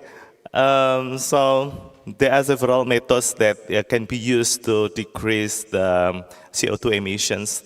And we have here bioenergy with the carbon capture and afforestation, reforestation, and peatland coastal mitigations, many other methods available. So what business are we in? Actually, we are in PT Astra Agrostari's working for producing the palm oil, and we operate from Aceh, Riau, and Kalimantan, and also Sulawesi. So this is the pictures and the profile of our operations in Indonesia. So actually we involve many laborers, and also we involve mills. We have around, actually not around, but it is 32 mills, oil palm mills, and we also have refineries. And what about the current challenges related to the climate issues? So what we identify in Indonesia related to the oil palm plantations is that we always dealing with these land fires. The second one is the drought seasons. So, and the drought season as land fire is closely related because of in Indonesia, it's during, let's say during the El Nino, so then we are suffering from this long drought seasons. And it's also during the rainy seasons in some area get flooded. So what do we do with that? So there is risk identifications and also opportunity. So as you can see in the slide that you can see that risk about the acute and chronic, the policy and technology available, about the reputations of the company and also the market. And what the opportunities? So we need to produce more products with more, with less energy, water efficiency, and we use this lower operating costs, increase resilience, and we need to have to ensure that our products is more sustainable. So to commit with that challenges and also these possible actions, actually we have set up what we call sustainability policy. The first is deforestation commitment. The second one is conservation of peatland and respecting for human rights. This was also followed with the IIL sustainability aspirations, as my colleague Pak Bondan has mentioned yesterday. regarding the Astra sustainability aspirations. In AAL, we have 12 sustainability aspirations. So what about our practices in business process and waste practices? And we are now trying to develop the methane capture and also to use the biomass like fiber and cell for the boiler fuel, as Pak Bondan has mentioned yesterday. And more than 90% of our energy we use in our mills coming from the biomass. And for this recycle, we have FFB applications that can replace the 50% of chemical fertilizations on the ground. And we also use these shells to generate more income. You know that Japanese people looking for the biomass for fulfilling their energy target. And this is the ZHG reduction program. The first is that we are setting up this methane capture. And the second one is that we implement the good practices on the pit management in our plantations and the CO2 avoidance through the fire preventions. And also we develop the CO2 removal through nature-based solution. And this is what we are doing by implementing the methane capture. So that we can use both. First is avoiding the methane that should be emitted, that originally emitted from this waste management. And then the second one is we can use that biogas resulted from this methane capture. This is the scenario that you can choose. So that we in AAL using all the biogas for replacing fossil fuel and also biomass fuel in our mill. And this is the picture. This is the picture of this our biogas installations by setting up the methane capture. Kok nggak bisa ya?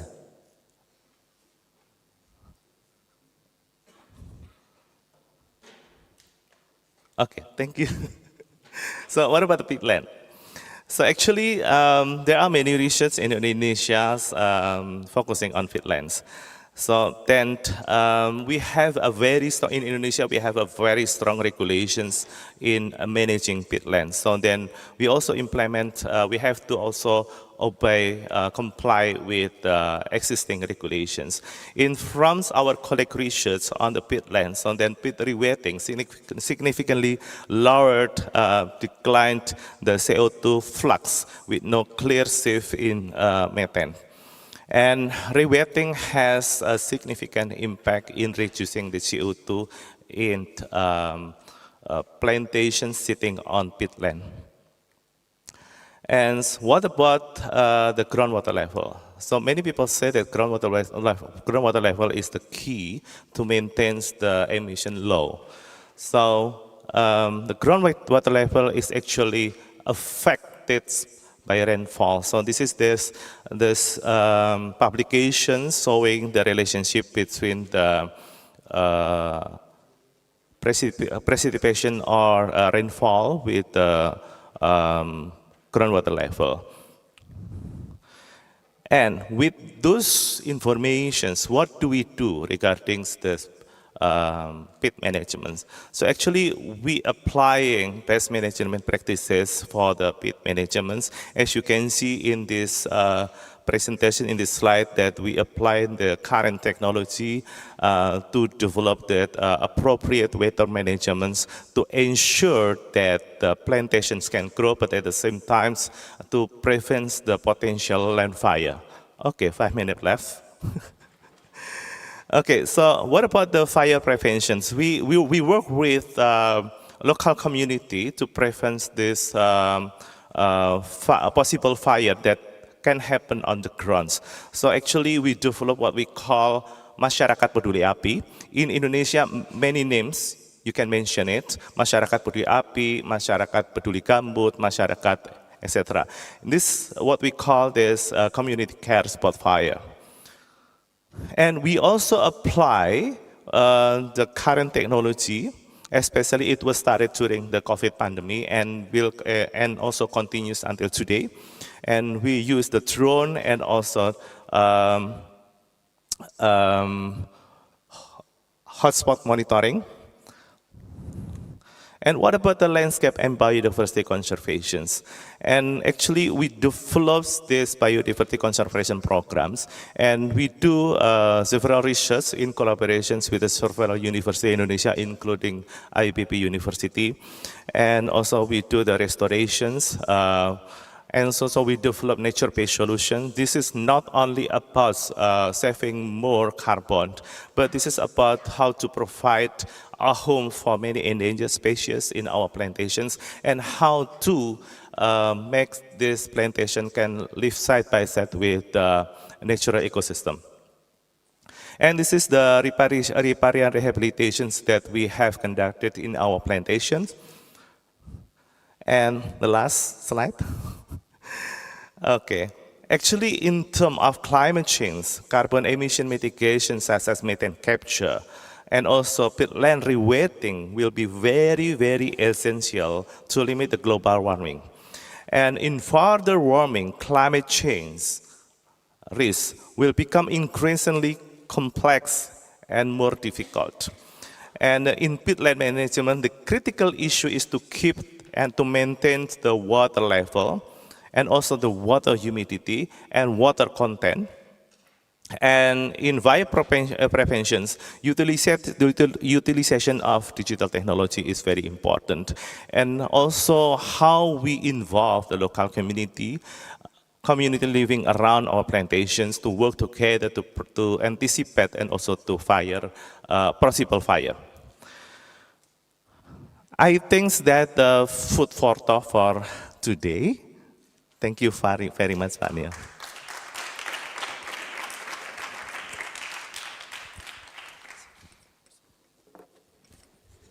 Thank you, Pak Manong, for all the insights, presentations. So I would like to check if Professor Silvia Benedito has joined us online. Yes, I'm here. Can you hear me? Yes. So Yes. good afternoon from city of Göttingen, Professor Benedito. Thank you so much. So I know it's very early there, so thank you for the time to attend this conference.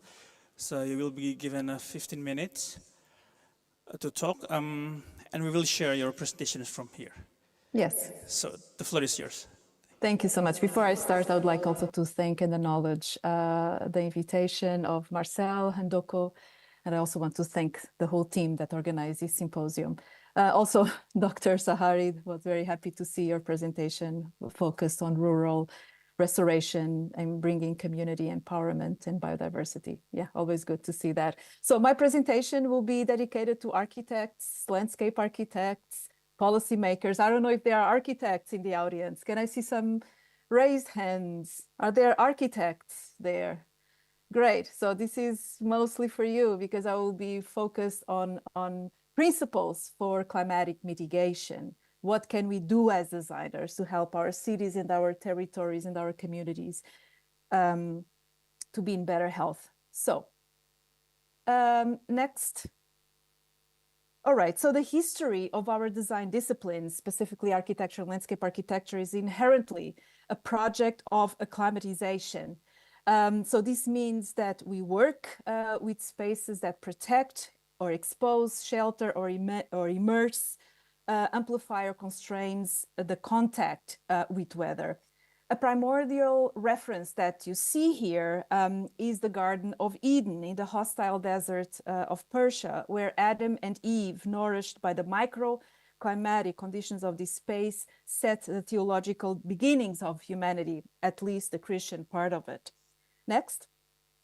So another primordial shelter core to our disciplinary foundations was ascribed by Vitruvius in his treatise De Architectura from 3015 BC. In the beginning of the second book, titled On the Origins of Society, Vitruvius claims that men and women previously dispersed in the forest, gathered in the clearing, charged by the warmth of fire. With the objectives of maintaining this warmth, these men and women had to develop language to establish codes to keep this fire and the properties of warmth. In this context, Vitruvio said that this was the beginning of the polis. In this context, it's important to ask, next slide, what does it mean now to design for nourishing thermal conditions? Next. In a time of undeniable increase of global air temperature in which, next, and according to the latest IPCC report, we are not designing for mitigation anymore, next, but instead for adaptation. And here in this synthesis report, we read, and I quote, "The choices and actions implemented in this decade will have impacts now and for thousands of years, high confidence," end of quote. Next.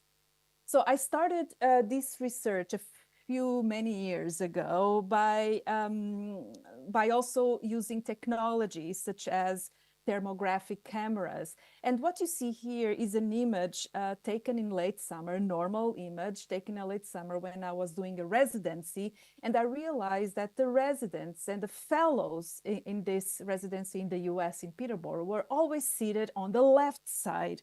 And there was the right side and the left side, and they were basically the same conditions, but the fellows were all sitting on the left side. Next. So there was no apparent reason why people would always choose the left side other than a thermal one. And I used this camera photo, the infrared camera, to identify that what my eye was not able to see, which was this thermal condition. So basically the fellows were always looking for the warmest side on the left side. Next. So this very initial photo helped me or triggered a thought or was a trigger for me to think, to design one beyond the disciplinary boundaries between architecture and landscape architecture, as all surfaces have a role in thermal changes, and B, beyond the visible and the solid, and embracing also the invisible materiality of the weather and its next thermodynamic interactions, shortwave radiation, albedo, thermal mass, thermal inertia, evapotranspiration, etc. These thermal exchanges are essential to provide comfort and thermal safety in the public domain. Next, often represented by the PET. Next slide, please. Whoops, previous. The PET is a physiological equivalent temperature, a measure found at interactions between mean radiant temperature, relative humidity, and wind velocity. So this research have led me to write a book focused on measures for climatic adaptation, and the book is called Atmosphere's Anatomies on Design, Weather, and Sensation. Next, this project or this research, 7-year research that I did also at Harvard with my students and followed several trips, also led me to the Global South, to the countries of Global South, and the main challenges focused on high temperatures and high humidity. Here I visited several projects, including Chandigarh, the SESC in Brazil, the Termas Geométricas, Paley Park in New York, etc. And I will share with you some insights. Next. The examination of these projects and these trips in several climatic zones have led me to identification of 5 essential design with weather principles operating at the disciplinary conversions between architecture and landscape architecture. Next. These are asymmetry or thermal loads, texture, verticality of space or thermal stratification, porosity, and micro scales of climate that I will now unpack that for you. What does it mean? Next. So asymmetry. This design principle is based on the recognition that thermal loads on surfaces and volumes accumulate differently according to their solar orientation. So what you see here is a same street, one with facades oriented towards south and west, that is on the left, and to the right, the buildings oriented or exposed to the northeast. On the point number 1, the facade oriented to the west and south, you see a temperature of about 47 degrees. On the facade and point 2 oriented towards northeast, you see a temperature marking of 26 degrees. This means a delta or a difference of 21 degrees in the same street. Next. Le Corbusier, and I'm sure that the audience knows well, this architect and this project in Chandigarh was very well aware of the principle, the importance of thermal asymmetry when designing streets or buildings. And he worked with, for the Chandigarh project, he worked with a climate engineer, Misenar, to develop a climatic grid based on 3 parameters: the meteorological identity, the bioclimatic changes for the community, and the design corrections that we should do as designers. And I will explain some of you now. Next. So in response to this grid, Le Corbusier also developed another grid, a landscape grid.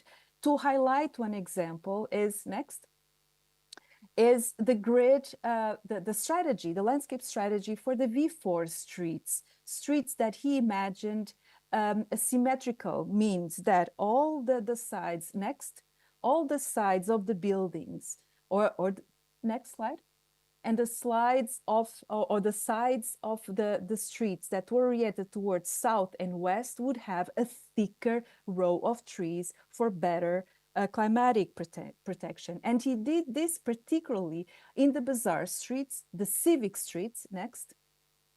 The civic streets that were the civic cores of the residential sectors, composed of these multi-row areas of trees to support a civic life that is still very powerful today.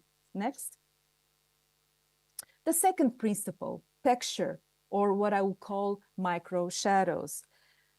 Texture on surfaces, in this case walls or grounds, create micro shadows. This helps not only to reduce heat gains on surfaces, but also avoids the emission of radiation back to the space immediately adjacent. Next.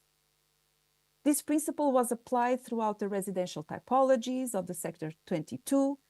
And here, what you see here is an example of extruded bricks, and this here on the back, and this extruded bricks helps to create a difference between the shaded and the non-shaded of 5 degrees. Next.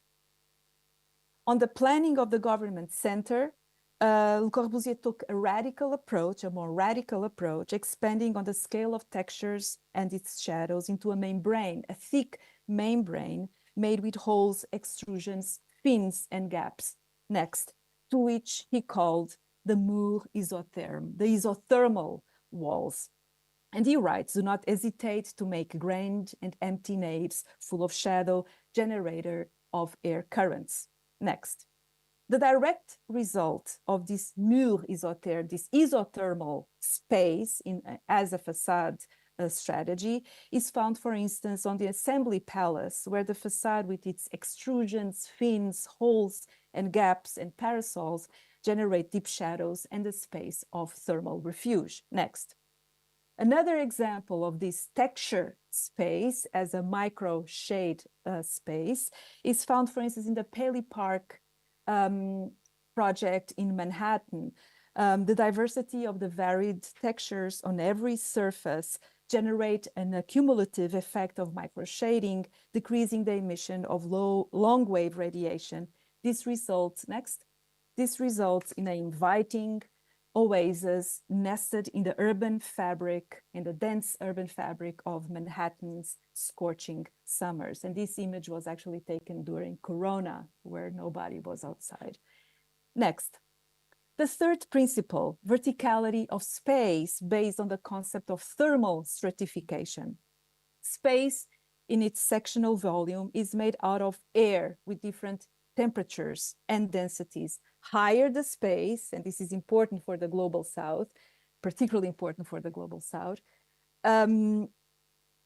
create different temperatures, being the colder temperatures on the bottom and the higher temperatures on the bottom, creating always this air ventilation and air buoyancy. This was the idea that Lina Bo Bardi brought into her project, SESC. Next. She started with this sketch, next, which she called landscape.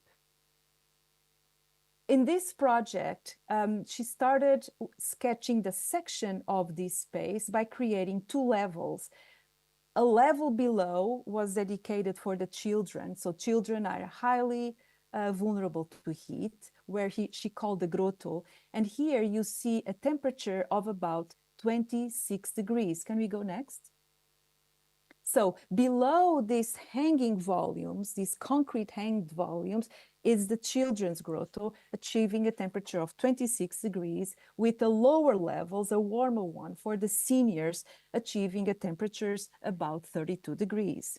Next, not only Lina Bo Bardi was interested on this thermal differentiation, but also in bringing children and elderly together in a comfortable manner. Next. The fourth principle, porosity. Porosity embodies the concepts of permeability, unsealedness, breathability, and sponginess.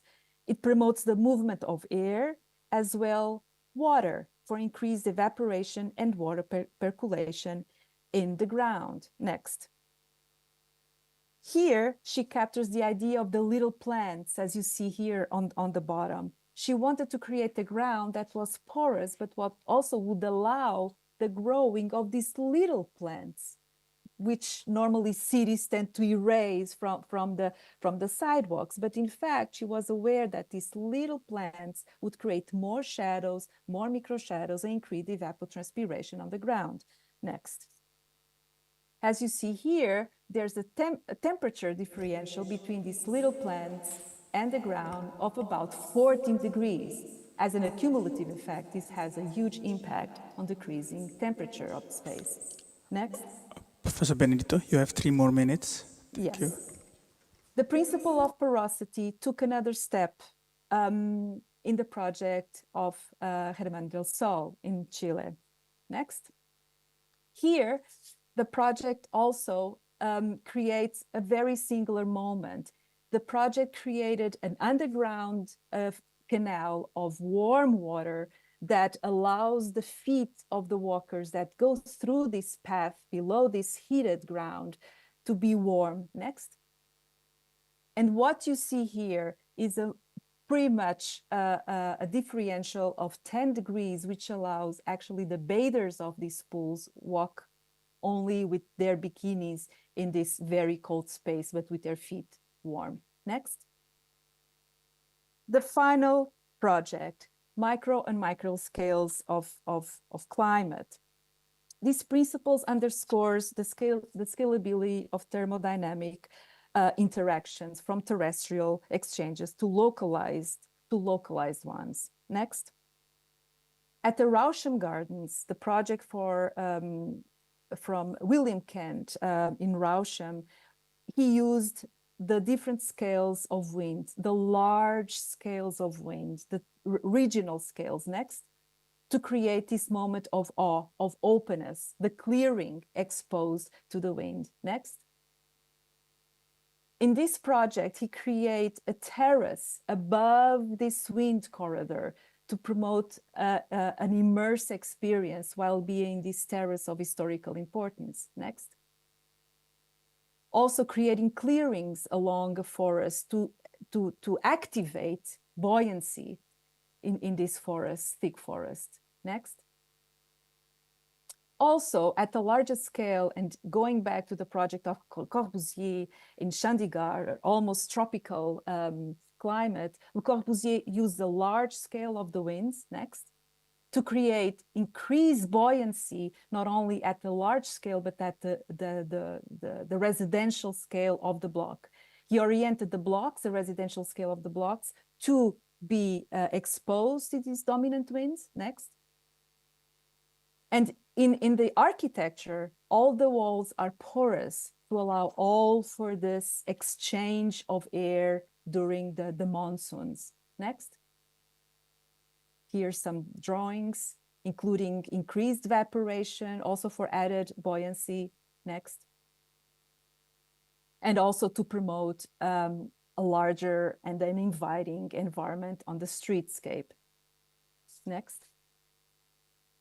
So as a way to conclude, the examination of one, the significance of weather, both as space and matter in design, and two, the interdependency between the body and its microclimatic envelopes has led to the importance of designing with weather based on these 5 principles: asymmetry, texture, verticality of space, porosity, and the multi-scalability of climate. So as a way to kind of summarize this very complex topic, I propose these 5 principles as means to offer a strategically a possibility to design for a greater adaptation. Thank you so much.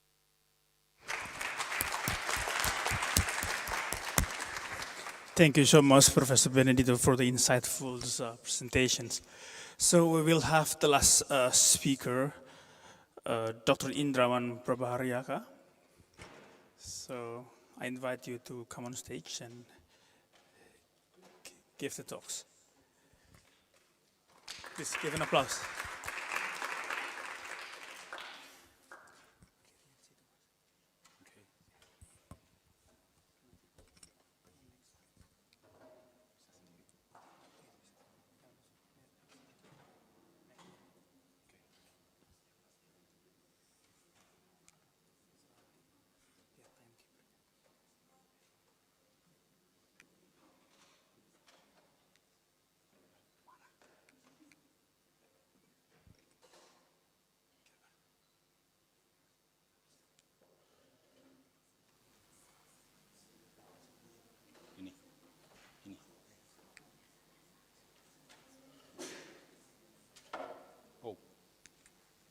Halo, selamat siang, guten Tag.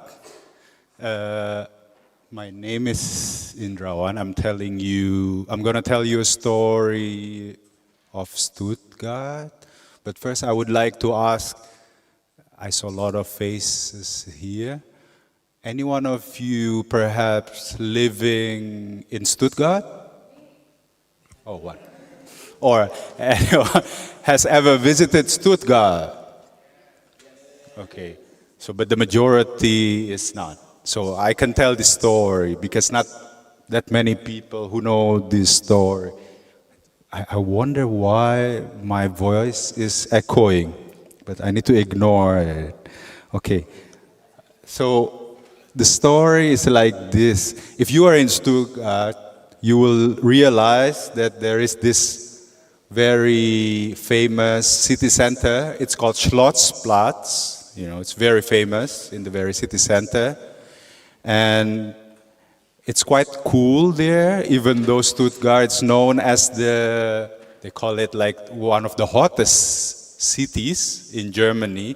But if you go to Schlossplatz, it's quite cool there.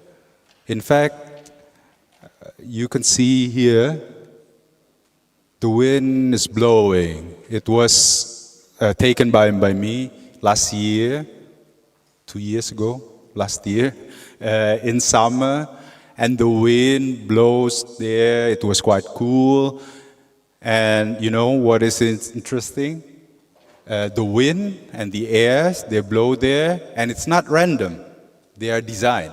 So the air flows, the cool and fresh air in Stuttgart, they're not random. They are designed. They are planned.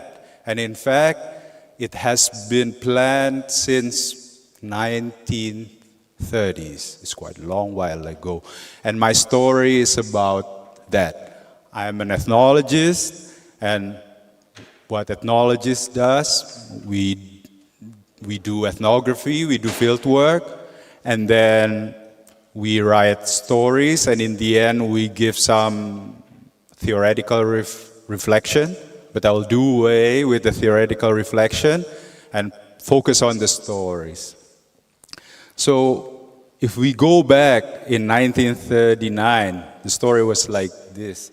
So the first meteorologist in Stuttgart was hired because of the war, the Second World War. He is hired to create künstliche Vernebelung. What is that? Artificial fog. So this meteorologist is hired by the city administration. It's so weird to hear my own voice. To create like camouflage in the city center. So with this device over here, he created like artificial fogs to prevent the air raids from the Allies to bomb the city center of Stuttgart. And of course, he failed. Why? Because at the time, there was the radar technology. And because of this radar technology, the Allied can bomb the city center of Stuttgart. So the city center of Stuttgart was destroyed, but fortunately, there's something that they learn. They learn about the flow of air in the city center. So some of them flows to the left, some flows to the east, some even having a stau, like a jam. It couldn't move. So that was the moment of the birth of urban climatology in Stuttgart. And then after the World War II, the city was destroyed, and then the meteorologists worked together with an architect to redesign the city. And what did they do? They designed this. The airflow from the forest, from the western part of the city, to the city center, to Schlossplatz. This was a document in 1949. If you saw it down there, they call it Frischluftzufuhr, so the fresh air supply. And then in 1969, there was a geographer. He studied the flows of fresh air toward the city center. So if you see the center of the airflow here, there's Schlottplatz. You can see it, Schlossstraße over there, Schlossgarten. So this is the city center of Stuttgart. So the flows of air were designed and planned to flow into the city center so that it can cool down the city in extreme summer heat like what we're having now, right? And by the way, in 1969, the city of Stuttgart already has its own department of urban climatology. So, Klimatologie Abteilung. And then in 1976, this is the very first UN Habitat meeting in Vancouver. I mean, you might know this history, that the very first meeting of UN Habitat in Vancouver, and then Stuttgart created a documentary film.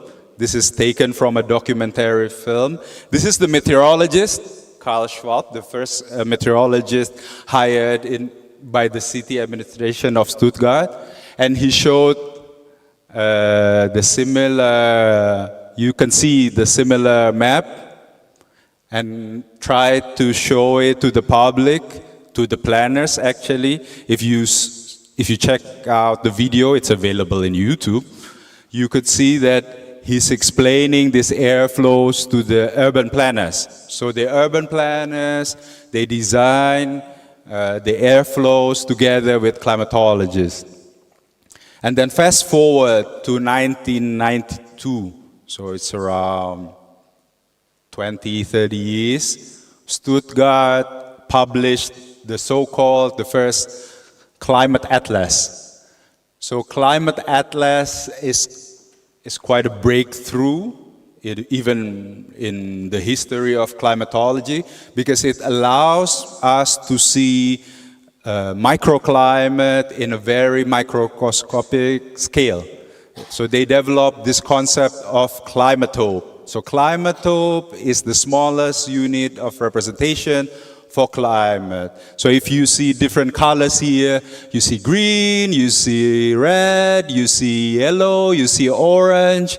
Each color represents a unique space. So the green space is for green space, and then the orange is for building, the blue one is for water, and with this urban climate mapping, what you can do, you can plan a city as such to cool it down in summer without air conditioning. How smart is that, right? And then, but this is not without problem, yeah? Even though it is cool to have this plan to cool down a city, this is not without a problem. So in 1990, Hans-Jörg Rist was the urban planning advisor to the state of Baden-Württemberg. He spoke in a radio. So I listened to a radio show in 1990s, and he created this prediction, like a premonition. He said, I believe that under the pressure of events, one should not be sad that the wind corridor, will be forgotten in the future, but rather there will be more and more pressure from the public on the legislators, especially if the conditions get worse. So this is his prediction. He said, like, don't worry, in the future, the fresh air flows, the roots, they will become something more interesting for the public. And it is true. So in 2007, there was this rise of the so-called citizen initiative, like a community initiative, Bürgerinitiative. So this one is called Frische Luftschneise Nord. So the Frische Luftschneise in German means, like, Schneise is it's a root, it's a gap, it's a cut. So it's like a route for fresh air. So here in 2007, you could see the community members, they created this Bürgerinitiative and would like to lobby the government to preserve the fresh air corridors. Why? Because at that time, 2007 was quite close to 2009. 2009 was the year of local election in Stuttgart, and the conservative government, the CDU, the Christian Democratic Union, they would like to transform, they would like to convert green spaces into buildings, houses, factories, offices, and so on. And these community members, they would like to protect their green areas so that they remain green, and if they remain green, they can produce cool air, and they can also channel cool air. In 2008, for instance, there are more and more protests. This one is a very famous photo in Stuttgart. If you can see, this is also quite metaphoric. It says, Frische Luft vom Rohreweg. Rohreweg is an area in the southern part of Stuttgart. Frische Wind in Rathaus. Rathaus is the city council. So like a fresh air from Rohreweg, a fresher wind in the city council, in the parliament. So like, basically they protest and they would like to say, we would like to bring fresh air to the city council. Also, there was this very famous in Stuttgart, there was this famous Bürgerinitiative, Frische Luft für Cannstatt. Cannstatt is a district in Stuttgart. So fresh air for Cannstatt. They protested at the time. Bauen verboten, building is forbidden at that time. And, you know, to convince the people, because at the time there was a controversy, they campaigned against the domination of Conservative Party at the time, the CDU, and they called them in 2008 Klima Killer, the climate killer, and they were successful. 2009, for the first time after very, very, very long time, many decades in Stuttgart, finally the Greens replaced CDU and they become the majority in the city council. And since they become the majority, they can cancel the plans to convert green areas into buildings created by the CDU. In 2007, I will just fast forward, there were more and more protests about this fresh air. You can see no keine Bürostadt, no office city on the green spaces in Vaihingen, for instance. And then 2018, the city of Stuttgart created this map. You can see the pfeiler, the arrows, they represented the air movements in Stuttgart. 2020, not only landowners, but also the Mieter, the renters, like me, they are also joining the protest because they don't want to have the Klima- und Atemluft, like the damage to climate and air. In 2000 and 2023, just last year, there was the very famous meeting, Stuttgart Rise Sich Up. So basically, they gathered to protest against demolition. So in Germany, just like in many countries, it is common, instead of maintaining a building, what industries do, they just destroy buildings, demolish it, and build a new one. And these people, the community members in Stuttgart, they protest and ask to maintain the existing buildings so that the airflow can be maintained and also having low carbon. So, lessons learned. This will be my last slide. So the first time is very straightforward. So climate scientists, I would say, should be employed in the city administration, in the government, and work hand in hand with urban planners. So planning a city is not only the task of architects and urban planners, but also it should be a work done together with climate scientists. And in doing so, cities need to have an established urban climatology department to be independent and implement microclimate planning. But any implementation of climate planning will create spatial conflicts. So this is the problem. There is no implementation without frictions, without conflicts. But we don't need to be afraid of conflicts. Conflicts is rather the highest form of citizen participation. When citizens participate, they can disagree, they can voice their disagreement. So disagreement is a voice of public participation. It is a sign that climatology becomes public science. People already know that we need to protect our climate, and we demand a better climate, the protection of our climate. Yes, that was it. Thanks.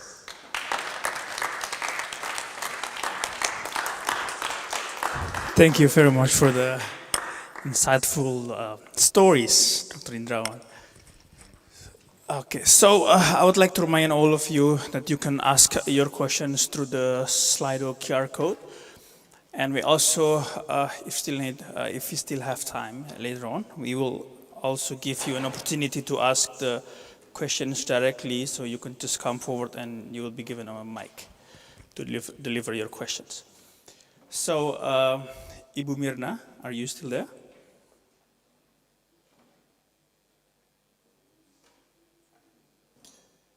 Yes, I'm Okay. here.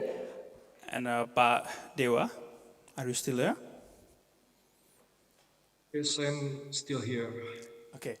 I've been informed that Professor Benedito unfortunately could not join us due to personal matters. So we would have four distinguished speakers here to have the discussions. So I would like to invite Mas Indrawan and Pak Bandung to come again on stage. Thank you.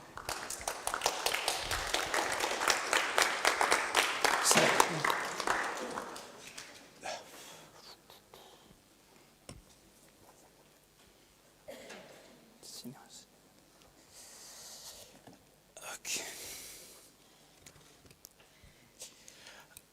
So, this is a very interesting topic to have a broader mind on a built environment. So I would start with Ibu Mirna. So, as we all know that the new capital city of Indonesia would require a huge amount of land to be built on. So while at the same time, the plan you have shown on your presentations, that is to reduce deforestations. So how do you keep between these two interests in balance? Yes, well, I think I need to clarify that from the 250,000 hectares of the total area of Nusantara, we only built for the city construction, but only maximum 25% of the land, right?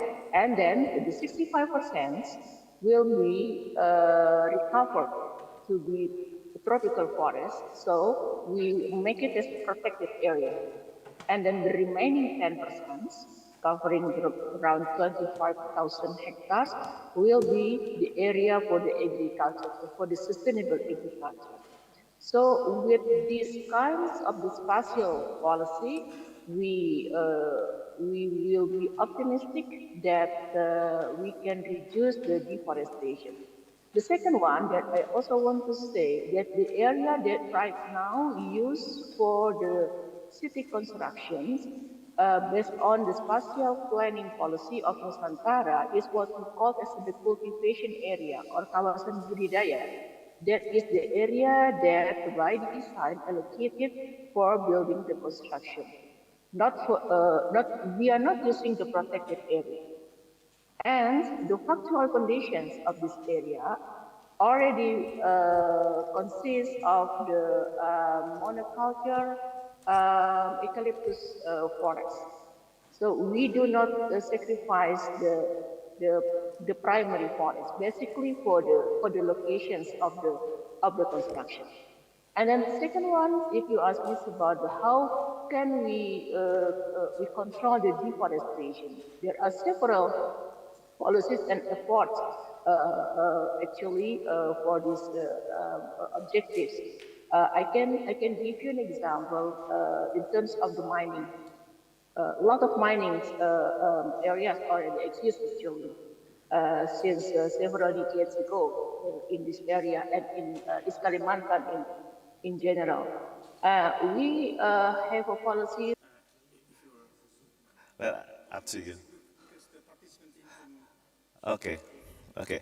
So actually, since we work with the palm oil industry, so then as you may be aware that the palm oil industry is often related to the deforestations and also the climate change and also the rainfire.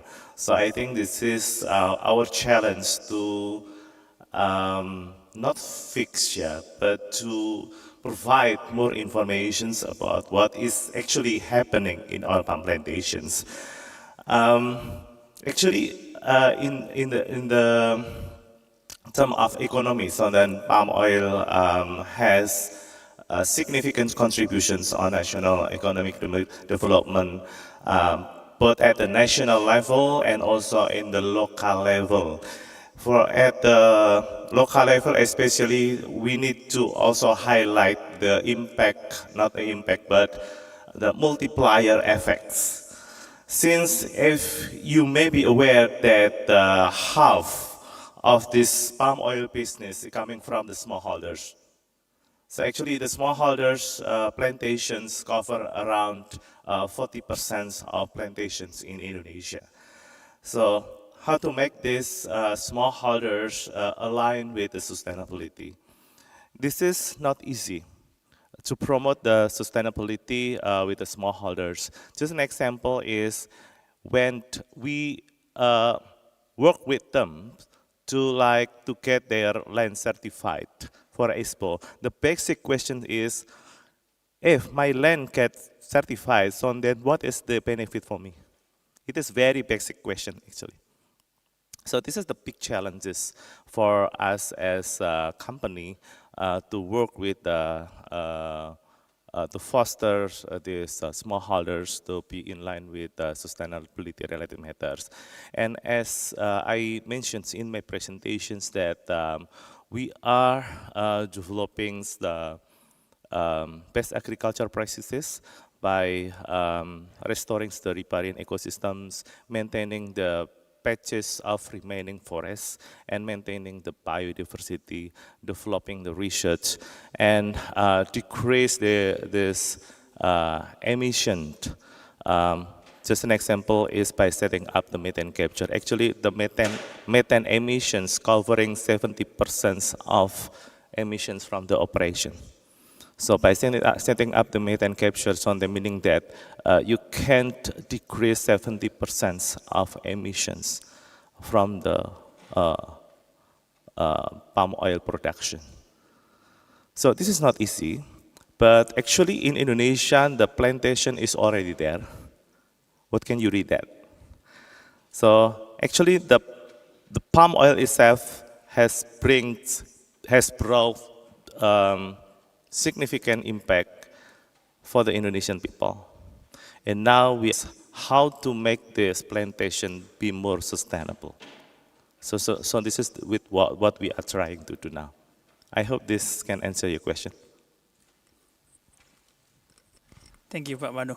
So we move on to Pak Dewa Gede. Can you hear my voice, Pak? Yes, clearly. Okay, so in your presentations, you mentioned urban heat island effect. So in your experience, at what stage does a city start to experience this urban heat islands effect? Do you have any experience on that? Yes.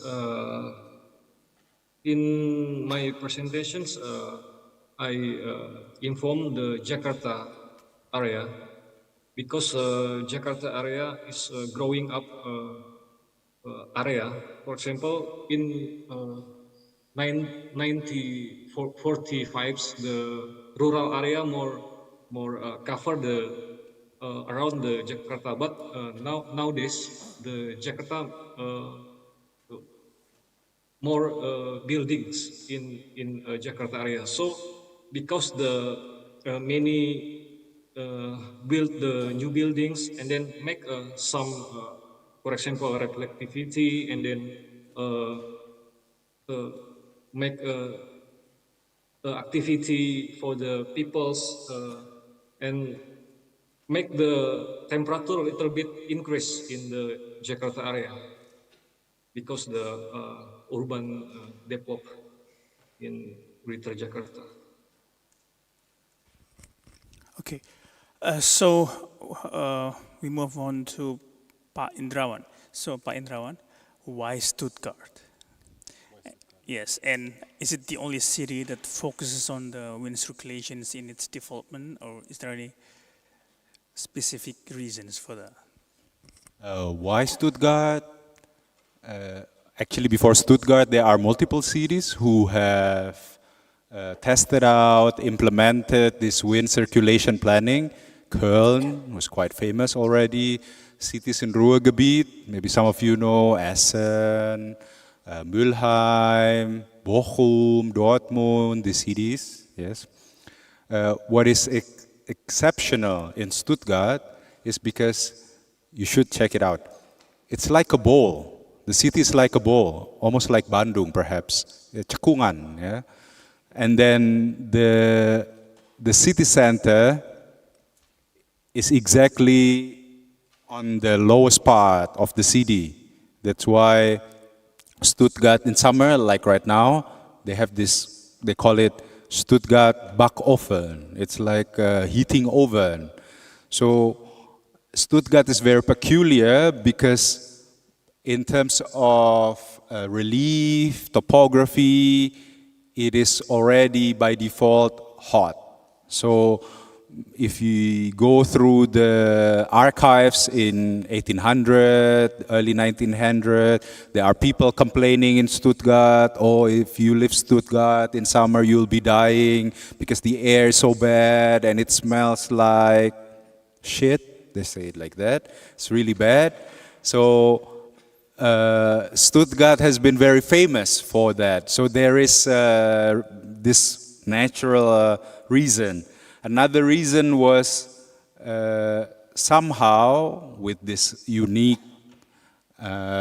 topography, this created a condition for urban climatological experiment, like to turn a city really into a place to experiment. So perhaps to comment a bit on this question on urban heat islands, what was discovered in Stuttgart is that there is no such thing as urban heat island. They rather discover urban heat archipelagos. So there are multiple heat islands all over the city. And they would like to prevent this archipelago into a single mass, like a single mass of hot island. And this is the task of Urban Climatology Department, to create these wind routes to circulate the air and also the dirty air, the cool air to the city center, and the dirty air outside of the city center. So yeah, Stuttgart has some natural reasons, or kind of reasons which are quite geological, but there are also some social reasons why Stuttgart becomes a place where urban climatological experiments happen. Oh, interesting. So this also answers a bit of a question about the urban heat islands that can also adopted by other cities. So I'm going back to Ibu Mirna. Yes. So in the previous plenary sessions, we have indigenous people activists who claim that some green energy projects, such as geothermals, actually displace some indigenous communities. So how will Nusantara projects ensure that the green city or the green energy that will power the new capital city will not displace the local communities? Yes, first of all, I want to say that we do not have any policy and also actions in the field that displace the indigenous communities from their land. What we are doing right now is we do conversation, dialogues with them to understand about what basically their aspirations in terms of the development of the city. We hold the principles of inclusivity in building the city. So one of the policy that right now will be immediately released is we call it the peraturan kepala, or the regulations of the chairman of Nusantara regarding the recognition, protection, and also advancements of the local wisdom and the traditional knowledge of the indigenous peoples. Why this is important? Because right now, basically, the situation, the socio-cultural situations of the location where the project carried out right now, not like the area in Indonesia that we know indicating about the strong social capital of the indigenous peoples. And I'm from that area, so I'm from West Kalimantan, so I understand about the development of the struggling of the indigenous peoples there. So because of the several activities there, that basically they they lost their land several decades ago. And then we are now in the process of looking for the best strategy to recognize their rights. But we also are having problems because there are a lot of also stakeholders that already, occupied the land because of the last experience in the development project. And this is not an easy situation to solve, but we are always trying the best effort to look for the consensus with the indigenous people. And then one of the consensus is to provide them what we call as a wilayah kearifan lokal, or the local wisdom area, where the indigenous peoples can do revitalizations of their knowledge and also their social institutions in the area of Nusantara. Okay, thank you. So we also have a questions for Pak Dewa. So Pak Dewa, we have seen in your slides that due to its wide area, Indonesia has several climate zones in its territories. So has this been incorporated to the local cities? So each city will have a various strategic plan according to the climate zones for their development strategy. So has this been done, or is there any plan in the future in doing that? Yeah. Now, BMKG and Ministry of Public Work and Housing (PUPR) are working together to make energy efficiency based on the climate zones. So we know Indonesia is a tropical country, so the climate almost hottest throughout the years. So almost month by month, people need the air conditioner to the cooling buildings. But in the future, we want to implement the passive cooling techniques. Passive cooling means several techniques for the building designs. So if the several passive cooling techniques implement to the make new buildings, so it can be it can be reduce the energy consumption. So climate zones means we clarify, for example, in the Kalimantan area, this include to the equatorial climate zones. And then it is totally different with the, for example, in the Kupang area. Kupang area in the south part of Indonesia, almost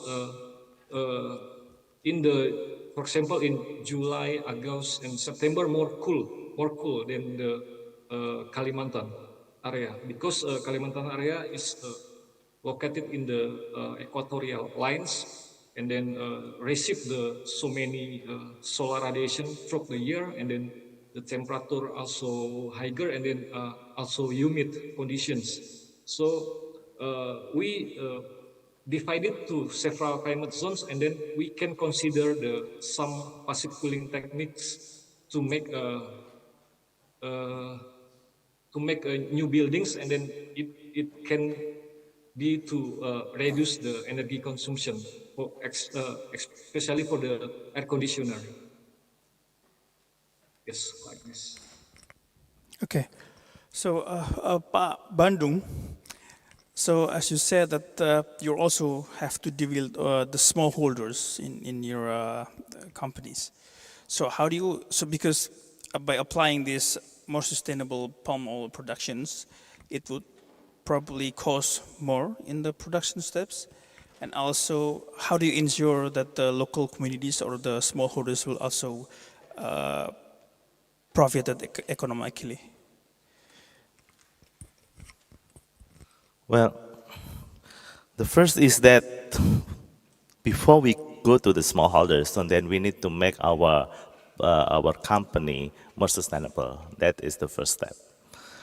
The second one is actually in AAL, the half of the business actually coming from the smallholders because we source the fruit FFB from the smallholders.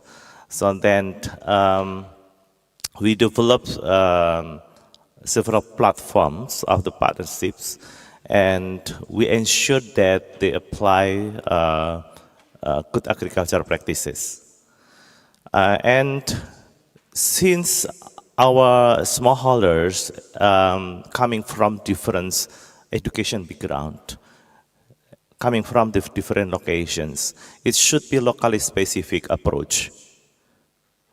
And then, yes, you have to make like your sustainability practices would also benefit for the smallholders.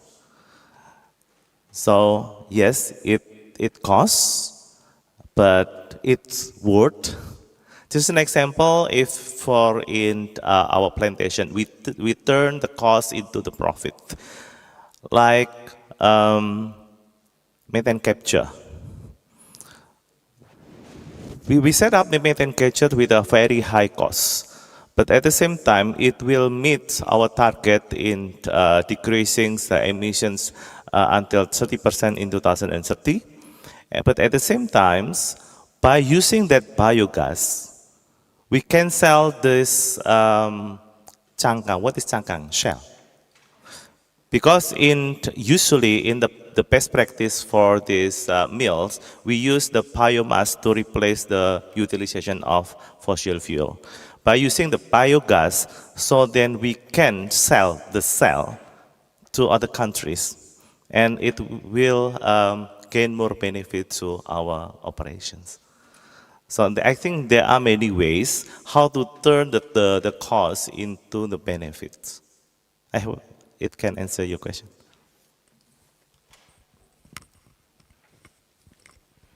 So for Pak Indrawan, coming from an urban anthropology perspective, how do you see cultural and social practices influence how communities adapt to a heating climate? Tough question.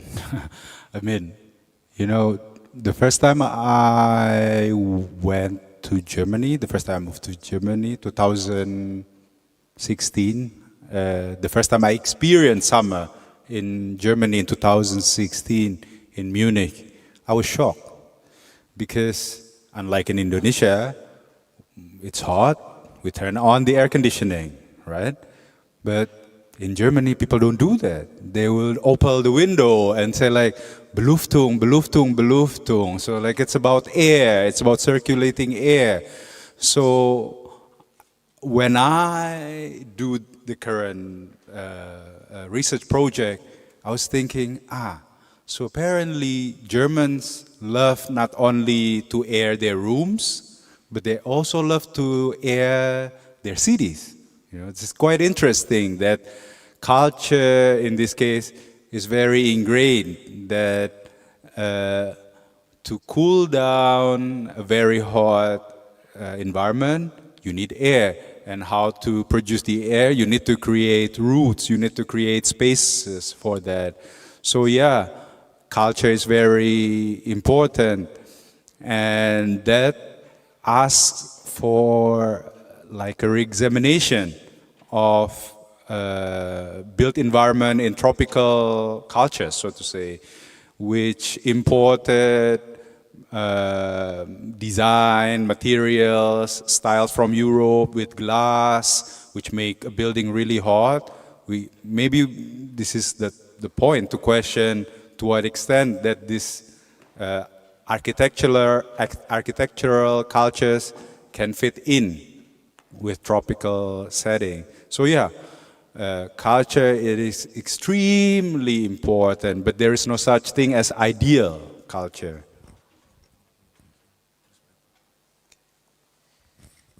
Interesting answers, Pak Indrawan. So I would like to give the audience here a chance to ask to the speakers directly. So if there's any of you who would like to ask questions, please raise your hand and come forward, and you will be given the mic.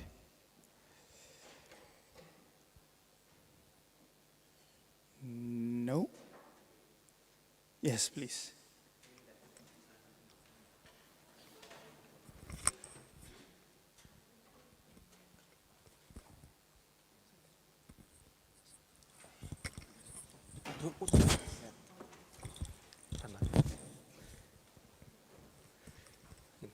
Test, test. Yeah, I want to direct my question to Dr. Mirna from IKN. I'm Royan, I'm from Bonn, Germany, and I have visited Nusantara myself personally with my wife. And yeah, my impression is that that's why also the question that I wrote earlier about the deforestation in Borneo, especially in the Ikaan region. As you have stated that you will take up a huge pile of land, which I think you will do a lot of deforestation. And how can you say that, yes, we will tackle the issue of deforestation, while if I have to compare the pictures that I took from 1 year ago and February this year, you can see a lot of deforestation happening in just the KIPP, the center of the Nusantara. So I don't think that there's any justification about the claim of, yes, we are trying to tackle the issue of deforestation while meanwhile you are doing it. So I really want to hear the justification from the government, or you as well coming from the IKN or OIKN, I don't know, but how will you actually tackle this issue? Because it's happening. It's happening every day, and the earth around the IKN, it feels hotter and hotter day by day. It's very dusty, and when it's rainy, people cannot go there. You cannot visit IKN while it's rainy because you cut all down the trees, and eventually the nature will fight back. It cannot function properly without the trees and the forest there. So yeah, that will wrap up my question. Thank you very much.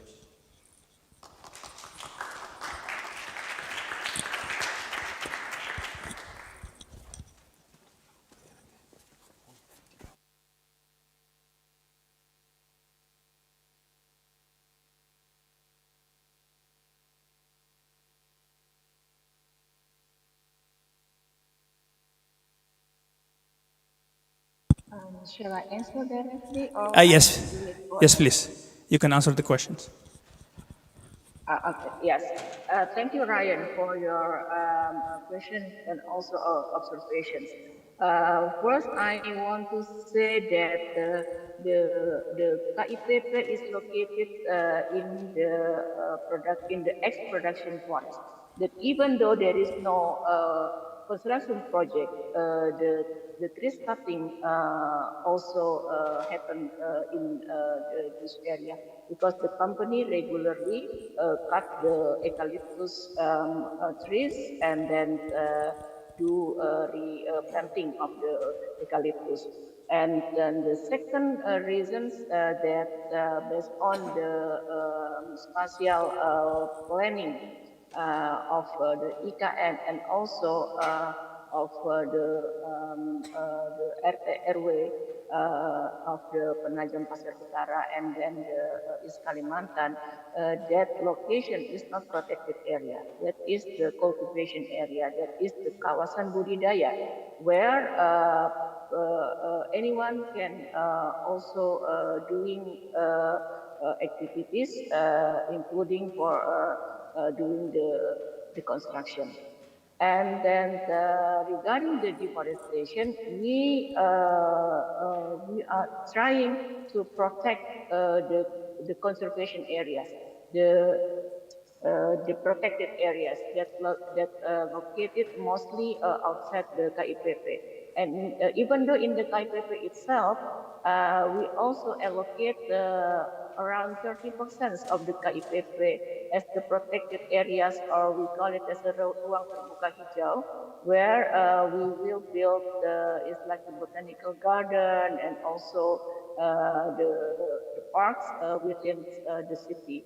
And then for the constructions, we ask the contractor to do selective logging. So these are, I think, the examples that I can share with you about our effort to control deforestation in the KIPP and also outside the KIPP. Okay, thank you. So, unfortunately, time is not on our side. So we have to conclude these sessions, and I would like each speaker to make a conclusion remarks. But because of the tight schedule, you only given 1 minute. So maybe Pumirna, you can start.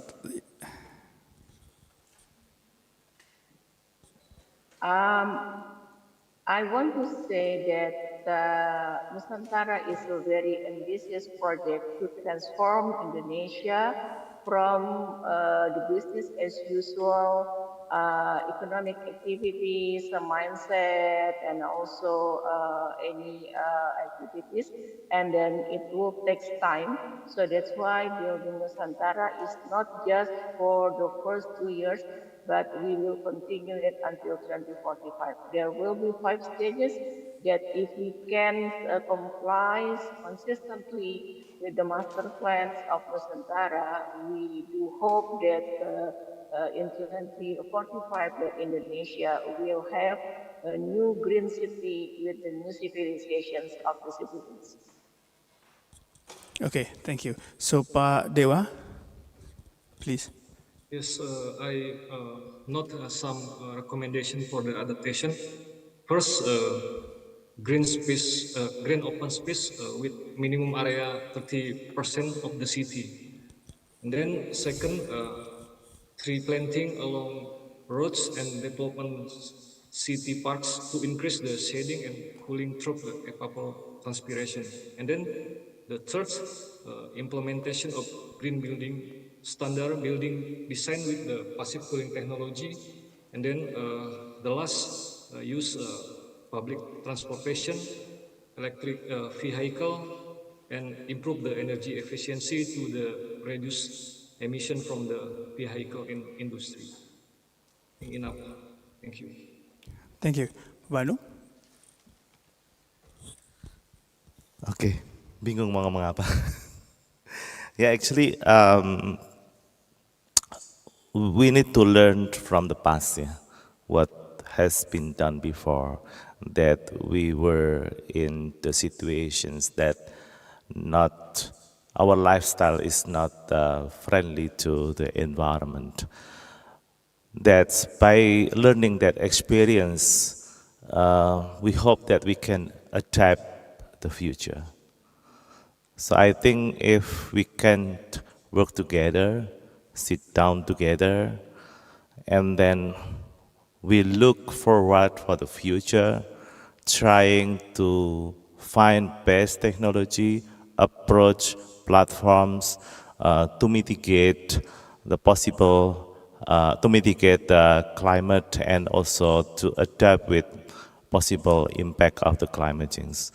So then, thank you very much for arranging this conference. I hope from this conference we can learn from many perspectives, updates and progress that our friends have done, and we can learn from it. So please stay together and working for mitigate the climate change. Thank you. Last but not least, Pak Indrawan. My last words. So it will be something like this. Climate mitigation and climate adaptation, they will create conflicts, a lot of conflicts. So if you see conflicts, it might be a sign of a policy being implemented.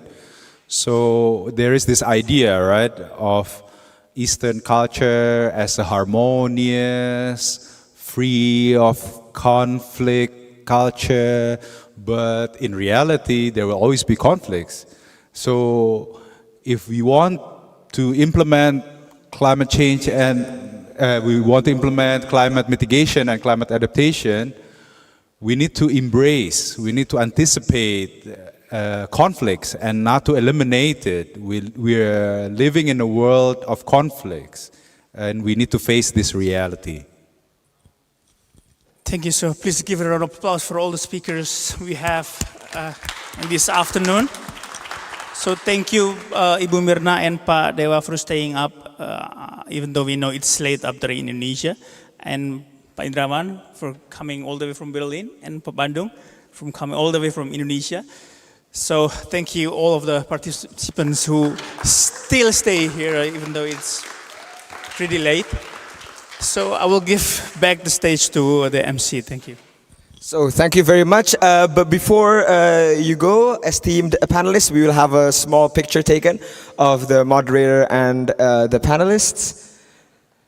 So if you can position yourselves. Ambil.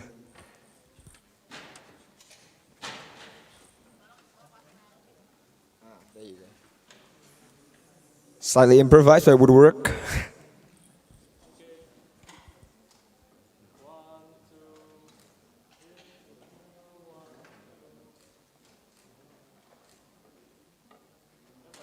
So thank you very much. You can return to your seats. And continuing on. So right now we were going to have a short break and we will start again at 4:25. Unfortunately, due to certain delays, this break would be fairly short. And we would start at exactly 4:25 with the next plenary session of decarbonization and circularity in the construction sector. So I will see you again very, very soon, in fact. Thank you.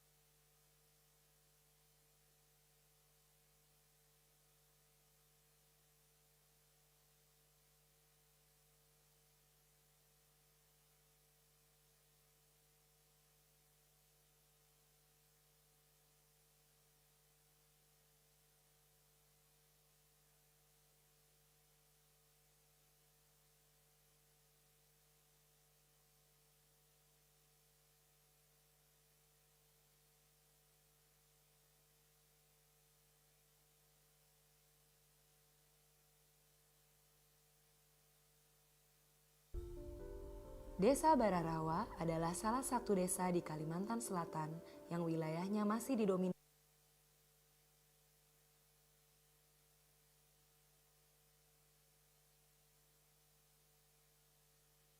oleh lahan gambut. Mereka percaya bahwa ekosistem gambut yang baik akan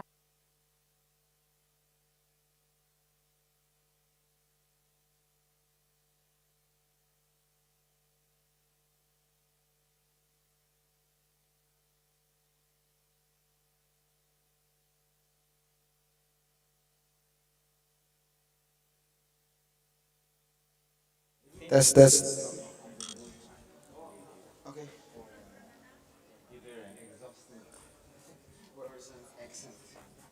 What accent? Pasti. Okay, we're starting now. 30. akan memberikan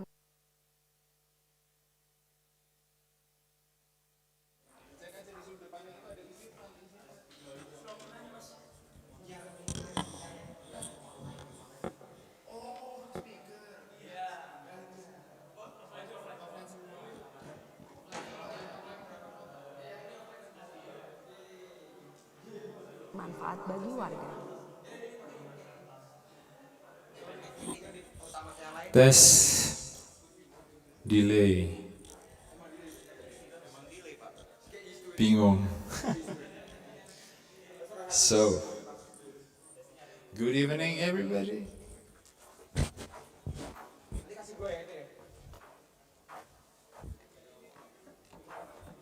Nanti kita pas bagi foto dulu hari ini. Foto lah, foto nanti aja.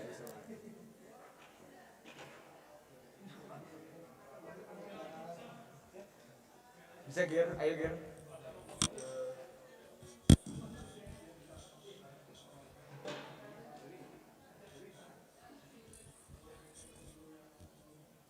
Slide dulu deh.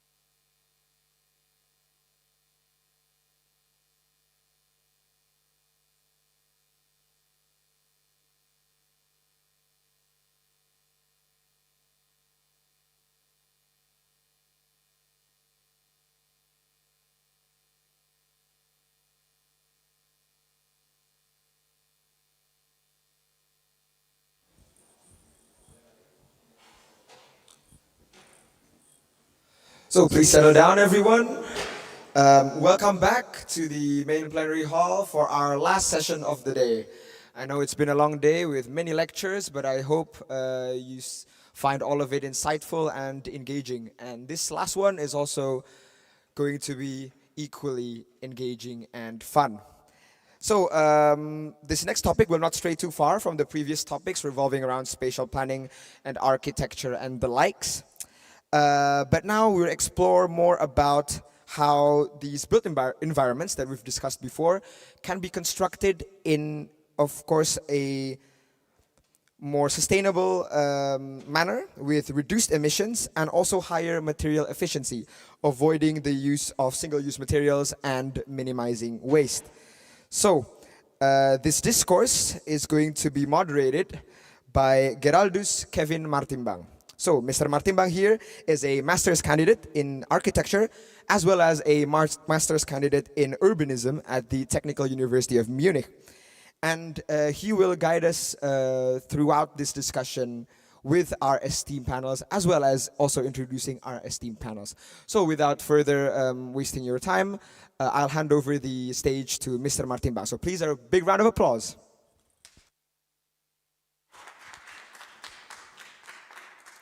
All right. Anyone can hear my voice? Yeah? Clear? Or louder? Should I make it louder? Yeah? Okay. Can we have another applause? I know this is like the last session, so perhaps we can spirit up a bit. Okay, thank you. Because even though this is the last section, but this is also one of the most important sections because it concerns actually the very life of us. It's concerning the building sector, it's concerning how building is made, and building is basically where human lives occurs, from how people raise their children and how people go to the office, and even it's now extended, we use the term the built environment to include also other species. And in the way to construct the world, gas, CO2 is emitted, and it's not a little amount of CO2 emission. So we will have to discuss about it. But to start, I would like to engage you to see how sensitive you are about the materiality of the built environment around you. So you are now seated on what kind of chair? Is it out of what kind of material? Can somebody guess? Wood, plywood. Perhaps Dr. Auring later could specify what kind of wood, but yes, wood. And what about the wall there? What kind of wall, what kind of material is it? Concrete, great, all right. So everyone is sensitive enough about the materials where we live and how we construct our building where we live. And following that question, so I would like to give you some data on the most used materials, building material globally. And perhaps can somebody guess, is it concrete or is it wood or is it brick? Can somebody guess? Wood? Okay, only one said concrete, and the reality is yes, concrete. So concrete dominates actually the global use of material. Well, this is a statistics for the tall buildings, but it's still, I think, representative to the overall situation.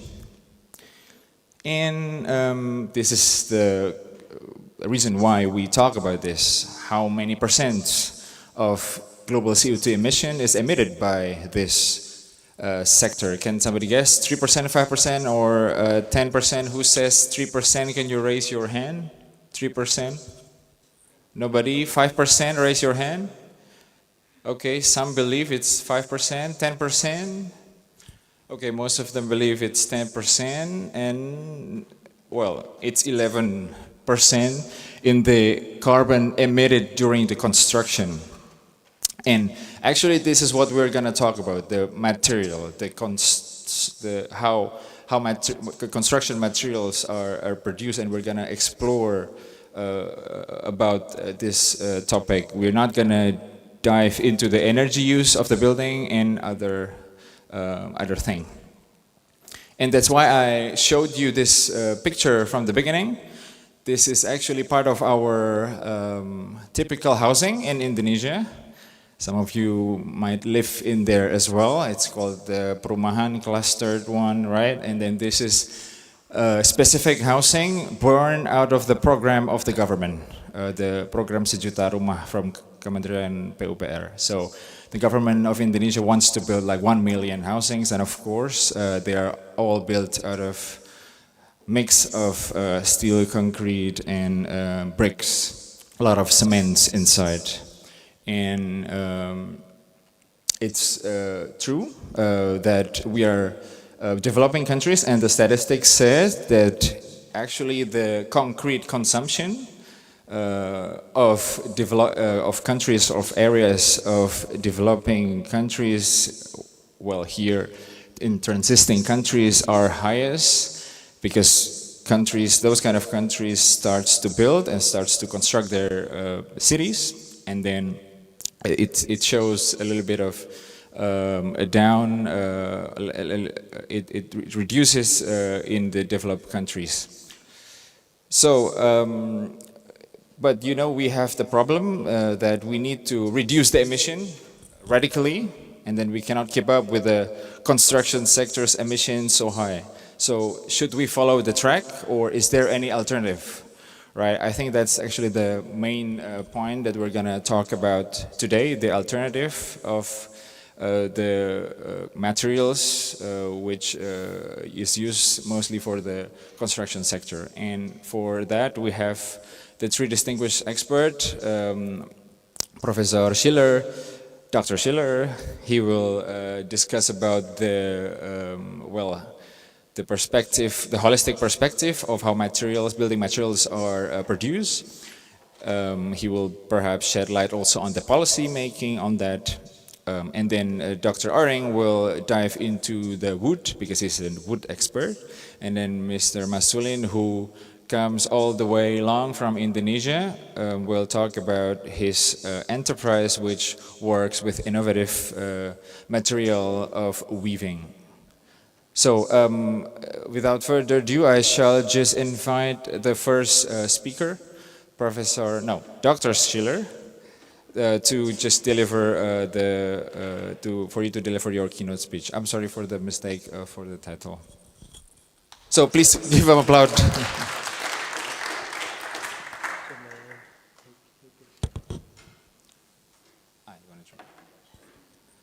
Okay.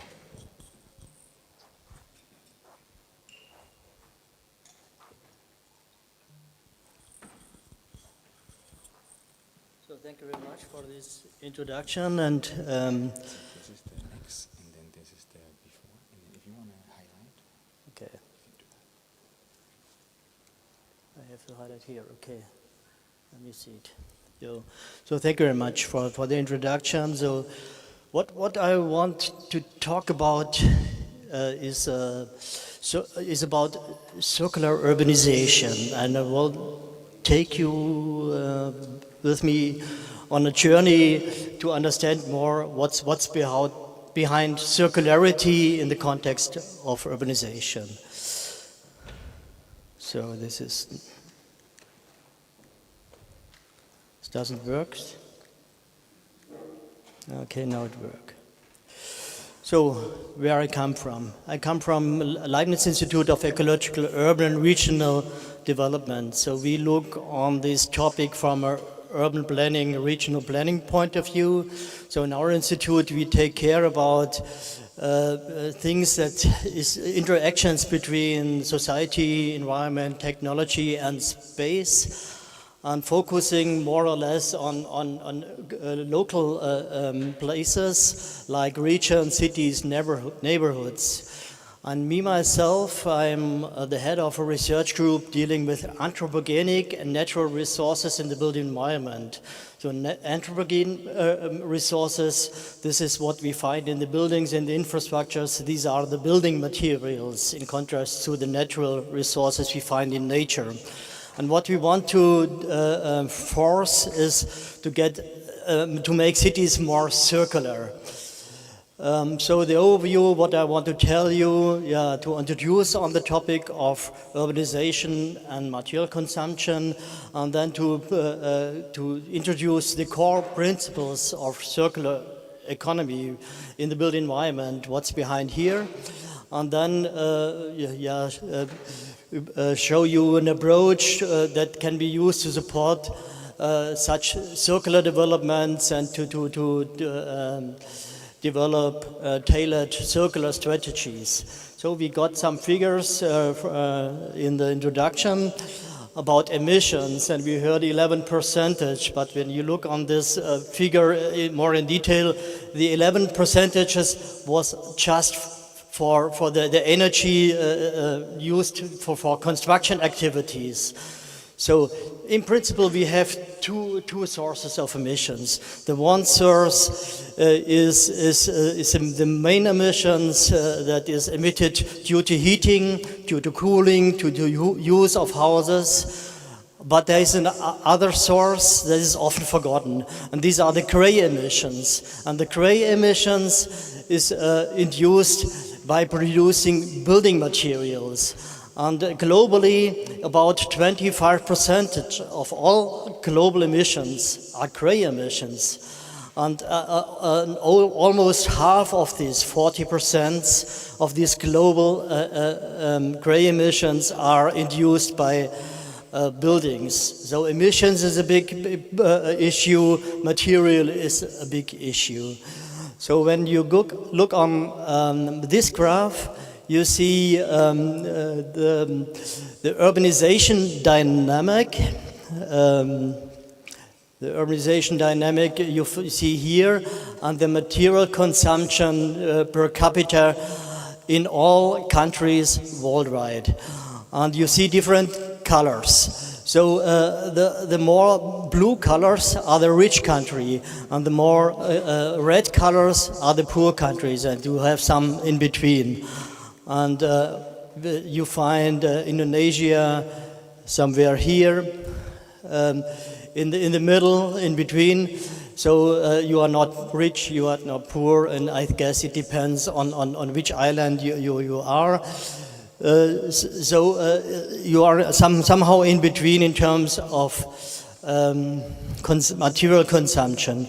So when we do not look on urbanization dynamic, but level of urbanization, in contrast to the slides we had in the introduction, I have another message. Most of the material is consumed by the rich countries, and these countries have low dynamic of urbanization, but a high level of urbanization, so a very huge throughput. And the poor countries, they have a quite lower material consumption per capita, although they have a high dynamic of urbanization.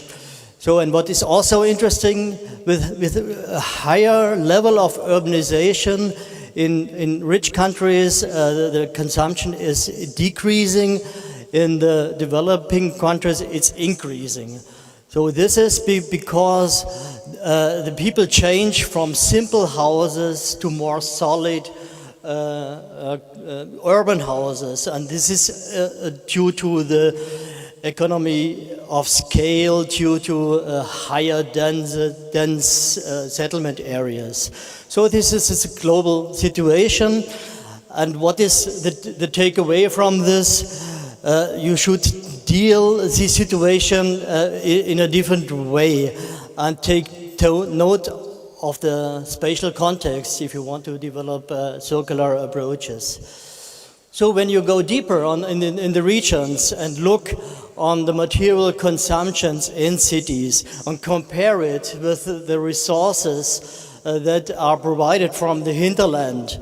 So we do so in the area of Hanoi. Then you can calculate which materials are available and which are needed for the construction, and you can discuss what's about the availability of aggregates, of clay, of sand, and you can discuss some specific shortages. And here there is no shortage in terms of bricks and stones. When you look only on this graph, but when you look on the impacts, then you see there is a big impact on landscape destruction, there is an impact on riverbank subsidies, and there is an impact of topsoil harvesting. So there is not enough resources available as a rule of thumb to provide materials for this urbanization dynamic in a sustainable way. So we have to look for other solutions. And one solution is to go towards circularity. And what's behind circularity? Circularity is not just about closing materials for recycling. Also, this is a very important approach. It's also slowing material speed by using buildings longer, and it's also about narrowing, introducing other materials or consuming less. And behind these three strategies, there are very specific strategies, the so-called 9R or 10Rs, that describe it more in detail. Though, as I mentioned, the recycling, the recovery, the disclosing, and here you are, all this approach and has to do with urban development and with architectural considerations and so on. And here on the narrowing side, to refuse, to rethink, this is more social approaches, social innovations, sufficiency, and to reduce, this is more efficiency, to introduce new materials. And I just want to give you a better imaginations what behind recycling. Everybody knows what's behind.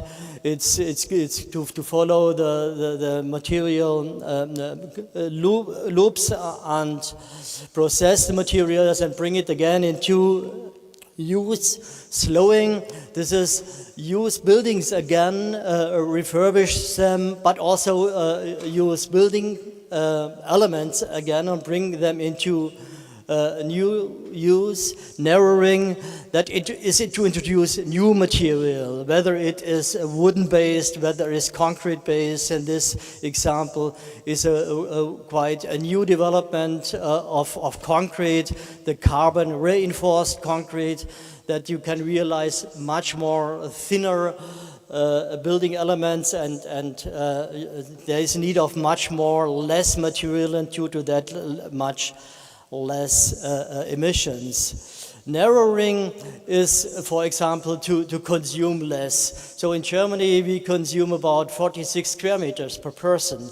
And this is, we do not need so much. This is a very luxury situation. So to think about what are the options to consume less, maybe to have shared space or to have smaller buildings.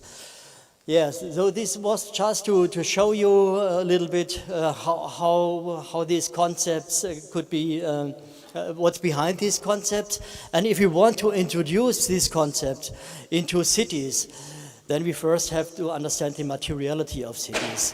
And to understand materiality, the one option is to develop so-called material cadastres of cities. So first to examine the quantities, how many buildings you have, which type of buildings you find there. You can use GIS and geodata for that. Then develop indicators, material indicators for each specific city, for each specific building, how much materials are included in a building type. and then to develop material indicators for building types, for residential buildings, for non-residential buildings, and have an idea of the different materials, and you can differentiate much more. And you can translate it into emissions, into gray emissions when you combine it with LCA data.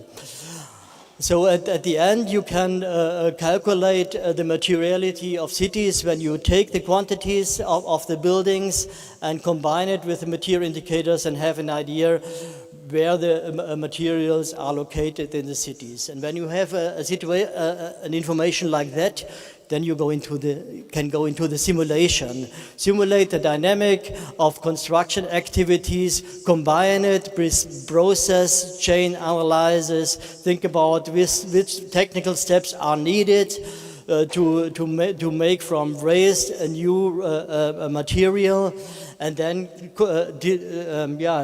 compare the outflows of the cities with the potential inflows of the cities, and you have an idea how far you can go with closing materials, for example. This is one application example, or the same you can do with emissions. When you look on, you have in Indonesia, you have such this island situation, and the question is whether, so this is a question how to transport the resources from the one, it's a challenge for transportation.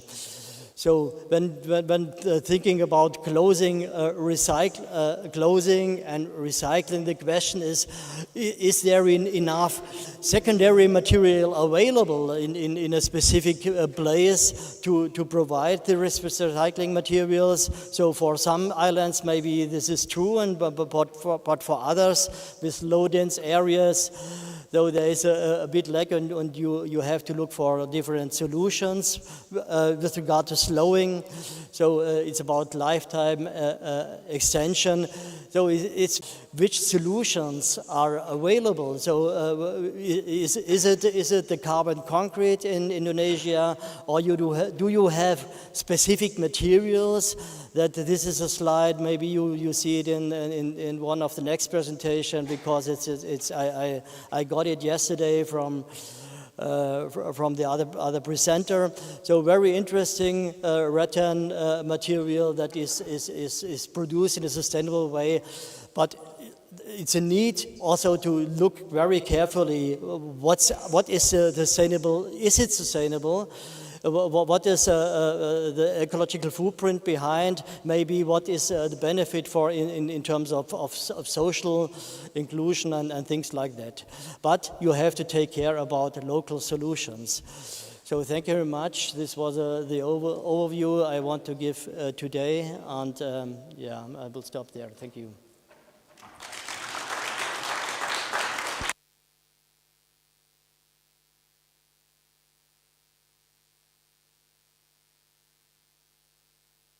All right. Thank you very much, Dr. Schiller, for your explanations. And we'll just, and so sorry about the technical problems. But still, could we give applause for the IT team, please? Thank you. All right. So the next speaker will be Dr. Euring. Would you mind to join us on stage? And give applause. Thank you.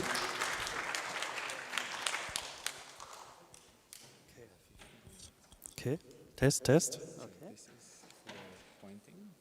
Mm-hmm. And then this is for next. Yeah. This is for next. So, good afternoon. It's a great pleasure for me to give a talk today about wood construction and bio-based materials in construction. So we heard already a lot about building systems, building situations in Asia and Europe by Dr. Schiller. And today I want to focus or make a closer look to wood now. So, as you all might know, complete houses could be constructed by wood, maybe except the roof tiles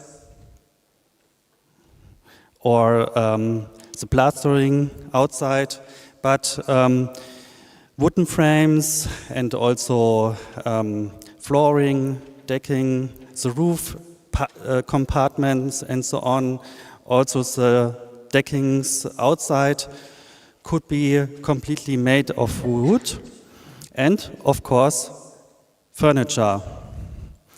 And here you can already see maybe a combination. So we decide to use solid wood or maybe wood-based panels. So plywood was already mentioned. We have a lot of other wood-based panels like particle board, fiber board, and so on. I will show some examples. Coming to the point, Dr. Schiller mentioned already the gray emission, and here is an overview. Environmental impacts of wood house and concrete house, and you can clearly see so the green line is the wood and concrete houses.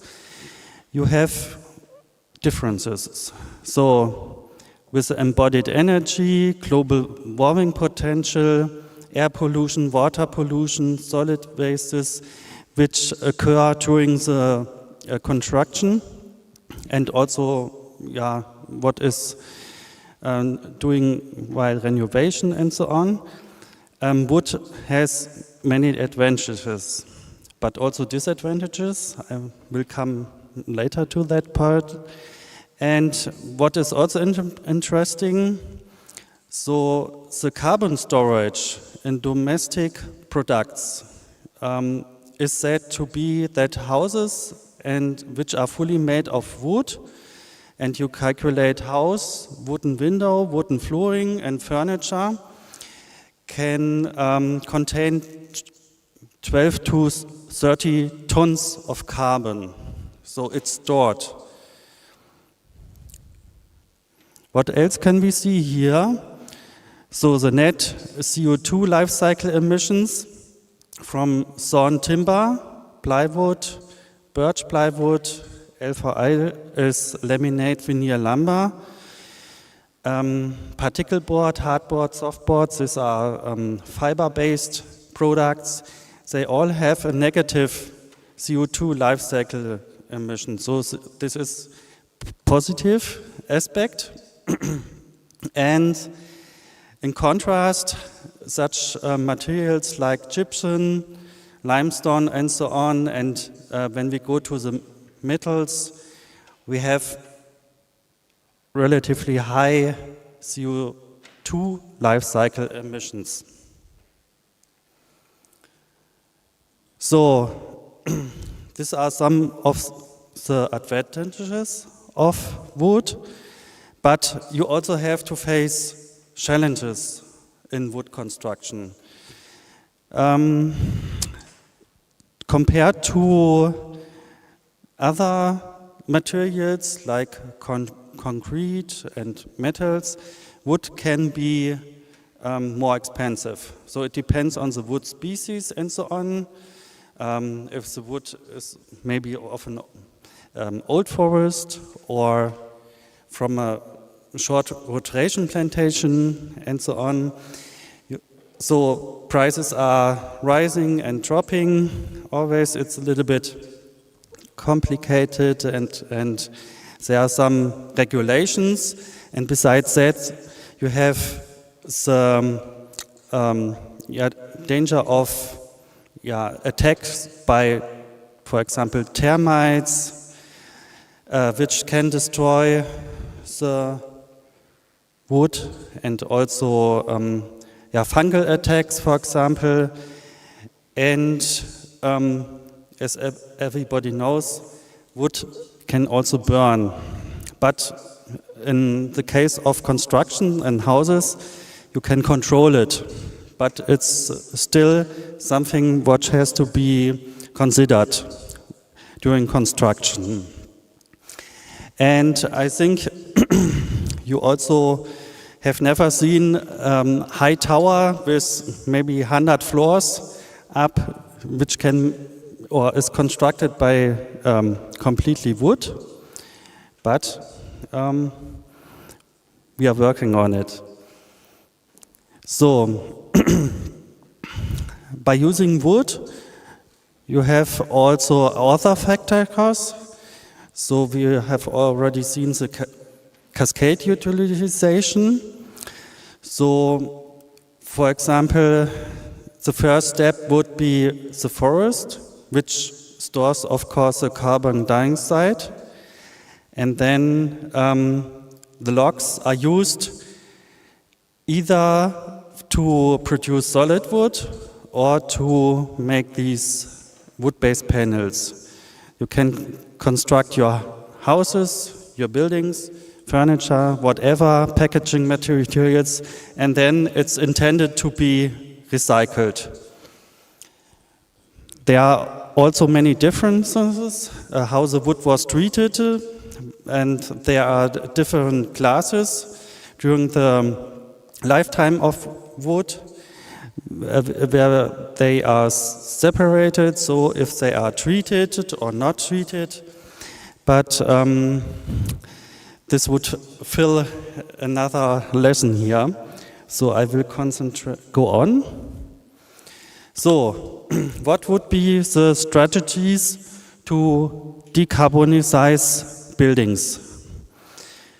One possibility, of course, would be to use more lightweight materials.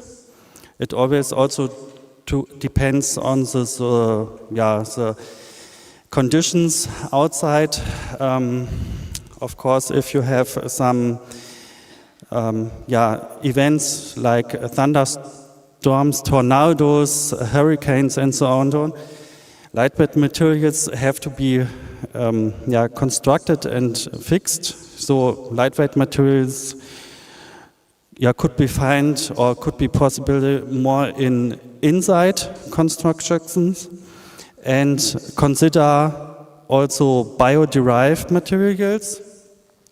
Extending the lifespan of wood is also important, and as you already have seen, reuse or recycle existing materials. Let's take a look to the lightweight materials. So there have been recent efforts in the past years here in Europe, for example. So one possibility is to make lightweight materials with particle boards with tubes. So you save material and make the boards are still stable. Then you can also use other materials, combine it. Here, for example, this was an invention of Göttingen here, University of Göttingen, plywood and popcorn inside. We have sandwich constructions with honeycomb, and also other institutions partners have invented wood foam, for example. So these are lightweight materials, but very stable. So you can save material, it's also important, if you don't use solid wood.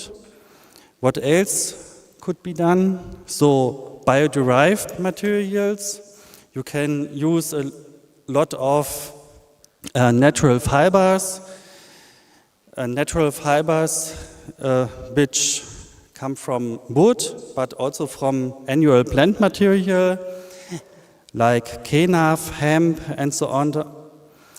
And also there is a research focus on the binder systems, not only for solid wood, but mainly also for the wood-based paste panels. So you always need glue systems, and natural binders might be possible to overcome some troubles with, for example, formaldehyde and other volatile organic compounds. What else can be done with wood and constructions? Functional wood and composite materials which can generate energy, for example. You can make deep printing models. It is, as far as I know, it would be possible, maybe soon, to also to print constructions using 100% wood, and you can take the nature for doing some biotechnological things. The next point is to extend the lifespan of wood. Of course, if you are dealing with a solid wood, you should conserve it. So there are a lot of wood preservatives, painting, but also herbicides, fungicides, and so on, especially when you are working outside it. And solid wood and wood modification is also another important thing. Besides these using of preservatives, and wood modification can be done, for example, in impregnation techniques, and also examples which are called thermo wood, where the wood is treated to make it durable. This is an example from a German company, because Buche, beech is hardwood, and normally the industry and construction sector relies or is using mainly softwood, so like fir, pine, and so on. But hardwoods are more and more attractive and have to be more attractive in the future. And therefore, Baubuche was invented by Pollmeyer, and it's a laminated veneer lumber manufactured by Pollmeyer. And they are making parallel or cross-laminated beams, boards or panels. This is a house for a car parking, but it was not realized yet. What was realized, I will show soon, or later in the discussion we will talk about that. We have particle board from agricultural biomass and recycled wood waste, for example. So you can produce straw-based particle board or stalk-based particle boards, or recycling material.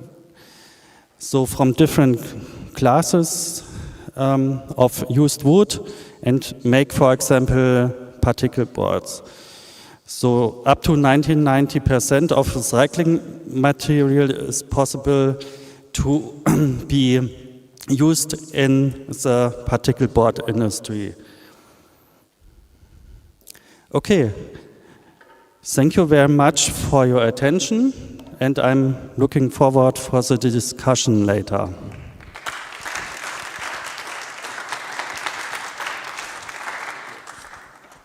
Thank you very much for Dr. Oiring for all the explanation on the current innovations situation for wood technology and now coming to the perhaps more Indonesian context, but also to the new other kind of materials which is explored by our next speaker, Pak Lim. So could you join us? He comes all the way from Indonesia. Can we give a big applause for him?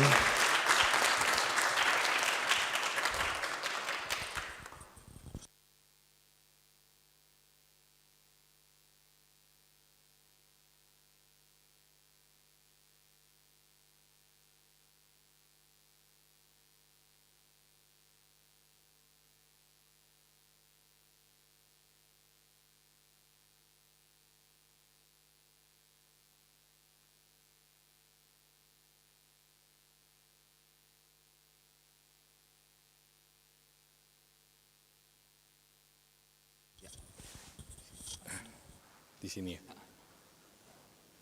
Okay. Hello everyone. I'm glad to be here in Germany.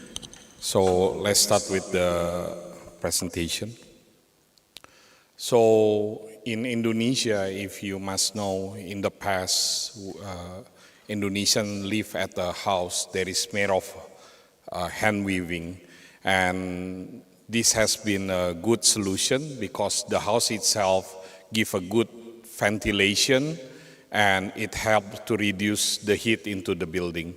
So what we try to do, what we call sort of like a mission impossible, with the current construction there is normally using commodities, is it possible that we utilize the modern construction with the old ways that is made modernized?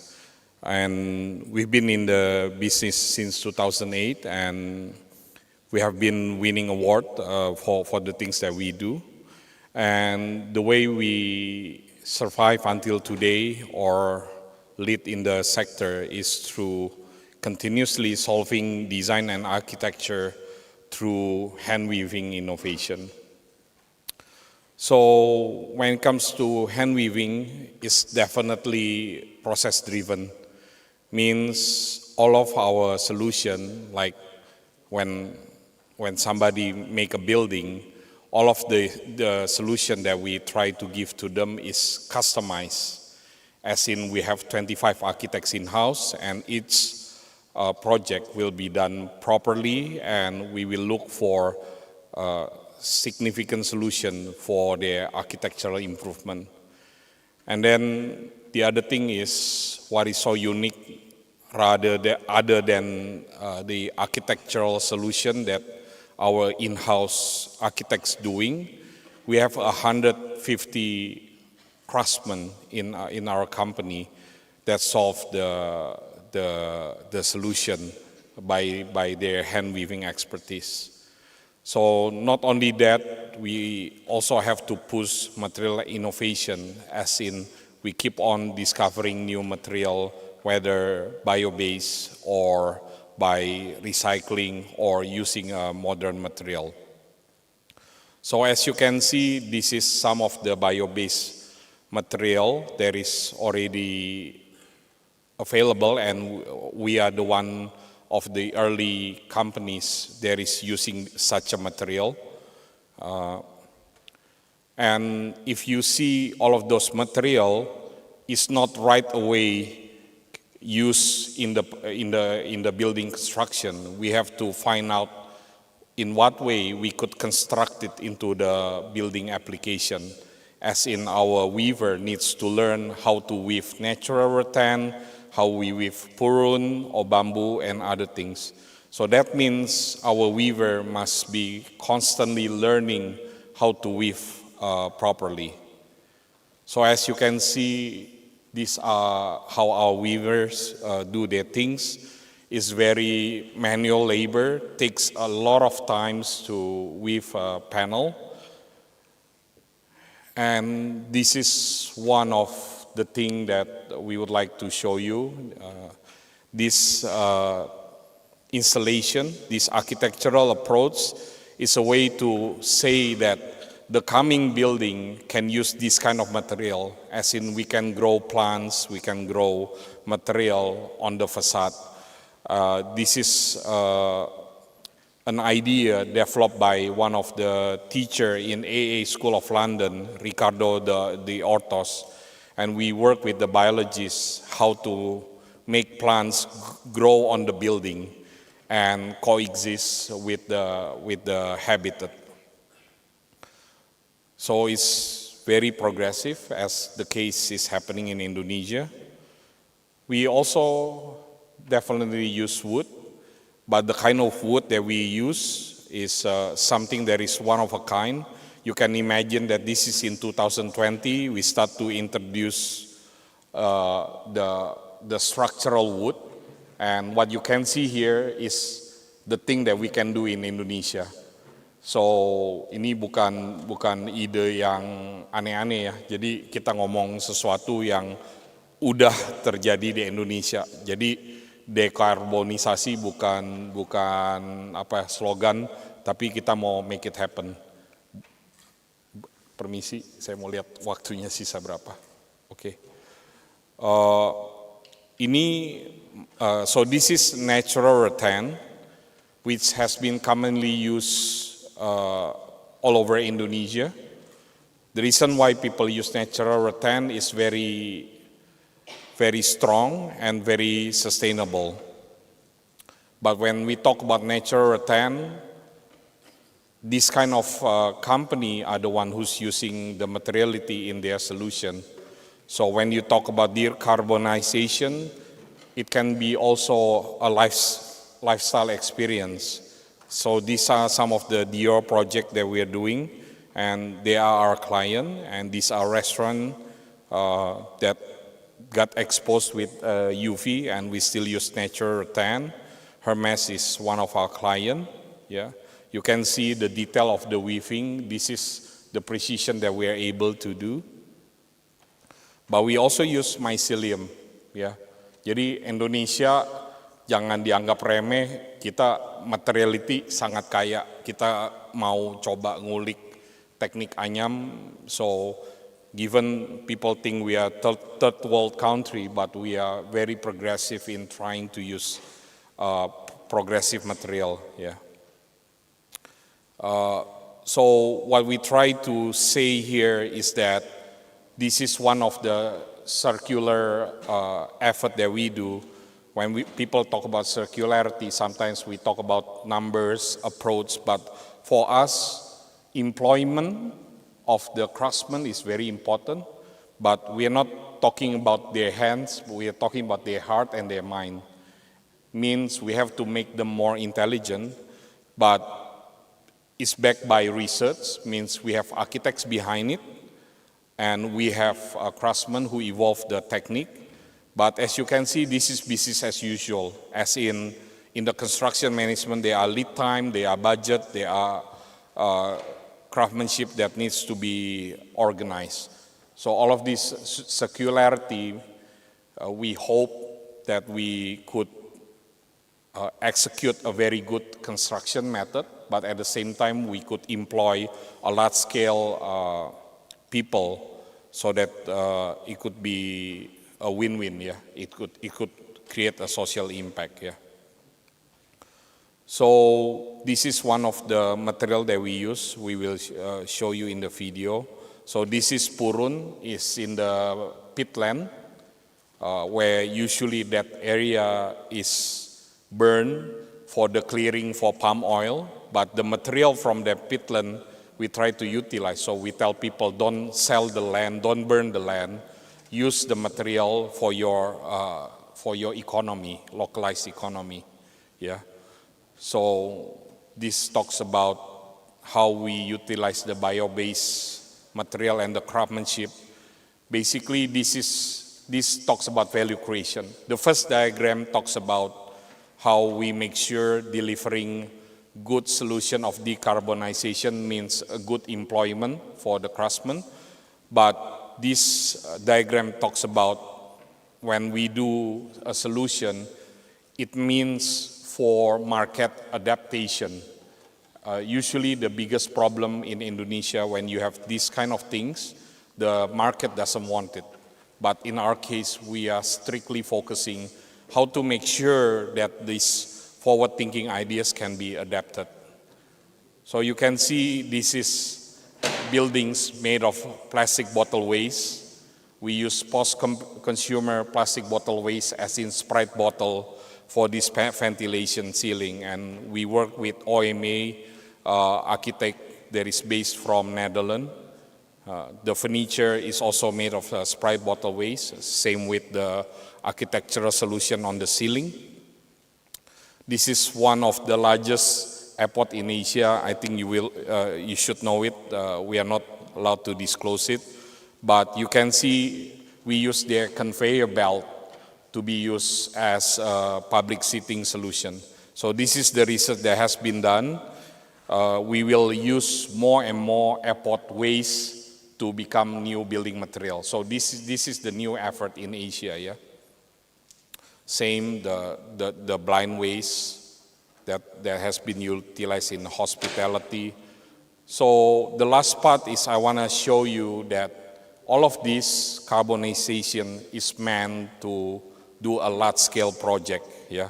So don't think about all of this idea is just an idea that is nice to hear, tapi skalanya benar-benar besar. Ini ribuan meter persegi. We are not talking about few meters square. This is about thousands of meters square. And this is the stadium. So you can see the facade of the whole stadium is done through hand weaving and recyclable plastic. Okay. Same with the public market.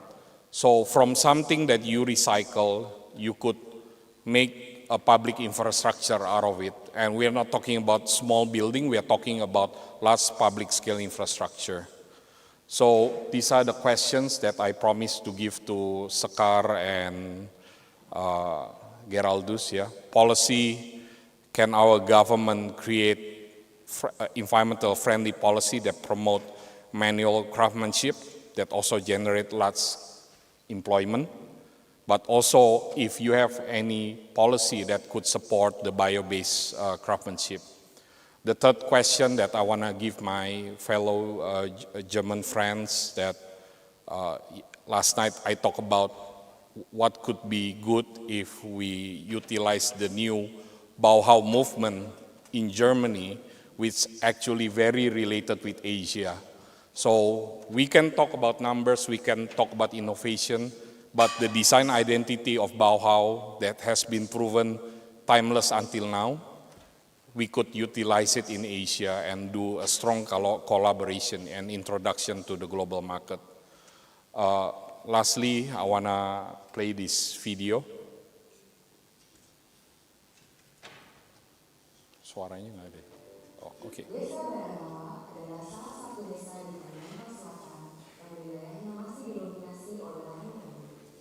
Mereka percaya bahwa ekosistem gambut yang baik akan memberikan manfaat bagi warga. Salah satunya adalah tanaman turun yang bersama gambut yang dapat diolah menjadi bahan kimia. So this is few hours away from the new capital.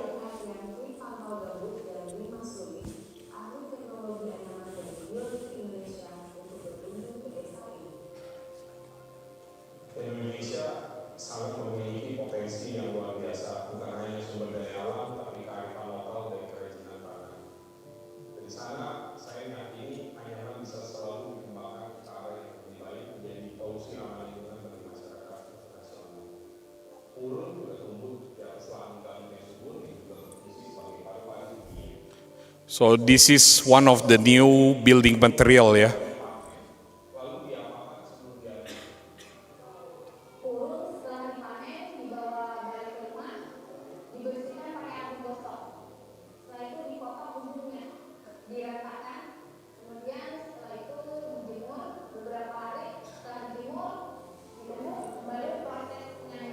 So you can see women empowerment is also happening here.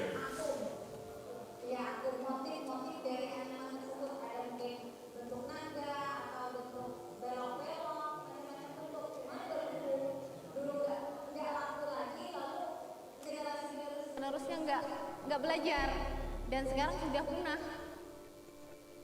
Kerajinan purun tergolong industri rumah tangga. Para pengrajin di Desa Bararawa dapat menghasilkan 5 hingga 10 lembar tikar purun per harinya. Tantangannya apa sih buat masyarakat sini untuk terus menganyam? Karena kendala dari segi pemasaran. Di sini yang dibeli cuma stiker dalam bentuk yang kami buat. Kalau selain dari itu tidak ada yang membeli, jadi ibu-ibunya tidak mau membentuk bentukan yang lain. Ibu-ibu di Desa Bararawa apakah peduli dengan lahan gambut? Tentunya sangat peduli karena dari lahan gambut kita bisa bergantung hidup. Karena dari lahan gambutlah purun ini bisa tumbuh dengan subur. Sebagian lahan gambut di Kalimantan Selatan akhirnya dialihkan fungsinya menjadi perkebunan karena dianggap tidak produktif. Bagaimana masyarakat sini mendayagunakan lahan gambut tersebut? Bisa untuk perikanan salah satunya kan, untuk peternakan, kemudian untuk perkebunan, untuk pertanian. Oleh masyarakat setempat, ini dari dulu sudah dikelola secara arif, secara bijaksana, bahkan sampai sekarang mereka bisa hidup di sini, bisa hidup di ekosistem rawa gambut. Peralihan fungsi lahan gambut dapat merugikan lingkungan, terutama dampak dari asap kebakaran di atas lahan gambut yang telah kering dan rusak. Apakah ada contoh atau ada kasus di mana pengelolaan sumber daya ini dilakukan dengan tidak baik? Tahun 2015 misalnya kan, pada saat kejadian luar biasa itu adalah asap. Ternyata pasca atau setelah banyaknya izin-izin korporasi misalnya kan skala besar, terutama untuk perkebunan monokultur skala besar. Karena biasanya perkebunan atau tanaman kan perlu media tumbuh. Salah satunya adalah tanah. Nah, karena selama ini kan ekosistem rawa gambut kan agak basah. Jadi perlu dikeringkan. Akhirnya proses kanalisasi yang bikin kanal ini yang bikin kering. Kalau kita misalnya kan gambut jaga kita juga harus jaga gambut. Karena salah satu yang tersimpannya gas CO2 itu banyak yang menyerap adalah gambut. Kalau gambut ini dirusak, apa jadinya? Kalau kita masih ingin menyelamatkan bumi ini atau generasi kita, salah satu tugas kita bersama adalah menyelamatkan ekosistem rawa gambut. Harapannya ya semoga dengan anyaman purun kami ini bisa setelah pelatihan ini mungkin lebih bisa berkembang, lebih bisa berinovasi, dan mungkin lebih bisa meningkatkan taraf perekonomian di desa. Melestarikan gambut bukan pekerjaan yang instan. Diperlukan kegigihan, kesabaran, dan kerjasama dari seluruh pihak. Semua orang bisa melestarikan gambut dengan pekerjaan-pekerjaan yang sederhana. Tetap negara atau siapapun dalam mengelola suatu wilayah, khususnya di ekosistem rawa gambut, harus tetap belajar kepada masyarakat lokal. Karena masyarakat lokal sudah terbukti mampu mengelola wilayahnya, ya kan, sampai sekarang masih bisa bertahan hidup dan ekosistem rawa gambutnya masih bisa terjaga. Peran kami sebagai ahli teknologi anyaman adalah membudidayakan lahan gambut yang subur dan juga mengembangkan proses material purun sedemikian rupa dia bisa tahan putus, tahan kutu, tahan air, dan tahan api. Kami juga mempelajari teknik anyam masyarakat sekitar sehingga kami juga ikut bisa mengembangkan teknik anyamannya. Harapan kami, lahan gambut yang berfungsi sebagai padu-padu dunia bisa dijaga sepanjang masa sebagai warisan agung Indonesia kepada peradaban dunia. Dengan kreativitas dan inovasi, kita bisa membantu melestarikan lahan gambut di Indonesia. So, historically, that's the first time they weave furniture out of purun. So, I hope this presentation could explain to you that decarbonization and circularity could be practical and can be directly impactful. I hope you can help us to make Indonesia better and we could work together internationally as well. Thank you.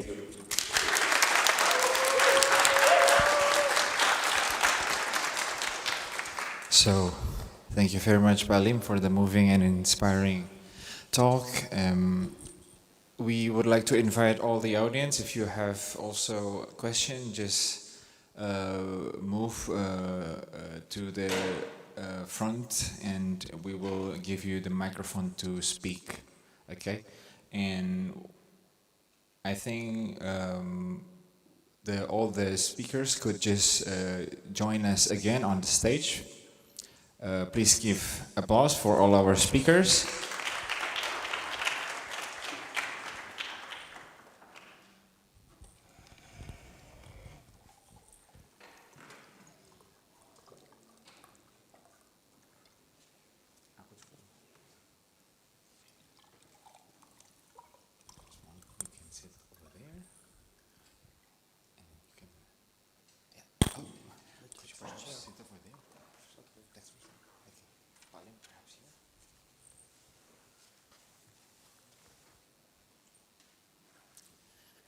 So, again, thank you so much for all of your moving and inspiring presentation. Again, I apologize, Dr. Schiller, that I mistook your title, but now I would use the more Indonesian ways to avoid that mistake. So I will address you like Pak Georg and Pak Marcos and Pak Lim. We have agreed on that, I think, behind the stage. All right. So, coming to the first question, it was very moving, Pak Lim, your last video. I think it kind of shows your holistic approach towards the material that you use, and you have also heard of Pak Marcos and Pak Georg's presentations, and how do you find it different, the Indonesian context and the European context? Is there any interesting remarks that you have with the more industrialized, perhaps, so to speak, situation in Europe, and with respect to the prospect for Indonesian case? Yeah, I think we met each other, and I explained about the difference between Indonesia and European approach. Indonesia actually very familiar with the idea of the best practice to use certification and mass industrialization to solve problem. But I've been telling them as well, the past few months, 6 factories of wood company is closing down. So despite of knowing the facts and having good certified product, doesn't mean the market could adopt the practice. So in a way, we have to come back the idea of socio-cultural, that it is as simple as knowing having an EV car and the tax deduction by the government is not immediately the best reason for your father and mother's decision to buy the new EV car. It's not directly like that. So we have to understand the mind of Indonesian, that the aspiration for a good livelihood, what it means to have a building, what it means to have a house, something that is right away contextual to their needs. So if we talk about how to use sustainability, we need to come up with a very well thought of approach. Like one of the airport in East Java just recently won an award because they don't use aircon and it's fully ventilated.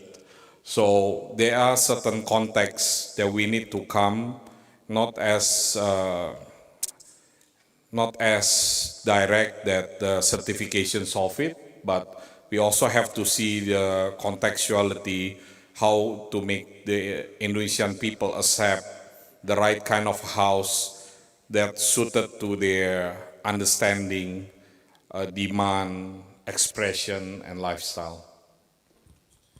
So you mentioned more about the market reception and the socio-cultural context behind that, and perhaps but Marcus, could you tell us about the situation in Germany? How is it that actually wood is kind of getting momentum to be an alternative material to proceed further with the decarbonization of the construction sector? Could you tell us your experience on that, what you have observed so far? Okay, thank you for the question. I think we have to differ between two aspects. So there's a huge building industry which mainly relies on concrete, steel, and so on. And on the other hand, there was, let's say, a big interest into using more renewable resources and like wood. And there are some regulations for building wooden constructions. And up to now, there are some initiatives in the last years, and we are building around 22% of family houses are wooden construction. It can be fast construction, so houses you put just the walls together and so on. And on the other side, you have concrete bricks and steel. And this is always a challenge, how to decide for the future. As I already mentioned, wood construction is normally a little bit more expensive in Germany. Also, insulation of houses, and so if you are thinking of renovating and renewing houses. But I think there should be more efforts, maybe by the political stakeholders to force a little bit more these wooden constructions and also in the building sector. And on the other side, for bigger constructions, so official buildings and so on, and towers. For example, there's in Norway, there's I have to take a look how it is called. Mjøsdornet. It's the largest timber building with cross-laminated timber, and it has, I think, 18 floors. And this is also a challenge for regulations regarding fire and also the static things which have to be considered. But it's possible. Thank you. So for Pak Georg, like at the beginning of our plenary session, I kind of put forward the case that concrete kind of consume a lot of energy, and you also kind of made it clearer where it also lied. Also, you in the case of the life cycle assessment, and from your point of view, more holistic point of view, industrial ecologist point of view, is it really better to reduce this material, which is concrete, and kind of find other types of material to proceed further in the decarbonization of construction sector? And why is it that this material persists much in the market and also in people's imagination? I think in Indonesia we also see a boom also in concrete, or I mean certain architects kind of put forward concrete as their main aesthetics as well. Brutalism is kind of on the rise. So would you state clearly what is your opinion on this? Yes, thank you. So first of all, I would say we should have an openness in terms of technical solutions. So wood is a solution. Your materials you introduced, very impressive solutions, is a solution, and also concrete is a solution. So all materials has strengths and weaknesses. And with concrete, it's very easy to construct very wide range of forms, and it's easy to handle. So this is the benefit of concrete, and the disadvantage, of course, is the other emissions. So, and the emissions have two sources. The one source is the chemical processes when the cement will be active and will bind the stones. So you have a lot of emissions there. And the other source is the energy you put in when producing this the cement. So, but there are a lot of ways to make concrete more sustainable and reduce the emissions. And you have to take care on the three elements. The one is the aggregates. So you have to do the option to use recycled aggregates, but not only use the recycled aggregates, but also put it's broke. No, it's again back.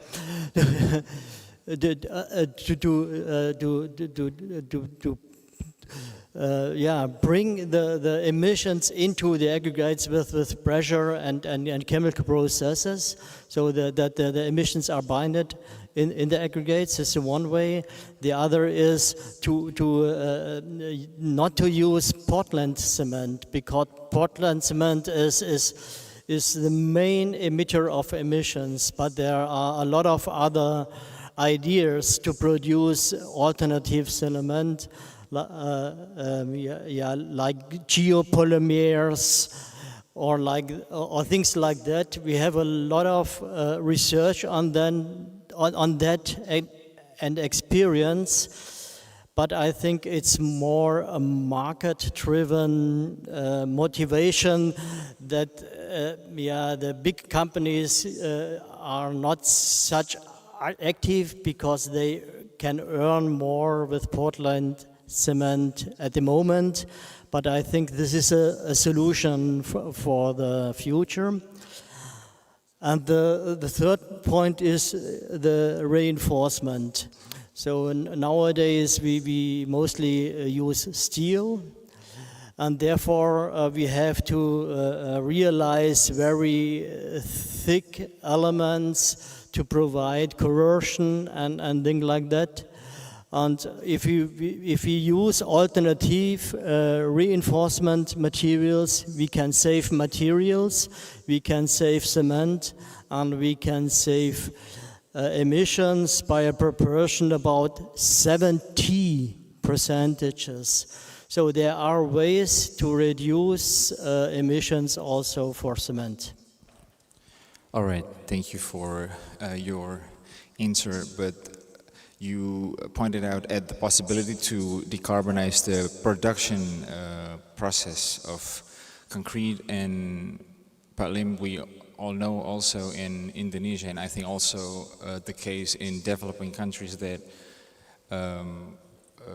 business as usual expansion of, let's say, cement and concrete market or usage is still ongoing, right? And I think you agree that, I think we all should agree that all the, we could all agree, not to take back the statement, the careless statement, that all material could work, should be reworked on together. But I think you take clear statement on that you try to develop other material, and you have a reference also in the traditional practice noting that they have always weaving element as their wall, as their separator, because rattan was also always available in the forest nearby all the ancient villages and stuff. And what I wanted to ask is how have you developed further the rattan, which is actually like connotated rather, well, let's say not always positively or not always seen as the trend. I think you're trying to establish that new trend in but Georg also talked about the technological innovation behind concrete, and I guess you also tried to push forward the technological innovation in rattan, in this antique material that we have always used. And how is it? Have you explored with what kind of technology and technique, or is it? There's one question from the audience: does AI play a role, or computational design play a role in your enterprise? Would you shed a light on that? I agree on Dr. Schiller's idea that performance is very important, because as a nation we shouldn't say that we choose certain materiality because of sentiments. It has to be backed with certain performance. So when it comes to hand weaving, since 1800 it has been known to help to cool down the building and bring the ventilation in. So the other thing is, in a matter of privacy, the hand weaving can have a way to air up more privacy, to the point mosquitoes find it very hard to go through, but at the same way you could create an opening for people can pick inside the certain space. So a lot of performance can be done through hand weaving, including acoustic performance. And I like the question in regards to AI, because we are working with one of a German student to develop AI approach in ICD in Stuttgart. The way we do it is, one, we allow the machine to study the mechanical, physical of the material, but at the same time, the performance in terms of architectural performance. How can we create more openness? How can we create more structure? How can we create lesser heat coming into building? So all of this, by now the technology is already available. It's just a plug-in to your software. It's not like a rocket science ideas. But the question is, if this is a readily available ideas, how to make sure the market could accept it. This is more of my area of interest. Yeah, so market adaptation is very, very important, because doesn't matter we know what is the right answer, but if we cannot make the society accept it, then this is more a harder problem to tackle. Just like EV, just like AI, you need to come up with a model to make the market accept it. It's not as simple as we have an EV, yay, my father buys it. It doesn't mean that you know AI, that means you right away use ChatGPT to solve your problem.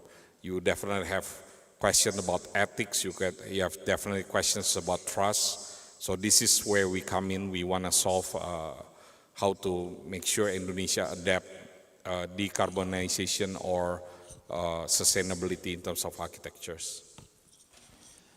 Yeah, thank you, Pak Lim. And if any one of you has a question, please just come forward, and our company will give you a microphone. And continuing to Pak Marcus, so Pak Lim mentioned about the performance and once again the market acceptance, and you have explained also about this situation in Germany, how does it differ? And I can go to one of the questions from the audience, which relates a lot to the circularity of the wood, let's say, material.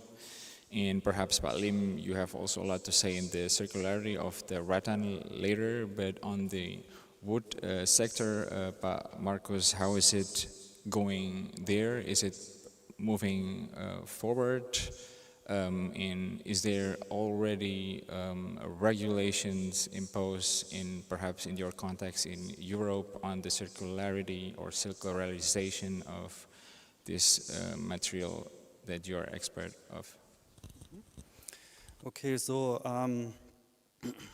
there we have also to take a look on solid wood, and yeah, the next step would be to take a look on wood-based panels and so on.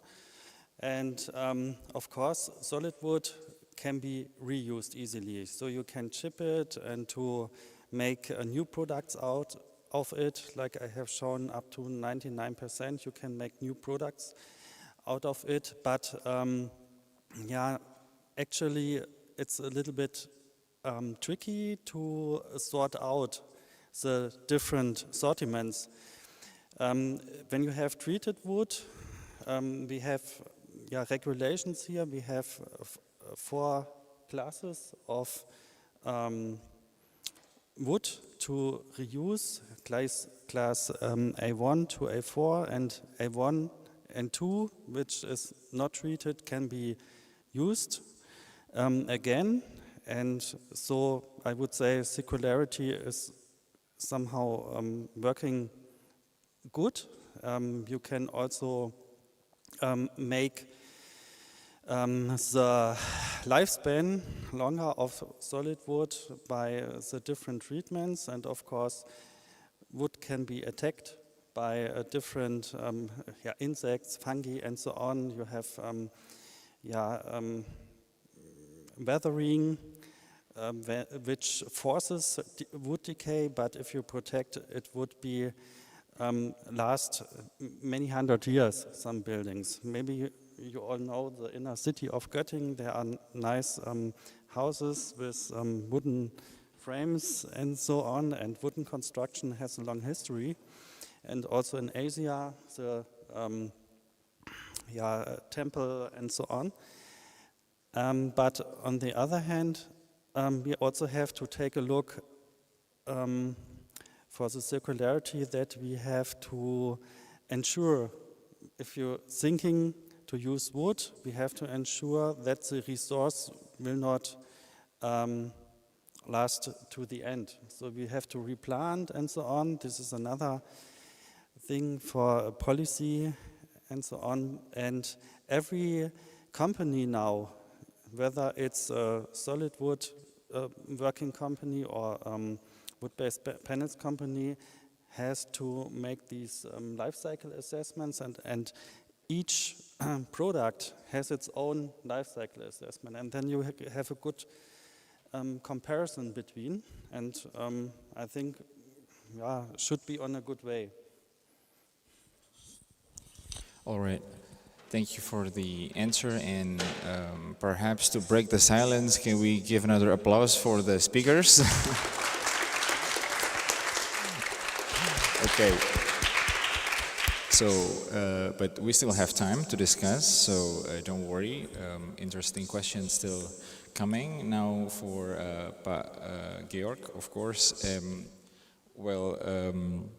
Pak Marcus mentioned about the technicalities of the circular methods of constructing with wood, and perhaps you could share more the broader policy framework which is already put in place perhaps in Europe. Like perhaps we could say that Palim stressed the importance of the market acceptance, so the market-based argument, but there is also the policy-based argument which could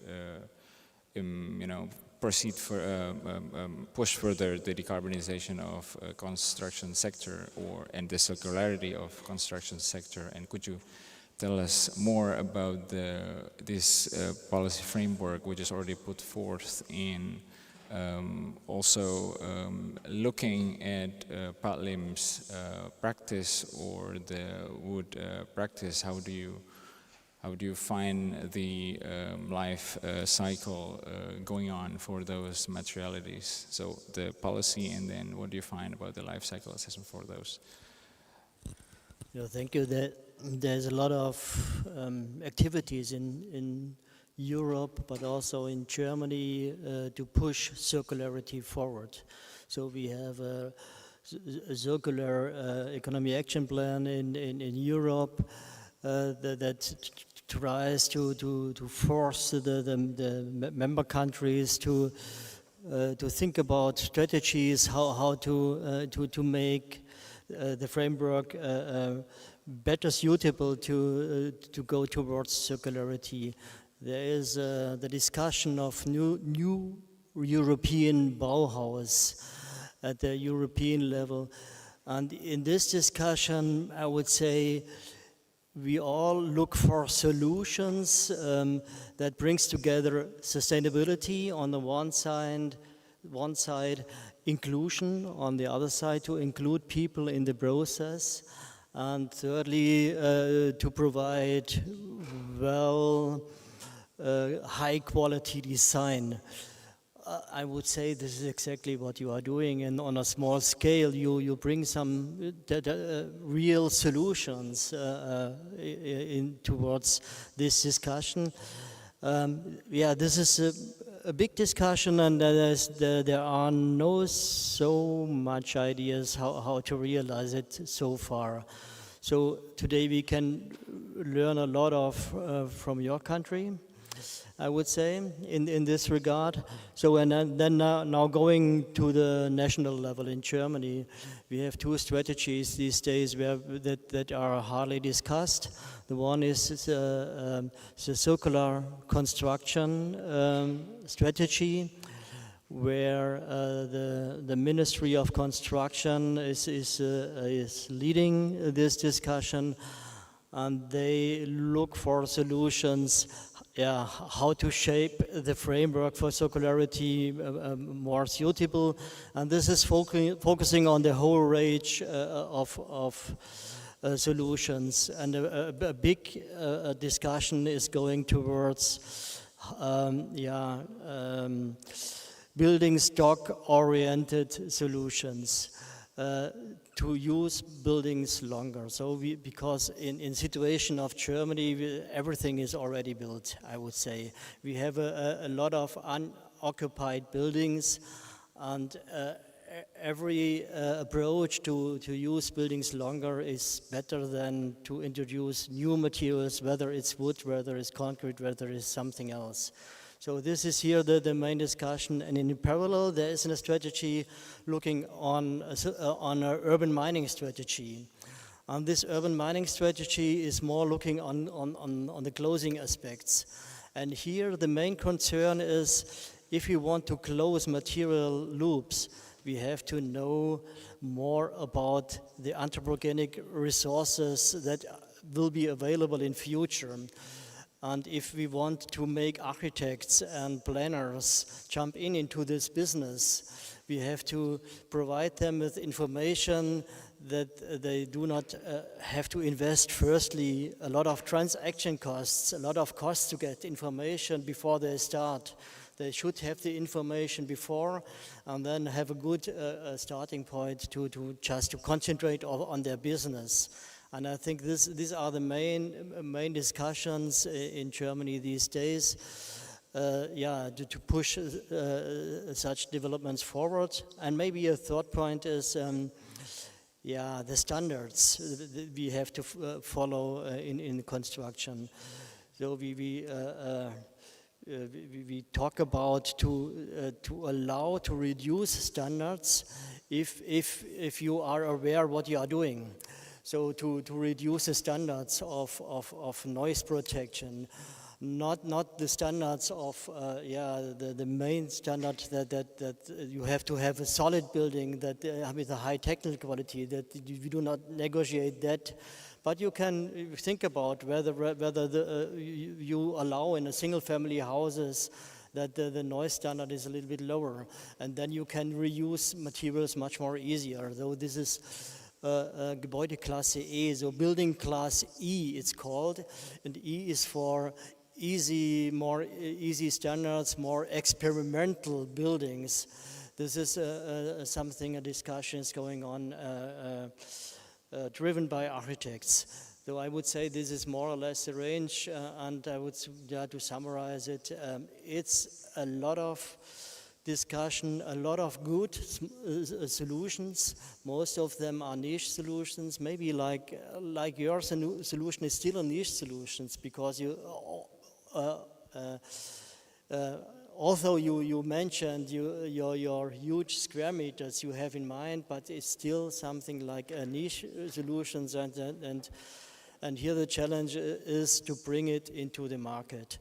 And how to bring it into the market, to make it more famous, to promote the sustainability, and to upscale these solutions, and to make people aware that this is A, sustainable, and B, quite nice, a nice environment to live in. So I think these are the approaches.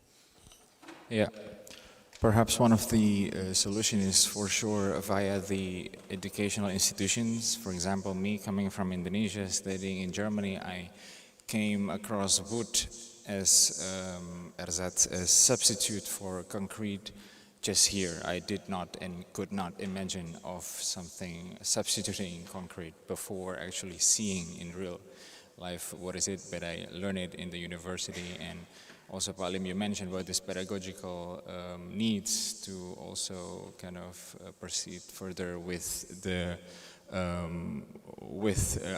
endeavor to decarbonize and make the construction sector more circular. And the time is not in our side. We need to close. So I would like to have closing statements from all of you. And so far, also there is no questions from the audience. Perhaps, Pak Lim, you could start with your closing statement on perhaps touching also on the level of policy in Indonesia, which you experience.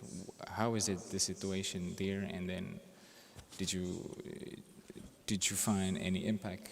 Do you feel the policy going on over there? And then perhaps end your closing remark. I think I don't need to say nice things about as a closing, but I will just give. I think there is definitely golden rule of thumbs that I can share to you. This is my insight that if you must know, the segment in Asia that really cares about sustainability are those who has the strongest planning in whatever it is, say urban development, property developers, hotel operator. If they are a very strong planner, they will definitely care about sustainability. And this is not a short-term player, quick action, quick gain. This will not be your type of stakeholders. So this is the thing that I've been saying to my team: work with those who has the strongest planning. So this is one of the rule of thumbs.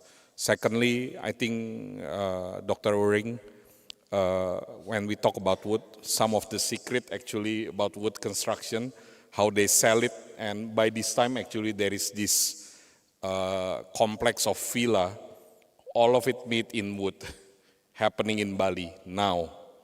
But you know how this guy is selling their wood construction? Is because he could convince the client that is the fastest way to construct it. So certain wood materiality And if we could collaborate how to construct it in a faster way, that could be a thing. Yeah. So that's the second rule of thumb. But the third one is that, in fact, the way I do things, I believe, let's not focus on how famous we could be, but I really believe in keeping a very small circle. Because when you have a very small circle of trust, we keep on teaching each other, getting the best insight, because there are so many options of solution. But if we have a strong collaboration, a very well-trusted system, I think that's very helpful. In regards to policy in Indonesia, as you must know, every 5 years, our government is changing, and they have their own way of thinking.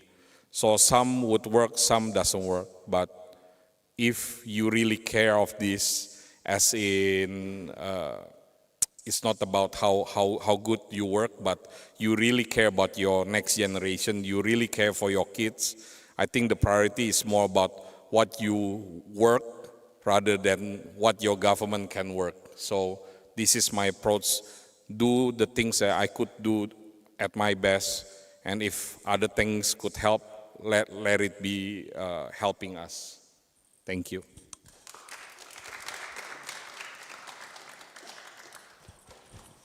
Your closing statement.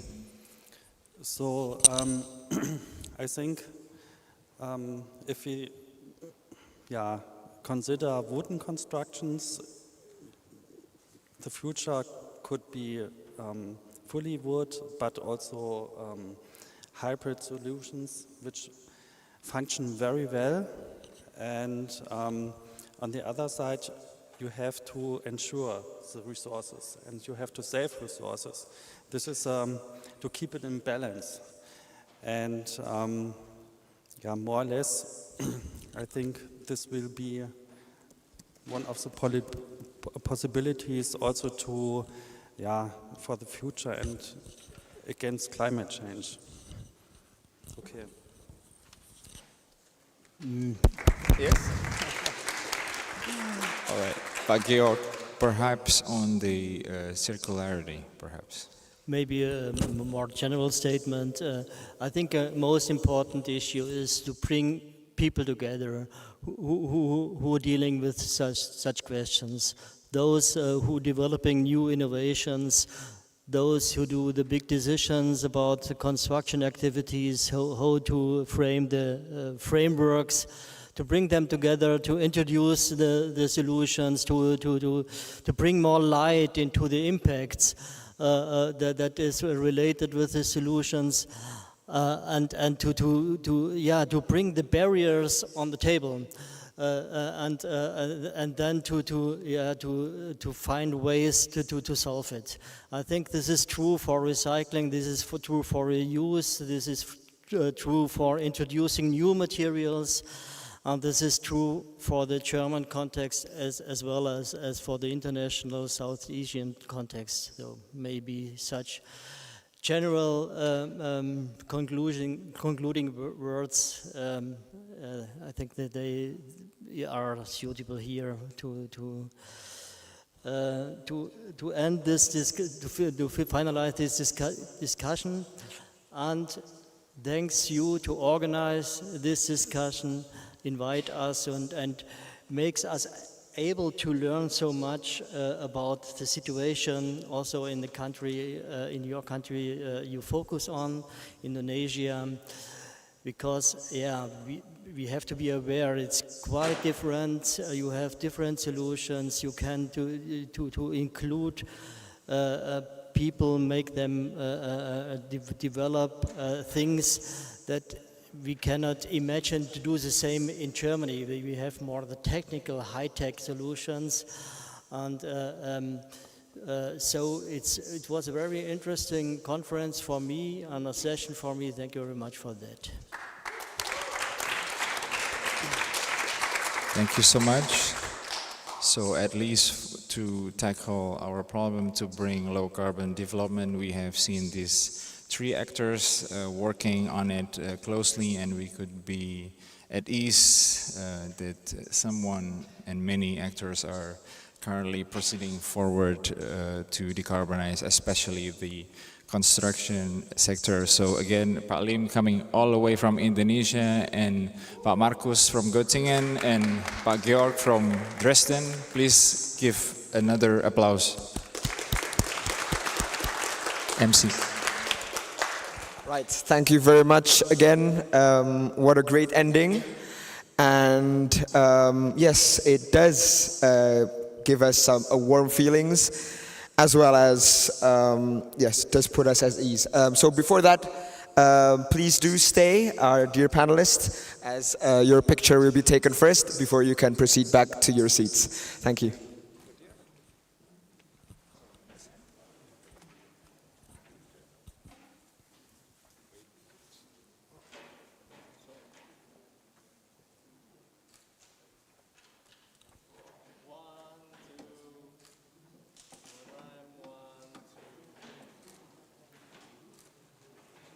So thank you very much.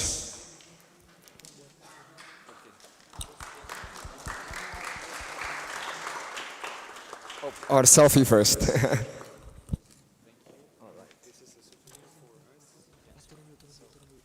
Oh, we have to leave first? Okay.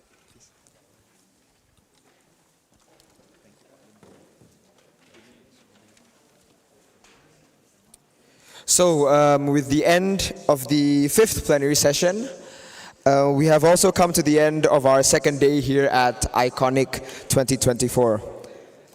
So today is also the first day where we have had our parallel schedule of plenary sessions and scientific conferences.